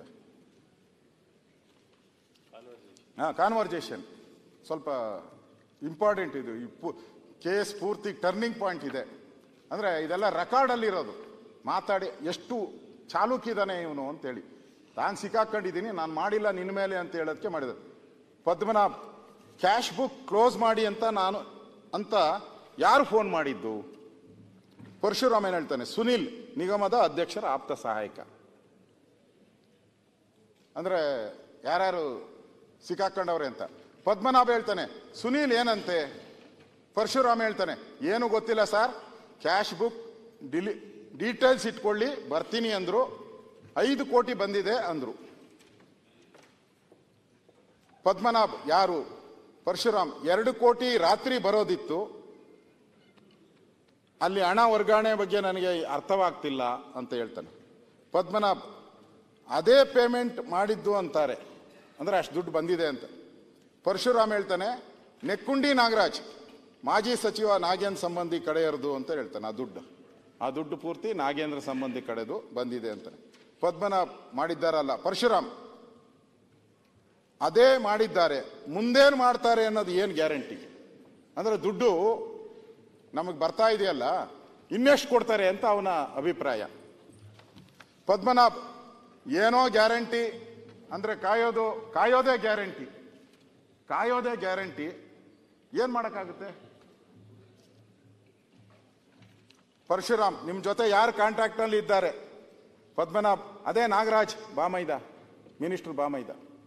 ಪರಶುರಾಮ್ ನಾನು ಅವತ್ತೇ ಹೇಳಿದೆ ಸರ್. ಪರಶುರಾಮ ಸಾರ್ ನಾನು ಅವತ್ತೇ ಹೇಳಿದೆ ಸರ್ ಬೇಡ ಅಂತ. ಈ ಪದ ಹೇಳೋದೋ ಬೇಡ ಗೊತ್ತಿಲ್ಲ, ಈ ಸೂ ಅಂತ ಹಾಕವ್ರೆ ಅದರಲ್ಲಿ, ಅಂದರೆ ಮುಂದಕ್ಕೇನು ಹೇಳಂಗಿಲ್ಲ. ಈ ಮಕ್ಕಳು ಬಂದ್ರಲ್ಲ ಸರ್ ಅಂತ, ಅಂದರೆ ಈ ಸೂ ಅಂತ ಹಾಕ್ಬಿಟ್ಟು ಮಕ್ಕಳು ಬಂದ್ರಲ್ಲ ಸರ್ ಅಂತ ಆಡಿಯೋದಲ್ಲಿ ಬಂದಿರೋದು. ಮುಂದಕ್ಕೆ ನಿಮ್ಗೆ ಗೊತ್ತಿದೆ ಏನಂತಂದ್ರೆ ಬಂದ್ರಲ್ಲ ಸರ್. ನಾವು ಅದನ್ನು ಹೇಳಬಾರ್ದು. ಮಿನಿಸ್ಟರ್ ಆಫೀಸಿಂದ ಹೇಳಿದ್ರು, ನಾಗರಾಜ್ ಕಡೆಯಿಂದ ಒತ್ತಡ ಬಂತು, ನಾವು ಆಯಿತು ಅಂತ ಇದ್ದ ಅಕೌಂಟನ್ನು ಟ್ರಾನ್ಸ್ಫರ್ ಮಾಡಿ ಕೊಟ್ಟೆ. ಇದೊಂದು ಹೇಳ್ಬೇಕು ಸರ್. ಅಂದರೆ ಮಿನಿಸ್ಟರ್ ಆಫೀಸಿಂದ ಬಂತು, ಅದೊಂದು ಹೇಳ್ಬೇಕು ಸರ್. ಒಂದೇ ಮಾತಿನಲ್ಲಿ ಹೇಳಬೇಕು, ನಾವು ಕಂಪ್ಲೇಂಟ್ ಮಾಡಿದ್ವಿ ಅಂದರೆ ಅವಾಗ ನಾನು ಹೇಳಿದ್ನಲ್ಲ, ಪೊಲೀಸ್ ಕಂಪ್ಲೇಂಟ್ ಕೊಟ್ಟ ಇವನು ಡೀಲ್ ಮಾಸ್ಟರ್ ಅಂತ. ಎಲ್ಲ ಫೇಕ್ ಸಿಗ್ನೇಚರ್, ಅಂದರೆ ಎಲ್ಲೆಲ್ಲಿ ನಾವು ಬ್ಯಾಂಕಲ್ಲಿ ಏನೇನು ಮಾಡಿದ್ರೆ ಅದೆಲ್ಲ ಫೇಕ್ ಸಿಗ್ನೇಚರ್, ಫೇಕ್ ವ್ಯಕ್ತಿಗಳಿಗೆ ಚೆಕ್ ಕೊಟ್ಟಿದ್ದಾರೆ. ನಾವು ಕಂಪ್ಲೇಂಟ್ ಕೊಟ್ಟಿದ್ದೀವಿ ಅಲ್ವಾ, ದುಡ್ಡು ಬಂದ ಮೇಲೆ ಅದ್ರ ಮೇಲೆ ಏನೇನು ಆಕ್ಷನ್ ಬೇಕೋ ತಗೊಳ್ಳೋಣ, ದುಡ್ಡು ಬಂದ್ಬಿಟ್ರೆ ಅಕೌಂಟ್ಗೆ ನಾವು ಮಾಡೋಣ ಅಂತ. ಪರಶುರಾಮ್ ಹೇಳ್ತಾನೆ ಬ್ಯಾಂಕ್ನವರು ಈ ಕೇಸ್ ಮಾಡ್ತಿದ್ದಾರಲ್ಲ ಸರ್, ನಮ್ಮ ದುಡ್ಡು ನಮಗೆ ಕೊಡ್ತಾರಾ, ಮುಂದೇನು ಮಾಡೋದು? ಅಂದರೆ ನಾವು ಡೀಲ್ ಕಮಿಷನ್ ದುಡ್ಡು ಐತಲ್ಲ, ಇದೆಲ್ಲ ಆದ್ಮೇಲೆ ನಮ್ಮ ದುಡ್ಡು ನಮಗೆ ಕೊಡ್ತಾರಾ ಸಾರ್ ಅಂತ ಕೇಳ್ತಾನೆ. ಪದ್ಮನಾಭ ಹೇಳ್ತಾನೆ ಇಂಪಾರ್ಟೆಂಟು ಸರ್ ಇದು. ಪದ್ಮನಾಭ ಹೇಳ್ತಾನೆ CBI ಬರುತ್ತೆ, ಯತ್ನಾಳ್ರೆ CBI ಬರುತ್ತೆ, 2 ವರ್ಷ ಜೈಲಲ್ಲಿ ಇರಬೇಕಾಗ್ತದೆ. CBI ಬರುತ್ತೆ, 2 ವರ್ಷ ಜೈಲಲ್ಲಿ ಇರಬೇಕಾಗ್ತದೆ, ಜಾಮೀನು ಮಾಡಿಸ್ಕೊಬೇಕು ಅಷ್ಟೇ ಅಂತಾರೆ. ಅಂದ್ರೆ ಕನ್ಫರ್ಮಾ ಕಳ್ತನ ಮಾಡಿರೋದು, ದುಡ್ಡು ಹೊಡೆದಿರೋದು ಕನ್ಫರ್ಮಾ? ಅವರೇ ಹೇಳ್ಬಿಟ್ಟವ್ರೆ CBI ಬರ್ತದೆ, 2 ವರ್ಷ ಜೈಲ್ ಗ್ಯಾರಂಟಿ, ಬೇಲ್ ತಗೊಳಕ್ಕೆ ಮಾಡೋದು ಬಿಟ್ಟರು ಬೇರೆ ಏನೂ ಇಲ್ಲ ಅಂತಾನೆ. ಹಾ, ಪರಶುರಾಮ್ ಹೇಳ್ತಾನೆ ಮಿನಿಸ್ಟ್ರು ಅವರ ಗಮನಕ್ಕೆ ಇಲ್ವಾ ಸರ್ ಅಂತ. ಯಾವುದು? ನೆಕ್ಕುಂಡಿ ನಾಗರಾಜ್ ಅಕೌಂಟ್ ಮಾಡಿರೋದು. ಪದ್ಮನಾಭ ಹೇಳ್ತಾನೆ ಅದು ಗೊತ್ತು ಅವರಿಗೆ, ಅವರೇ ಅಲ್ವಾ ಶಾಂಗ್ರಿಲಾ ಹೋಟೆಲಲ್ಲಿ ಕರೆಸಿ ಮಾತಾಡಿದ್ದು ಮಿನಿಸ್ಟ್ರು. ಹೌದು ಸರ್, ಅಕೌಂಟ್ ಓಪನ್ ಮಾಡಿದ ದಿನ ನೆಕ್ಕುಂಡಿ ನಾಗರಾಜ್ ಆಫೀಸ್ಗೆ ಬಂದಿದ್ರು. ಪರಶುರಾಮ್ 50 ಸಲ ಕಾಲ್ ಮಾಡಿ ಇಟ್ರು ಸರ್, 50 ಸಲ ಕಾಲ್ ಮಾಡಿಬಿಟ್ರು. ನನಗೆ ನಿಮ್ಮ ಮೇಲೆ ಜಾಸ್ತಿ ನಂಬಿಕೆ ಇದೆ ಸರ್, ನೀವೆಲ್ಲ ಚೆಕ್ ಮಾಡಿದ್ದೀರಿ ಅಂತ. ಪದ್ಮನಾಭ್ ಈ ಬ್ಯಾಂಕ್ ಅಕೌಂಟ್ಸ್ ಎಲ್ಲ ನಾನೆಲ್ಲಿ ನೋಡ್ತೀನಿ, ಎಲೆಕ್ಷನ್ ಡ್ಯೂಟಿಗೆ ಹೋಗುವಾಗ ಸರಿಯಾಗಿ ಅಕೌಂಟ್ ನೋಡಿಲ್ಲ, ಅದೊಂದು ತಪ್ಪು ಮಾಡಿದ್ದೆ. ಪರಶುರಾಮ್ ಅಲ್ಲ ಸರ್, ನಾನು ಚಂದ್ರಶೇಖರ್ ಆತ್ಮಹತ್ಯೆ ಮಾಡಿಕೊಂಡ ಹೋಗಿ ಬನ್ನಿ ಅಂತ ಹೇಳಿದೆ, ಈಗ 5 ಕೋಟಿ ಹಾಕಿದ್ದಾರೆ, ಉಳಿದಾಳ ಹಾಕಿಬಿಟ್ಟರೆ ನಮ್ಮ ಸರಸೆ ಇರಲ್ಲಲ್ವ ಸರ್? ತಪ್ಪೇ ಅಲ್ವೇನಯ್ಯ? ಪದ್ಮನಾಭ್ ತಪ್ಪೇ ಅಲ್ವೇನಲ್ಲ? ಇದೆಲ್ಲ ಗೊತ್ತಾದರೆ ನಮಗೆ ಗೊತ್ತಿರೋದೆಲ್ಲ ಇನ್ವಾಲ್ವ್ ಆಗಿದ್ದಾರಲ್ಲಯ್ಯ. ಹಣ ಬಂದ ಮೇಲೆ ಸಮಸ್ಯೆ ಏನು ಮಾಡೋದು? ನಾವು ಸುಮ್ಮನೆ ಇರೋದೇ ಆಯಿತು ಅಷ್ಟೇ ಅಲ್ವಾ ಸರ್ ಅಂತ ಹೇಳಿದ. ಇದು ಪದ್ಮನಾಭ ಆಮೇಲೆ ಹೇಳ್ತಾರೆ, ನಮ್ಮ ಕೆಲಸ ನಾವು ಮಾಡೋಣ, ಇಲ್ಲವೆಂದರೆ ಜೈಲಿಗೆ ಹೋಗೋಣ. ರೆಕಾರ್ಡ್, ಆಡಿಯೋ ರೆಕಾರ್ಡಲ್ಲಿ ಬಂದಿರೋದು, ಮಾತಾಡಿರೋದು. ನಮ್ಮ ಕೆಲಸ ನಾವು ಮಾಡೋಣ, ಇಲ್ವೇ ಜೈಲಿಗೆ ಹೋಗೋಣ. ಫೇರ್ ಔಟ್ ಇದ್ದಾರೆ ಅಂದರೆ ಕನ್ಫರ್ಮೇಷನ್ ಎಲ್ಲ ತಿಂದು ಸಿಕ್ಕಾಕೊಂಡಿರೋದೆಲ್ಲ ಗೊತ್ತಾಗದ್ಮೇಲೆ ಯಾವಾಗ ನೀವು ಸೂಸೈಡ್ ಮಾಡ್ಕೊಂಡ ಅವ್ರಿಗೆ ಗೊತ್ತಾಗ್ಬಿಡ್ತು, ಓ ಇದು ಆತದ. ಪರಶುರಾಮ್, ಇದರಿಂದ ಹೊರಬರೋದು ಯಾಕೆ ಸರ್? ಪರಶುರಾಮ್, ಇದರಿಂದ ಹೊರಬರೋದು ಹೆಂಗೆ ಸರ್? ಅವನ ಐಡಿಯಾ ಕೊಡ್ತಾನೆ. ಪದ್ಮನಾಭ ಹೇಳ್ತಾನೆ, ನಾನು ಇಡೀ ರಾತ್ರಿ ಕಣ್ಣು ಮುಚ್ಚಿಲ್ಲ, ನಾನು ಇಡೀ ರಾತ್ರಿ ನಿದ್ದೆ ಮಾಡಿಲ್ಲ ಈ ವಿಚಾರ ಗೊತ್ತಾದ್ಮೇಲೆ. ಪರಶುರಾಮ್, ದುಡ್ಡು ಬಂದ ಮೇಲೆ ಏನು ಮಾಡೋದು ಸರ್? ಪದ್ಮನಾಭ್, ಫೇಸ್ ಚೆಕ್ಕು ಸೃಷ್ಟಿಸೋಣ. ಫೇಸ್ ಚೆಕ್ಕು ಸೃಷ್ಟಿಸಿ ಫೋರ್ಜರಿ ಸರಿ ಮಾಡಿ ಹಣ ವರ್ಗಾವಣೆ ಮಾಡಿದ್ದಾರೆ ಅಂತ ಕ್ರಿಮಿನಲ್ ಕೇಸ್ ಕೊಟ್ಟಿದ್ದಾರೆ. ಯಾರು? CBIನವರು. ಈಗ ಬಂದರೆ ಅವರು ಫೇಸ್ ಚೆಕ್ ಸೃಷ್ಟಿ ಫೋರ್ಜರಿ ಸಹಿ ಮಾಡಿದ್ದಾರೆ, ಹಣ ವರ್ಗಾವಣೆ ಮಾಡಿದ್ದಾರೆ ಅಂತ ಕ್ರಿಮಿನಲ್ ಕೇಸ್ ಕೊಟ್ಟಿದ್ದಾರೆ. ಯಾರು? ಬ್ಯಾಂಕ್ ಅವರು. CBIನವರು ಬಂದರೆ 2 ವರ್ಷ ಜೈಲಲ್ಲೇ ಇರಬೇಕು. CBIನವರು ಬಂದರೆ 2 ವರ್ಷ ಜೈಲಲ್ಲಿ ಇರಬೇಕು. ಲೋಕಲ್ ಪೊಲೀಸರು ಬಂದರೆ ಪರವಾಗಿಲ್ಲ. ಮಾತಾಡಿರೋದು ಆಡಿಯೋದಲ್ಲಿ. CBIನವ್ರು ಬಂದರೆ 2 ವರ್ಷ, ಲೋಕಲ್ ಅವ್ರು ಬಂದರೆ ಬಚಾವ್ ಆಗ್ಬೋದು, ಪರವಾಗಿಲ್ಲ. ಅದಕ್ಕೆ ನಾವು ಯಾಕೆ ಬೇಡ SIT ಅಂತ ಕೇಳಿದ್ದು. ಇದಕ್ಕೆ SIT ಬೇಡ, ಇದು ಅಂತಾರಾಜ್ಯಗಳಿಗೆ ಸಂಬಂಧಪಟ್ಟಂತ ಒಂದು ವಿಚಾರ ಇರೋದ್ರಿಂದ ಇದನ್ನ CBI ಆಲ್ರೆಡಿ ಎಂಟ್ರಿ ಔಟ್ ಇದೆ. CBI ನೀವು ಬೇಡ ಅಂದ್ರೆ ಅವ್ರು ತನಿಖೆ ಮಾಡೇ ಮಾಡ್ತಾರೆ ಅವರು, ಎಲ್ಲ ಆಂಗಲಲ್ಲೂ ಮಾಡೇ ಮಾಡ್ತಾರೆ. ಸರ್ಕಾರ ಗೌರವಯುತವಾಗಿ ತನಿಖೆ ಮಾಡ್ತಾವ್ರು, ಮಾಡಲಿ ಅಂತ ಬಿಟ್ಬಿಡು ಮಾಡ್ಬೋದು. ಗೊತ್ತು ನೋಡಿ, ಇವನೇ ಹೇಳಿದಾನಲ್ಲ, ನಮ್ಮ ಪೊಲೀಸರು ಕೊಟ್ಟರೆ ಅಡ್ಜಸ್ಟ್ ಮಾಡ್ಬಿಡ್ತೀನಿ ಅಂತ. ಆಡಿಯೋ ರೆಕಾರ್ಡ್ ಇದು, ಇದೆಲ್ಲ ಪೊಲೀಸವ್ರ ಹತ್ರ ಇದೆ, CBIನವ್ರ ಹತ್ರ ಇದೆ ಅಂತ ಹೇಳ್ತೀನಿ. ಸರ್, ಇದರಲ್ಲಿ ನನ್ನದೇನು ಪಾತ್ರವಿಲ್ಲ. ಪರಶುರಾಮು, ಸರ್ ಇದರಲ್ಲಿ ನನ್ನದೇನು ಪಾತ್ರವಿಲ್ಲ, ನಿಮ್ಮನ್ನು ನಂಬಿದ್ದೇನೆ, ನಿಮ್ಮ ಕಾಲು ಹಿಡಿಯುತ್ತೇನೆ, ನಿಮ್ಮ ಮಾತಿನ ಮೇಲೆ ನಾನು ಹಣ ವರ್ಗಾವಣೆ ಮಾಡಿದೆ. ಪರಶುರಾಮ್ ಹೇಳೋದು. ಪದ್ಮನಾಭ ಹೇಳ್ತಾನೆ, ನಿಜ, ಇದರಲ್ಲಿ 2 ಮಾತಿಲ್ಲ, ನನ್ನ ವಿಶ್ವಾಸದ ಮೇಲೆ ಇದೆಲ್ಲ ಮಾಡಿದೀಯಾ? ಪರಶುರಾಮ್ ಭಯ ಬಿದ್ದುಬಿಟ್ಟ ಅವನು. ನನ್ನ ಫ್ಯಾಮಿಲಿ ಸೂಸೈಡ್ ಮಾಡ್ಕೊಳ್ತಾರೆ ಸರ್, ನನ್ನ ಫ್ಯಾಮಿಲಿ ಸೂಸೈಡ್ ಮಾಡ್ತಾರೆ ಸರ್. ಪದ್ಮನಾಭ ಅದಕ್ಕೆ ಕೌಂಟ್ರ್ ಹೇಳ್ತಾನೆ, ನಾನು ನನ್ನ ಹೆಂಡ್ತಿನ ಮಂತ್ರಾಲಯಕ್ಕೆ ಕಳಿಸಿದ್ದೀನಿ.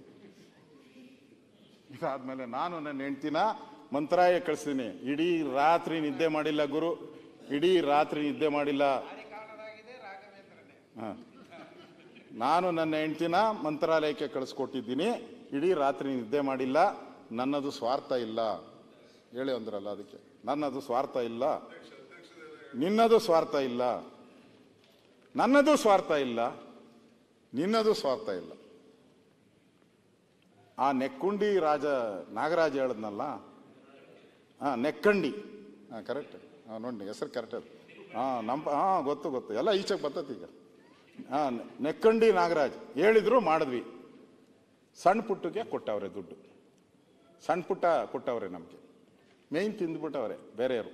ಅಂದರೆ ಯಾರು ಅಂತ ಅರ್ಥ ಆಯ್ತಲ್ಲ, ಅವ್ರು ತಿಂದಿರೋರು ಬೇರೆ, ನಮ್ಗೆ ಸಣ್ಣ ಪುಟ್ಟ ಅದ ಜೇನು ಕಿತ್ತಾಗ ಕೈನ ಹಾಕ್ತಾರಲ್ಲ, ಹಂಗೆ ನೆಕ್ಕೊಂಡವ್ರೆ ಇವರಿಬ್ಬರು. ಜೇನೆಲ್ಲ ಹೋಯ್ತು, ಅವರು ಹಿಂಡ್ಗಂಡು ಬಾಟ್ಲಿಗೆ ಹಾಕೊಂಡು ತಗೊಂಡು ಹೋಗ್ತಾರೆ.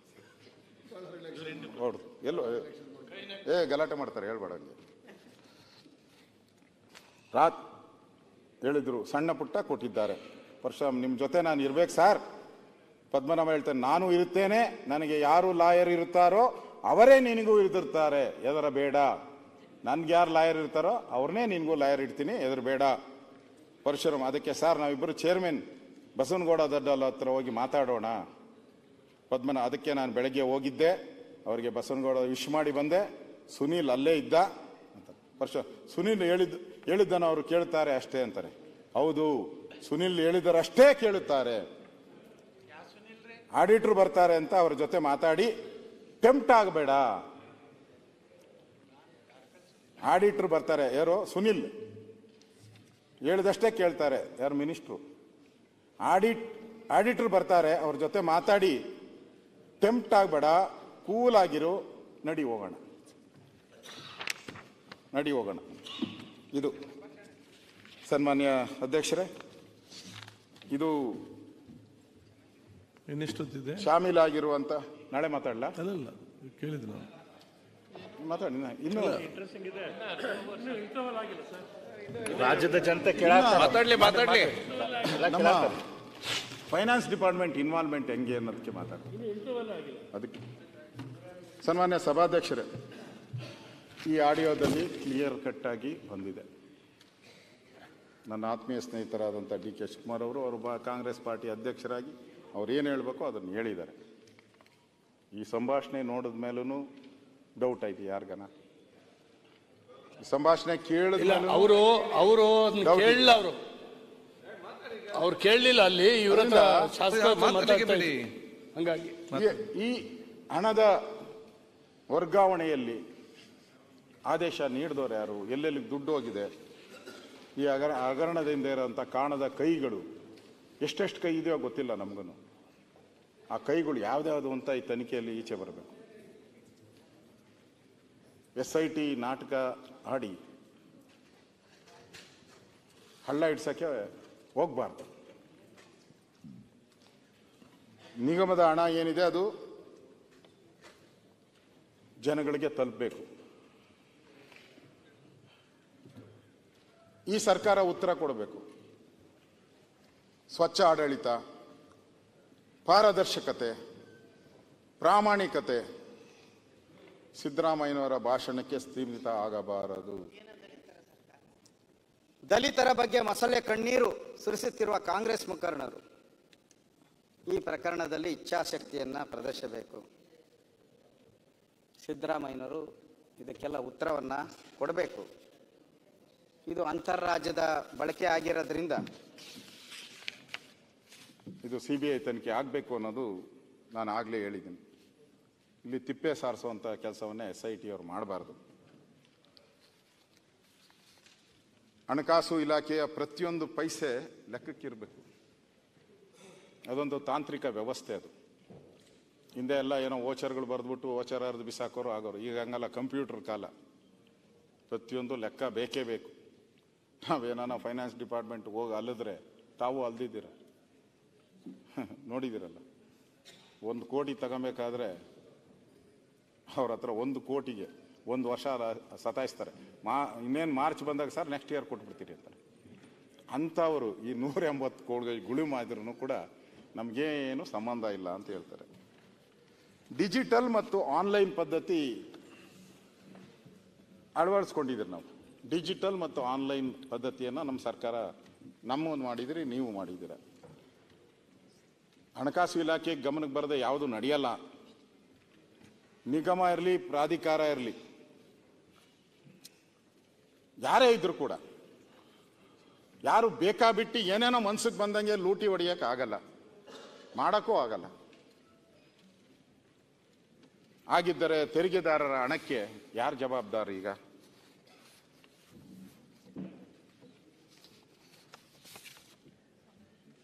ಆ ದೃಷ್ಟಿಯಿಂದ ನಾನು ಈ ಸರ್ಕಾರದಲ್ಲಿ ಹಣ ದುರುಪಯೋಗ ಆಗದಂತೆ ಮಾನ್ಯ ಮುಖ್ಯಮಂತ್ರಿಗಳು ಆಗದಂತೆ ಎಚ್ಚರ ವಹಿಸುವ ಸಲುವಾಗಿ ಹಣಕಾಸು ಇಲಾಖೆಗೆ NTT ಮಾಡೆಲ್ ಅನ್ನು ಅಳವಡಿಸ್ಕೊಂಡಿದ್ದೀರಿ. ನಾವು NTT ಮಾಡೆಲ್ ಅಂದರೆ ಅನ್ವಯಿಸ್ಕೊಂಡಿದ್ದೀರಿ. NTT ಅಂದರೆ ನಾನ್ ಟ್ರೆಜರಿ ಟ್ರಾನ್ಸಾಕ್ಷನ್. NTT ಅಂದರೆ ನಾನ್ ಟ್ರೆಜರಿ ಟ್ರಾನ್ಸಾಕ್ಷನ್.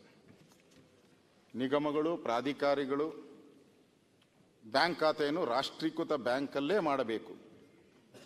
ಸರ್ಕ್ಯುಲರ್ ಇದೆ, ಹಿಂದೆನೂ ನಾವು ಓಡಿಸಿದ್ರಿ ಸರ್ಕ್ಯುಲರ್. ಕೆಲವರೆಲ್ಲ, ನಾನು PSC ಚೇರ್ಮನ್ ಆಗಿದ್ದೆ ಆ ಟೈಮಲ್ಲಿ.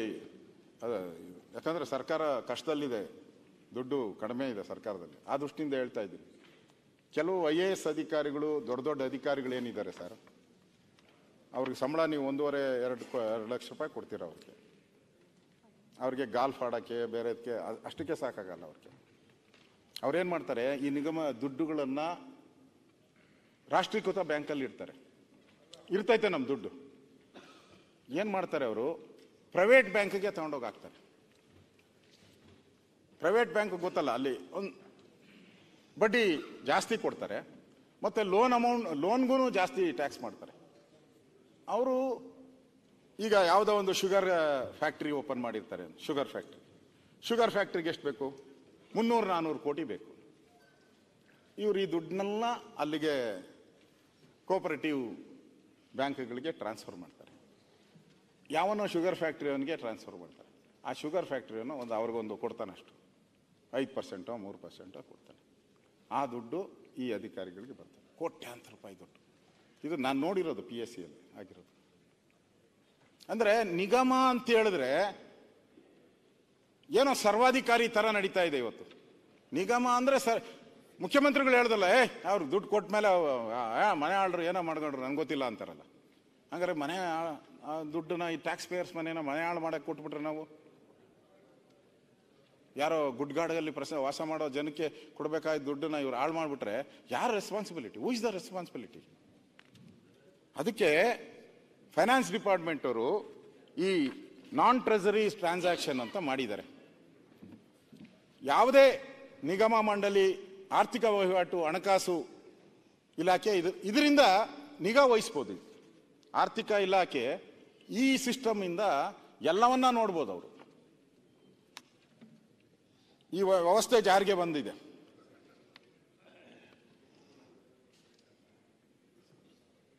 ಈ ಇಲಾಖೆ ನಿಗಮ ಪ್ರಾಧಿಕಾರದ ಆರ್ಥಿಕ ವಹಿವಾಟು ಸಂಬಂಧತೆ ಹೊರಿಸುವ ಸರ್ಕಾರಿ ಆದೇಶ ಸಂಖ್ಯೆ FD 5 TR 2017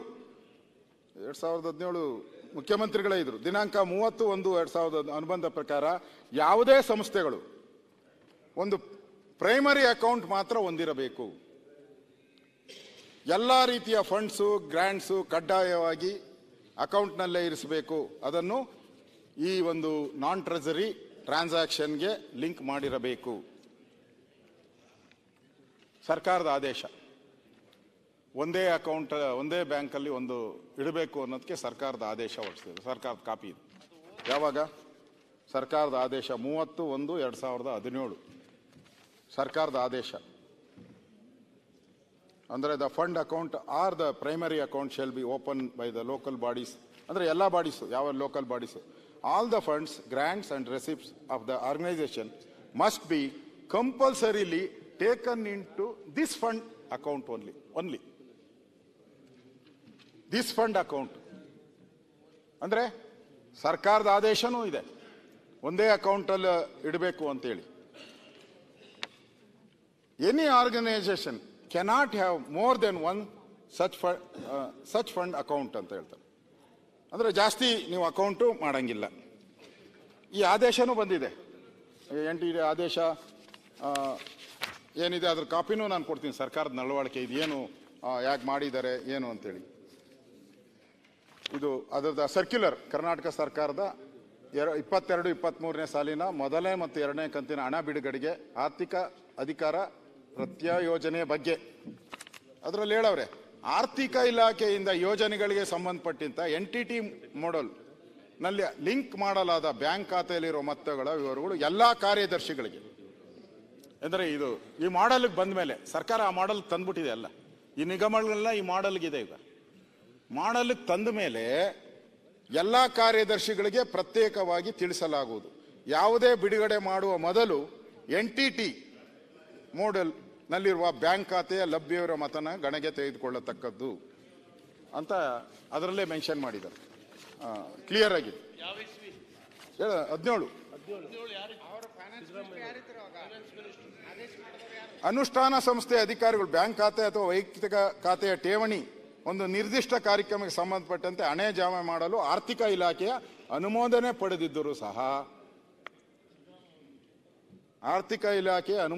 ಪಡೆದಿದ್ದರೂ ಸಹ ಅದನ್ನು ಹಣಕಾಸಿನ ಪ್ರತ್ಯಯೋಜನೆಯ ಅಧಿಕಾರವನ್ನು ಚಲಾಯಿಸುವುದರಿಂದ ವಿನಾಯಿತಿ ಎಂದು ಪರಿಗಣಿಸುವ ಅಂತಿಲ್ಲ. ಆರ್ಥಿಕ ಇಲಾಖೆಯ ಇಲಾಖಾಧಿಕಾರಿಗಳ ಹೆಸರಿನಲ್ಲಿರುವ ಬ್ಯಾಂಕ್ ಖಾತೆಗಳಲ್ಲಿನ ವ್ಯವಹಾರಗಳನ್ನು ಖಜಾನೆ NTT ಮಾಡೆಲ್ ಮೂಲಕವೇ ಪರಿಶೀಲಿಸುವುದು. ಆಡಳಿತ ಇಲಾಖೆಯ ಆರ್ಥಿಕ ದರ ಉಪಯೋಗಿಸಿ ಹಣ ಬಿಡುಗಡೆ ಮಾಡುವ ಇಂಥ ಬ್ಯಾಂಕ್ ವೈಯಕ್ತಿಕ ಠೇವಣಿ ಖಾತೆಯ ಶುಲ್ಕಗಳು, ಹಾಗೂ ನೈಜ ವೆಚ್ಚಗಳನ್ನು ಪರಿಗಣಿಸಿಯೇ ಹಣ ಬಿಡುಗಡೆ ಮಾಡಬೇಕಾಗಿರುತ್ತದೆ. ಆದೇಶ ಸಂಖ್ಯೆ 5 TAR 2017 ದಿನಾಂಕ 30/1/2017 ತಿಳಿಸಿರುವ ಷರತ್ತು ಮತ್ತು ಸೂಚನೆಗಳನ್ನು ಬ್ಯಾಂಕ್ ಖಾತೆ ತೆಗೆಯುವಾಗ ಕಟ್ಟುನಿಟ್ಟಾಗಿ ಪಾಲಿಸತಕ್ಕದ್ದು. ಈ ಮಾಡೆಲ್ ಬಂದ ಮೇಲೆ ನಮ್ಮ ಫೈನಾನ್ಸ್ ಅವರು ಇರ್ಬೋದು, ಯಾರೇ ಇರ್ಬೋದು, ಈ ಮಾಡೆಲ್ ಎಲ್ಲ ಐಡೆಂಟಿಫೈ ಆಗೋತ್ತದೆ. ಏನಂದ್ರೆ ಬ್ಯಾಂಕಿಂದ ಬ್ಯಾಂಕ್ ಹೋದ್ರೆ ಏನೇ ಹೋದ್ರೂ ಕೂಡ ಅದರಲ್ಲಿ ರಿಪ್ಲೈ ಆಗಬೇಕು. ಇದು ನನಗೆ ಹೆಂಗೆ ಇದಾಯ್ತು ಅಂತಂದ್ರೆ, ಕೆಲವು ಇದರಲ್ಲಿ ಮಿಸ್ ಆಗ್ಬಿಟ್ಟವ್ರೆ, ತಪ್ಪಿಸ್ಕೊಂಬಿಟ್ಟವ್ರೆ. ಕೆಲವು ನಿಗಮಗಳು ಏನು ಮಾಡವ್ರೆ, ಈ ಮಾಡೆಲ್ ಬಂದೇ ಇಲ್ಲ, NTT ಮಾಡೆಲ್ ಬಂದೇ ಇಲ್ಲ, ತಪ್ಪಿಸ್ಕೊಂಬಿಟ್ಟವ್ರೆ. ಫೈನಾನ್ಸ್ ಡಿಪಾರ್ಟ್ಮೆಂಟ್ ನಮ್ಗೇನು ಸಂಬಂಧ ಇಲ್ಲ ಅಂದಿದ್ರೆ ಇದಕ್ಕೆ ನೋಟಿಸ್ ಸರ್ವ್ ಮಾಡವ್ರೆ ಅವ್ರಿಗೆ, ನೀವು ಯಾಕೆ ಈ ಮಾಡೆಲ್ ಅಲ್ಲಿ ಬಂದಿಲ್ಲ. ಯಾವ್ಯಾವ್ದಕ್ಕೆ? ಬನವಾಸಿ ಅಭಿವೃದ್ಧಿ ಪ್ರಾಧಿಕಾರ, ಟಿಬೇಟಿಯನ್ ನಿರಾಶ್ರಿತ ಕಾರ್ಯಕ್ರಮ, ಬಸವ ಕಲ್ಯಾಣ ಅಭಿವೃದ್ಧಿ, ಕಾಗಿನೆಲೆ ಅಭಿವೃದ್ಧಿ ಪ್ರಾಧಿಕಾರ, ಸರ್ವಜ್ಞ ಅಭಿವೃದ್ಧಿ ಪ್ರಾಧಿಕಾರ, ನಂಬಿಯಾರ್ ಅಧೀನ ಕಾರ್ಯದರ್ಶಿ ಆರ್ಥಿಕ ಇಲಾಖೆ. ವೆಚ್ಚ 7 ಮತ್ತು 8. ಅಂದ್ರೆ ಈ ಸಿಸ್ಟಮ್ ಬಂದಿಲ್ಲ ಅಂದ್ರೆ ನೋಟಿಸು ಕೂಡ ಅವ್ರು ಕೊಟ್ಟಿದ್ದಾರೆ.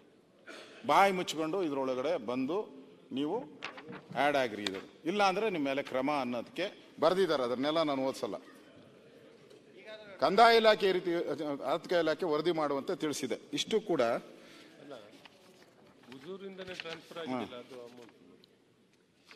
ಆದ್ರಿಂದ ಸನ್ಮಾನ್ಯ ಸಭಾಧ್ಯಕ್ಷರೇ, ಸರ್ಕಾರ ಇಷ್ಟೆಲ್ಲ ಆದರೂ ಕೂಡ ವಾಲ್ಮೀಕಿ ನಿಗಮದ ವಸಂತ ನಗರದ UB ಶಾಖೆಯ ಇಂದ MG ರಸ್ತೆಗೆ ದೊಡ್ಡ ಮೊತ್ತವನ್ನು ವರ್ಗಾವಣೆ ಮಾಡಲಾಗುತ್ತದೆ. MG ವಸಂತ ನಗರದಿಂದ ಅದಕ್ಕೆ ವರ್ಗಾವಣೆ ಮಾಡುವಾಗ ಫೈನಾನ್ಸ್ ಇಲಾಖೆ ಗಮನಕ್ಕೆ ಬಂದಿರುವುದಿಲ್ಲವೇ? ನಮ್ಮ ಪ್ರಶ್ನೆ ಮತ್ತು ಸಾರ್ವಜನಿಕರ ಪ್ರಶ್ನೆ. ಇಷ್ಟೊಂದು ದೊಡ್ಡ ಸರ್ಕಾರ, 4 ಲಕ್ಷ ಕೋಟಿ ಬಡ್ಜೆಟ್ ಮಾಡುವಂಥ ಜನ ನೀವು,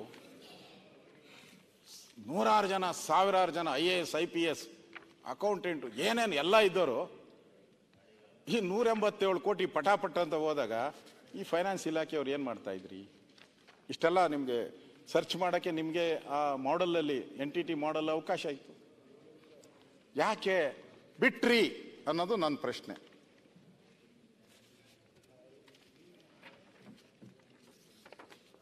ಇದು ಇಷ್ಟೆಲ್ಲ ಆದಮೇಲೆ ಟ್ರಾನ್ಸಾಕ್ಷನ್ ಆಗಿ ನನಗೆ ಫೈನಾನ್ಸ್ ಡಿಪಾರ್ಟ್ಮೆಂಟ್ 100% ಅವರು ಗಮನಕ್ಕೆ ಮಾಡಬೇಕಾಯಿತು. ಈ ತಪ್ಪಿಗೆ ಫೈನಾನ್ಸ್ ಡಿಪಾರ್ಟ್ಮೆಂಟ್ ಅವರು ಕೂಡ ಕಾರಣ ಅನ್ನೋದು ನನ್ನ ನೇರವಾದಂಥ ಆಪಾದನೆ. ಸನ್ಮಾನ್ಯ ಅಧ್ಯಕ್ಷರೇ, ಇದೆಲ್ಲ ಆದಮೇಲೆ ಕೊನೆಗೆ ಎಲ್ಲ ಸಿಕ್ಕಾಕೊಂಡ್ಬಿಡ್ತಾರೆ. ಎಲ್ಲ ರೆಡ್ ಹ್ಯಾಂಡ್ ಆಗಿ ಸತ್ತೋಗಿರ್ತಾನೆ, ರೆಡ್ ಹ್ಯಾಂಡ್ ಆಗಿ ಎಲ್ಲರೂ ಸಿಕ್ಕಾಕೊಂಡ್ಬಿಟ್ಟಿರ್ತಾರೆ. ಅಡಿಯೋನು ಓದ್ನಲ್ಲ, ಅದೂ ಎಲ್ಲ ಅವ್ರಿಗೆ ಗೊತ್ತಾಗ್ಬಿಡ್ತತೆ. ಪೂರ್ತಿ ಪಿಕ್ಚರ್ ಬಂದ್ಬಿಟ್ಟಿದೆ, ಎಲ್ಲರಿಗೂ ಗೊತ್ತಾಯ್ತು. ನಾವು ಇನ್ನು ಜೈಲಿಗೆ ಹೋಗೋದು ಗ್ಯಾರಂಟಿ. ಅವನೇ ಹೇಳೋನಲ್ಲ, 2 ವರ್ಷ CBI ಆದರೆ 2 ವರ್ಷ, ನಮ್ಮ ಪೊಲೀಸರು ಆದರೆ ಎಸ್ಕೇಪ್ ಅಂತ ಹೇಳ್ಬಿಟ್ಟಿದ್ದಾನೆ. ಅದಾದಮೇಲೆ ದೇವನಹಳ್ಳಿ ಏರ್ಪೋರ್ಟ್ ಇದೆಯಲ್ಲ ಅಧ್ಯಕ್ಷರೇ, ದೇವನಹಳ್ಳಿ ಏರ್ಪೋರ್ಟು ಸ್ವಲ್ಪ ಕಾಣೆಯಾದ ಜಾಗ. ಅಲ್ಲಿ ಒಂದು ಖಾಸಗಿ ಹೋಟ್ಲಲ್ಲಿ ಇವರೆಲ್ಲ ಸೇರ್ತಾರೆ. ಏರೋಸ್ಪೇಸ್ ಖಾಸಗಿ ಹೋಟ್ಲಲ್ಲಿ ನಾಗೇಂದ್ರ ನಿಗಮದ ಅಧಿಕಾರಿ ಕರೆದು ಎಲ್ಲರೂ ಸೇರ್ತಾರೆ. ಒಂದು 6-7 ಜನ, ನನಗಿರೋಂಥ ಮಾಹಿತಿ 6-7 ಜನ ಎಲ್ಲ ಸೇರ್ತಾರೆ. ಅಲ್ಲಿ ಅವನೊಂದು ಪ್ರಶ್ನೆ, ನಾಗೇಂದ್ರ ಅಧ್ಯಕ್ಷ ಇವರು ಮಂತ್ರಿ ಹೇಳ್ತಾರೆ, ನೋಡಯ್ಯ, ಅವ್ರು ಕ್ಲಿಯರಾಗಿ ಹೇಳ್ತಾರೆ, ಡೀಲ್ ಟು ಡೀಲ್ ಇದು ತಪ್ಪು ಮಾಡಿಬಿಟ್ಟಿದ್ದೀರಿ. ಅವ್ನು ಬಿಲ್ ರೆಡಿ, ಅವ್ನು ಸತ್ತೋಗಿಲ್ಲ ಅಂದರೆ ಇದು ಆಚೆ ಬರ್ತಾ ಇಲ್ಲ. ನಾನು ಸತ್ತೋಗ ನನಗೇನು ಗೊತ್ತಿಲ್ಲ, ಅವ್ನು ಸಾಯಲ್ಲ ಅನ್ಕೊಂಡಿದ್ದೆ, ಸತ್ತೋಗ್ಬಿಟ್ಟವನೆ. ಈಗ ನಮಗೆ ಬೇರೆ ದಾರಿ ಇಲ್ಲ, ಒಂದು ಉಪಾಯ ಹುಡುಕರ ಅಂತಾನೆ. ಏನದು ಅಂತ ಕೇಳ್ತಾರೆ ಅವ್ರು. ಈಗ ನಾನು ಒಳಗಡೆ ಹೋದರೆ, ನಾನು ಜೈಲೊಳಗಡೆ ಹೋದ್ರೆ ನಿಮ್ಮನ್ನೆಲ್ಲ ಯಾರು ಬಿಡಿಸ್ತಾರೆ? ನಾನು ಜೈಲೊಳಗೆ ಹೋಗ್ಬಿಟ್ರೆ ನಿಮ್ಮನ್ನ ಯಾರು ಬಿಡಿಸಲ್ಲ? ನಿಮ್ಮ ದುಡ್ಡಿನ ಸಹಾಯ ಯಾರು ಮಾಡಲ್ಲ? ಅದಕ್ಕೆ ಏನು ಮಾಡ್ಬೇಕು ಸರ್ ಅಂತಾನೆ. ನೀವು ಒಬ್ರು ಕೂಡ ಎಲ್ಲಿ ಯಾರು ಎನ್ಕ್ವೈರಿ ಮಾಡಿದ್ರು ನನ್ನ ಹೆಸರು ಹೇಳ್ಬೇಡ್ರಿ. ನಾನು ಅಧಿಕಾರದಲ್ಲಿ ಇದ್ದರೆ ನಿಮ್ಮನ್ನೆಲ್ಲ ಬಚಾವ್ ಮಾಡೋಕ್ಕೆ ಸಾಧ್ಯ. ನಾನು ಅಧಿಕಾರದಲ್ಲಿದ್ದರೆ ನಿಮ್ಮನ್ನೆಲ್ಲ ಬಚಾವ್ ಮಾಡೇ ಮಾಡ್ತೀನಿ, ನನ್ನ ಹೆಸರೇ ಮಾಡಬೇಡಿ ಅಂತ ಅಲ್ಲಿ ಒಂದು ಡೀಲು ಕೂಡ ಮಾಡ್ತಾರೆ. ಅಂದರೆ ಪ್ಲ್ಯಾನ್ ಇವ್ರದ್ದೆಲ್ಲನೂ ಕೂಡ. ನಾನು ಈ SIT ಅವರು ಬಗ್ಗೆ ನಂದೇನು ಕಾಮೆಂಟ್, ಕಡಿಮೆ ಕಾಮೆಂಟು. ನಾಳೆನಾ ನೀವು ನಿಮ್ಮ ಫ್ರೆಂಡ್ ನಿಮ್ಮೂರವರಲ್ಲ?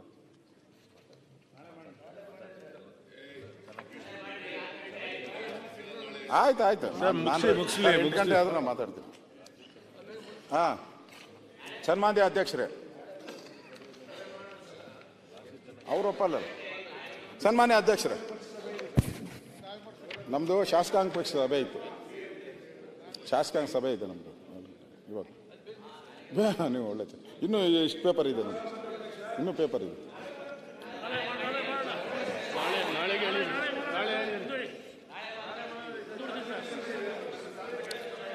ನಮ್ಮದು ಶಾಸಕಾಂಗ ಸಭೆ ಇದೆ ಸರ್, ನಾನೇ ಕರೆದಿದ್ದೀನಿ. ಒಂದು ಅರ್ಧ ಗಂಟೆ ಒಂದು ಅರ್ಧ ಗಂಟೆ ಮುಗಿಸ್ಬಿಡಿ. ಲೇಟ್ ಆಗಿ ಹೋದ್ರೆ ಆಗಲ್ಲ, ಅದು ಅರ್ಧ ಗಂಟೆ ಮಾತಾಡಿ ಫಿನಿಶ್ ಮಾಡಿ. ಅಣ್ಣ ಲೇಟ್ ಆಗಿ ಹೋದ್ರೆ ಹೋಗ್ಬೋದು, ಲೇಟ್ ಮಾಡಿ. ಅಲ್ಲ ಅಶೋಕ್ ಅವರೇ, 3 ಗಂಟೆಗೂ ಹೆಚ್ಚು ಮಾತನಾಡಿದ್ದಾರೆ. ಇಲ್ಲ ಸರ್, 5 ಗಂಟೆ ನಿಂತ್ಕೊಂಡು ಮಾತಾಡಿದ್ದೀರಾ? ಇಲ್ಲೇ 5 ಗಂಟೆ ನಿಂತ್ಕೊಂಡು ಮಾತಾಡಿದ್ದೀರಾ ನೀವು?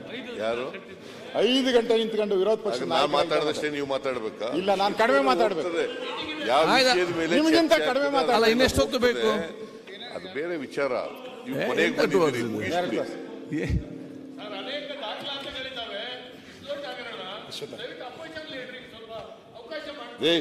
ಅದೀಗ 2.5 ಗಂಟೆ ನಾವು ಕೊಟ್ಟು 2 ಗಂಟೆಗೆ ಮಾತಾಡ್ಲಿ ಬಿಡಪ್ಪ. ನಿಮ್ಮ ಡೈರೆಕ್ಷನ್ ಮೇಲೆ ಮಾತಾಡ್ತಿದ್ದಾರೆ ಅವರು, ನಿಮ್ಮ ಡೈರೆಕ್ಷನ್ ಮೇಲೆ ಮಾತಾಡ್ತಿದ್ದಾರೆ. ಹೌದಾ? 2 ಗಂಟೆ ಮಾತಾಡಿ ತೊಂದರೆ ಆಗ್ದಂಗೆ ಅಧ್ಯಕ್ಷರೇ, ಅವರು ಮಾತಾಡ್ಲಿ.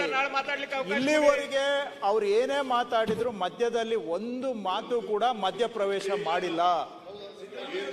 ಅವ್ರು ಏನೇ ಮಾತಾಡಿದ್ರು ನಾವು ತಪ್ಪು ಮಾತಾಡಿಲ್ಲ. ಅವರೇನು ತಪ್ಪು ಮಾತಾಡಿಲ್ಲ. ಇಂಟರ್ಫಿಯರ್ ಆಗಿಲ್ಲ. ಅವರದ್ದು 1 ನಿಮಿಷ ನಾವು ತಗೊಂಡಿಲ್ಲ. ಮಾತಾಡುವಂತ ಮುಕ್ತ ಅವಕಾಶ ಈ ಕಡೆಯಿಂದ ಎಲ್ಲರೂ ಮಾಡಿಕೊಟ್ಟಿದ್ದೇವೆ.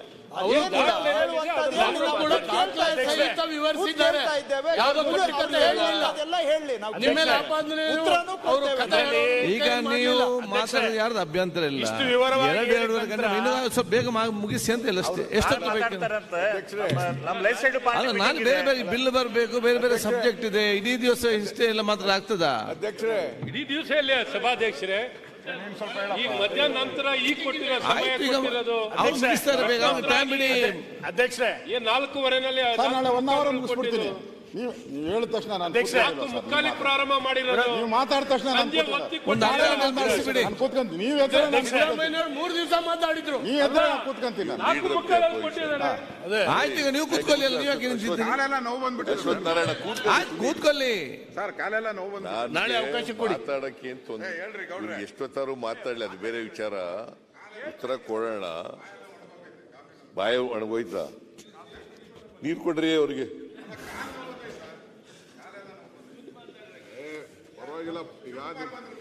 ನಿಮ್ ಪಾರ್ಟಿಯವರೆಲ್ಲ ನಿನ್ ತೆಗಿಬೇಕು ಅಂತಿದ್ರು. ಈಗ ಏನಾಗ್ತದೆ ಮಾನ್ಯ ಅಧ್ಯಕ್ಷರೇ, ಮತ್ತೆ ನಾಳೆ ಮೊದಲಿಂದ ಶುರು ಮಾಡ್ತಾರೆ. ಸರ್, ನಾವು ನೋಡ್ಲಿಲ್ಲ ತಾವು ಹೆಂಗ್ ಮಾತಾಡಿದ್ರಿ. ನನಗೇನಿಲ್ಲ, ನೀವು ಅಧ್ಯಕ್ಷರು ನೀವು ನಂದೇನಿಲ್ಲ, ನಂದೇನ್ ತಕರಾರಿಲ್ಲ. ನಾವು ನೋಡಿ ಕೂತ್ಕೊಳ್ರಿ. ನಾವು ಅವರು ಮಾತಾಡುವಾಗ ಇಂಟರ್ಫಿಯರೇ ಆಗಿಲ್ಲ. ಅನಿವಾರ್ಯ, ನಿಮ್ಗೆ ಅನಿವಾರ್ಯ ಇರ್ಲಿಲ್ವಾ? ನಿಮ್ಗೆ ಏನು ಅನಿವಾರ್ಯ ಇರ್ಲಿಲ್ವಾ?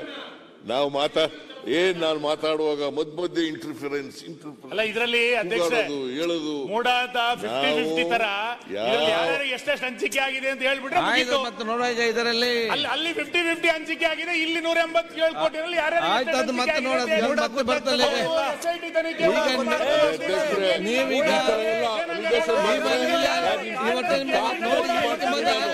ನಿಮ್ಗೆ ಸರಿಯಾಗಿ ಹೋಗಲು ಅವಕಾಶ ಇಲ್ಲ.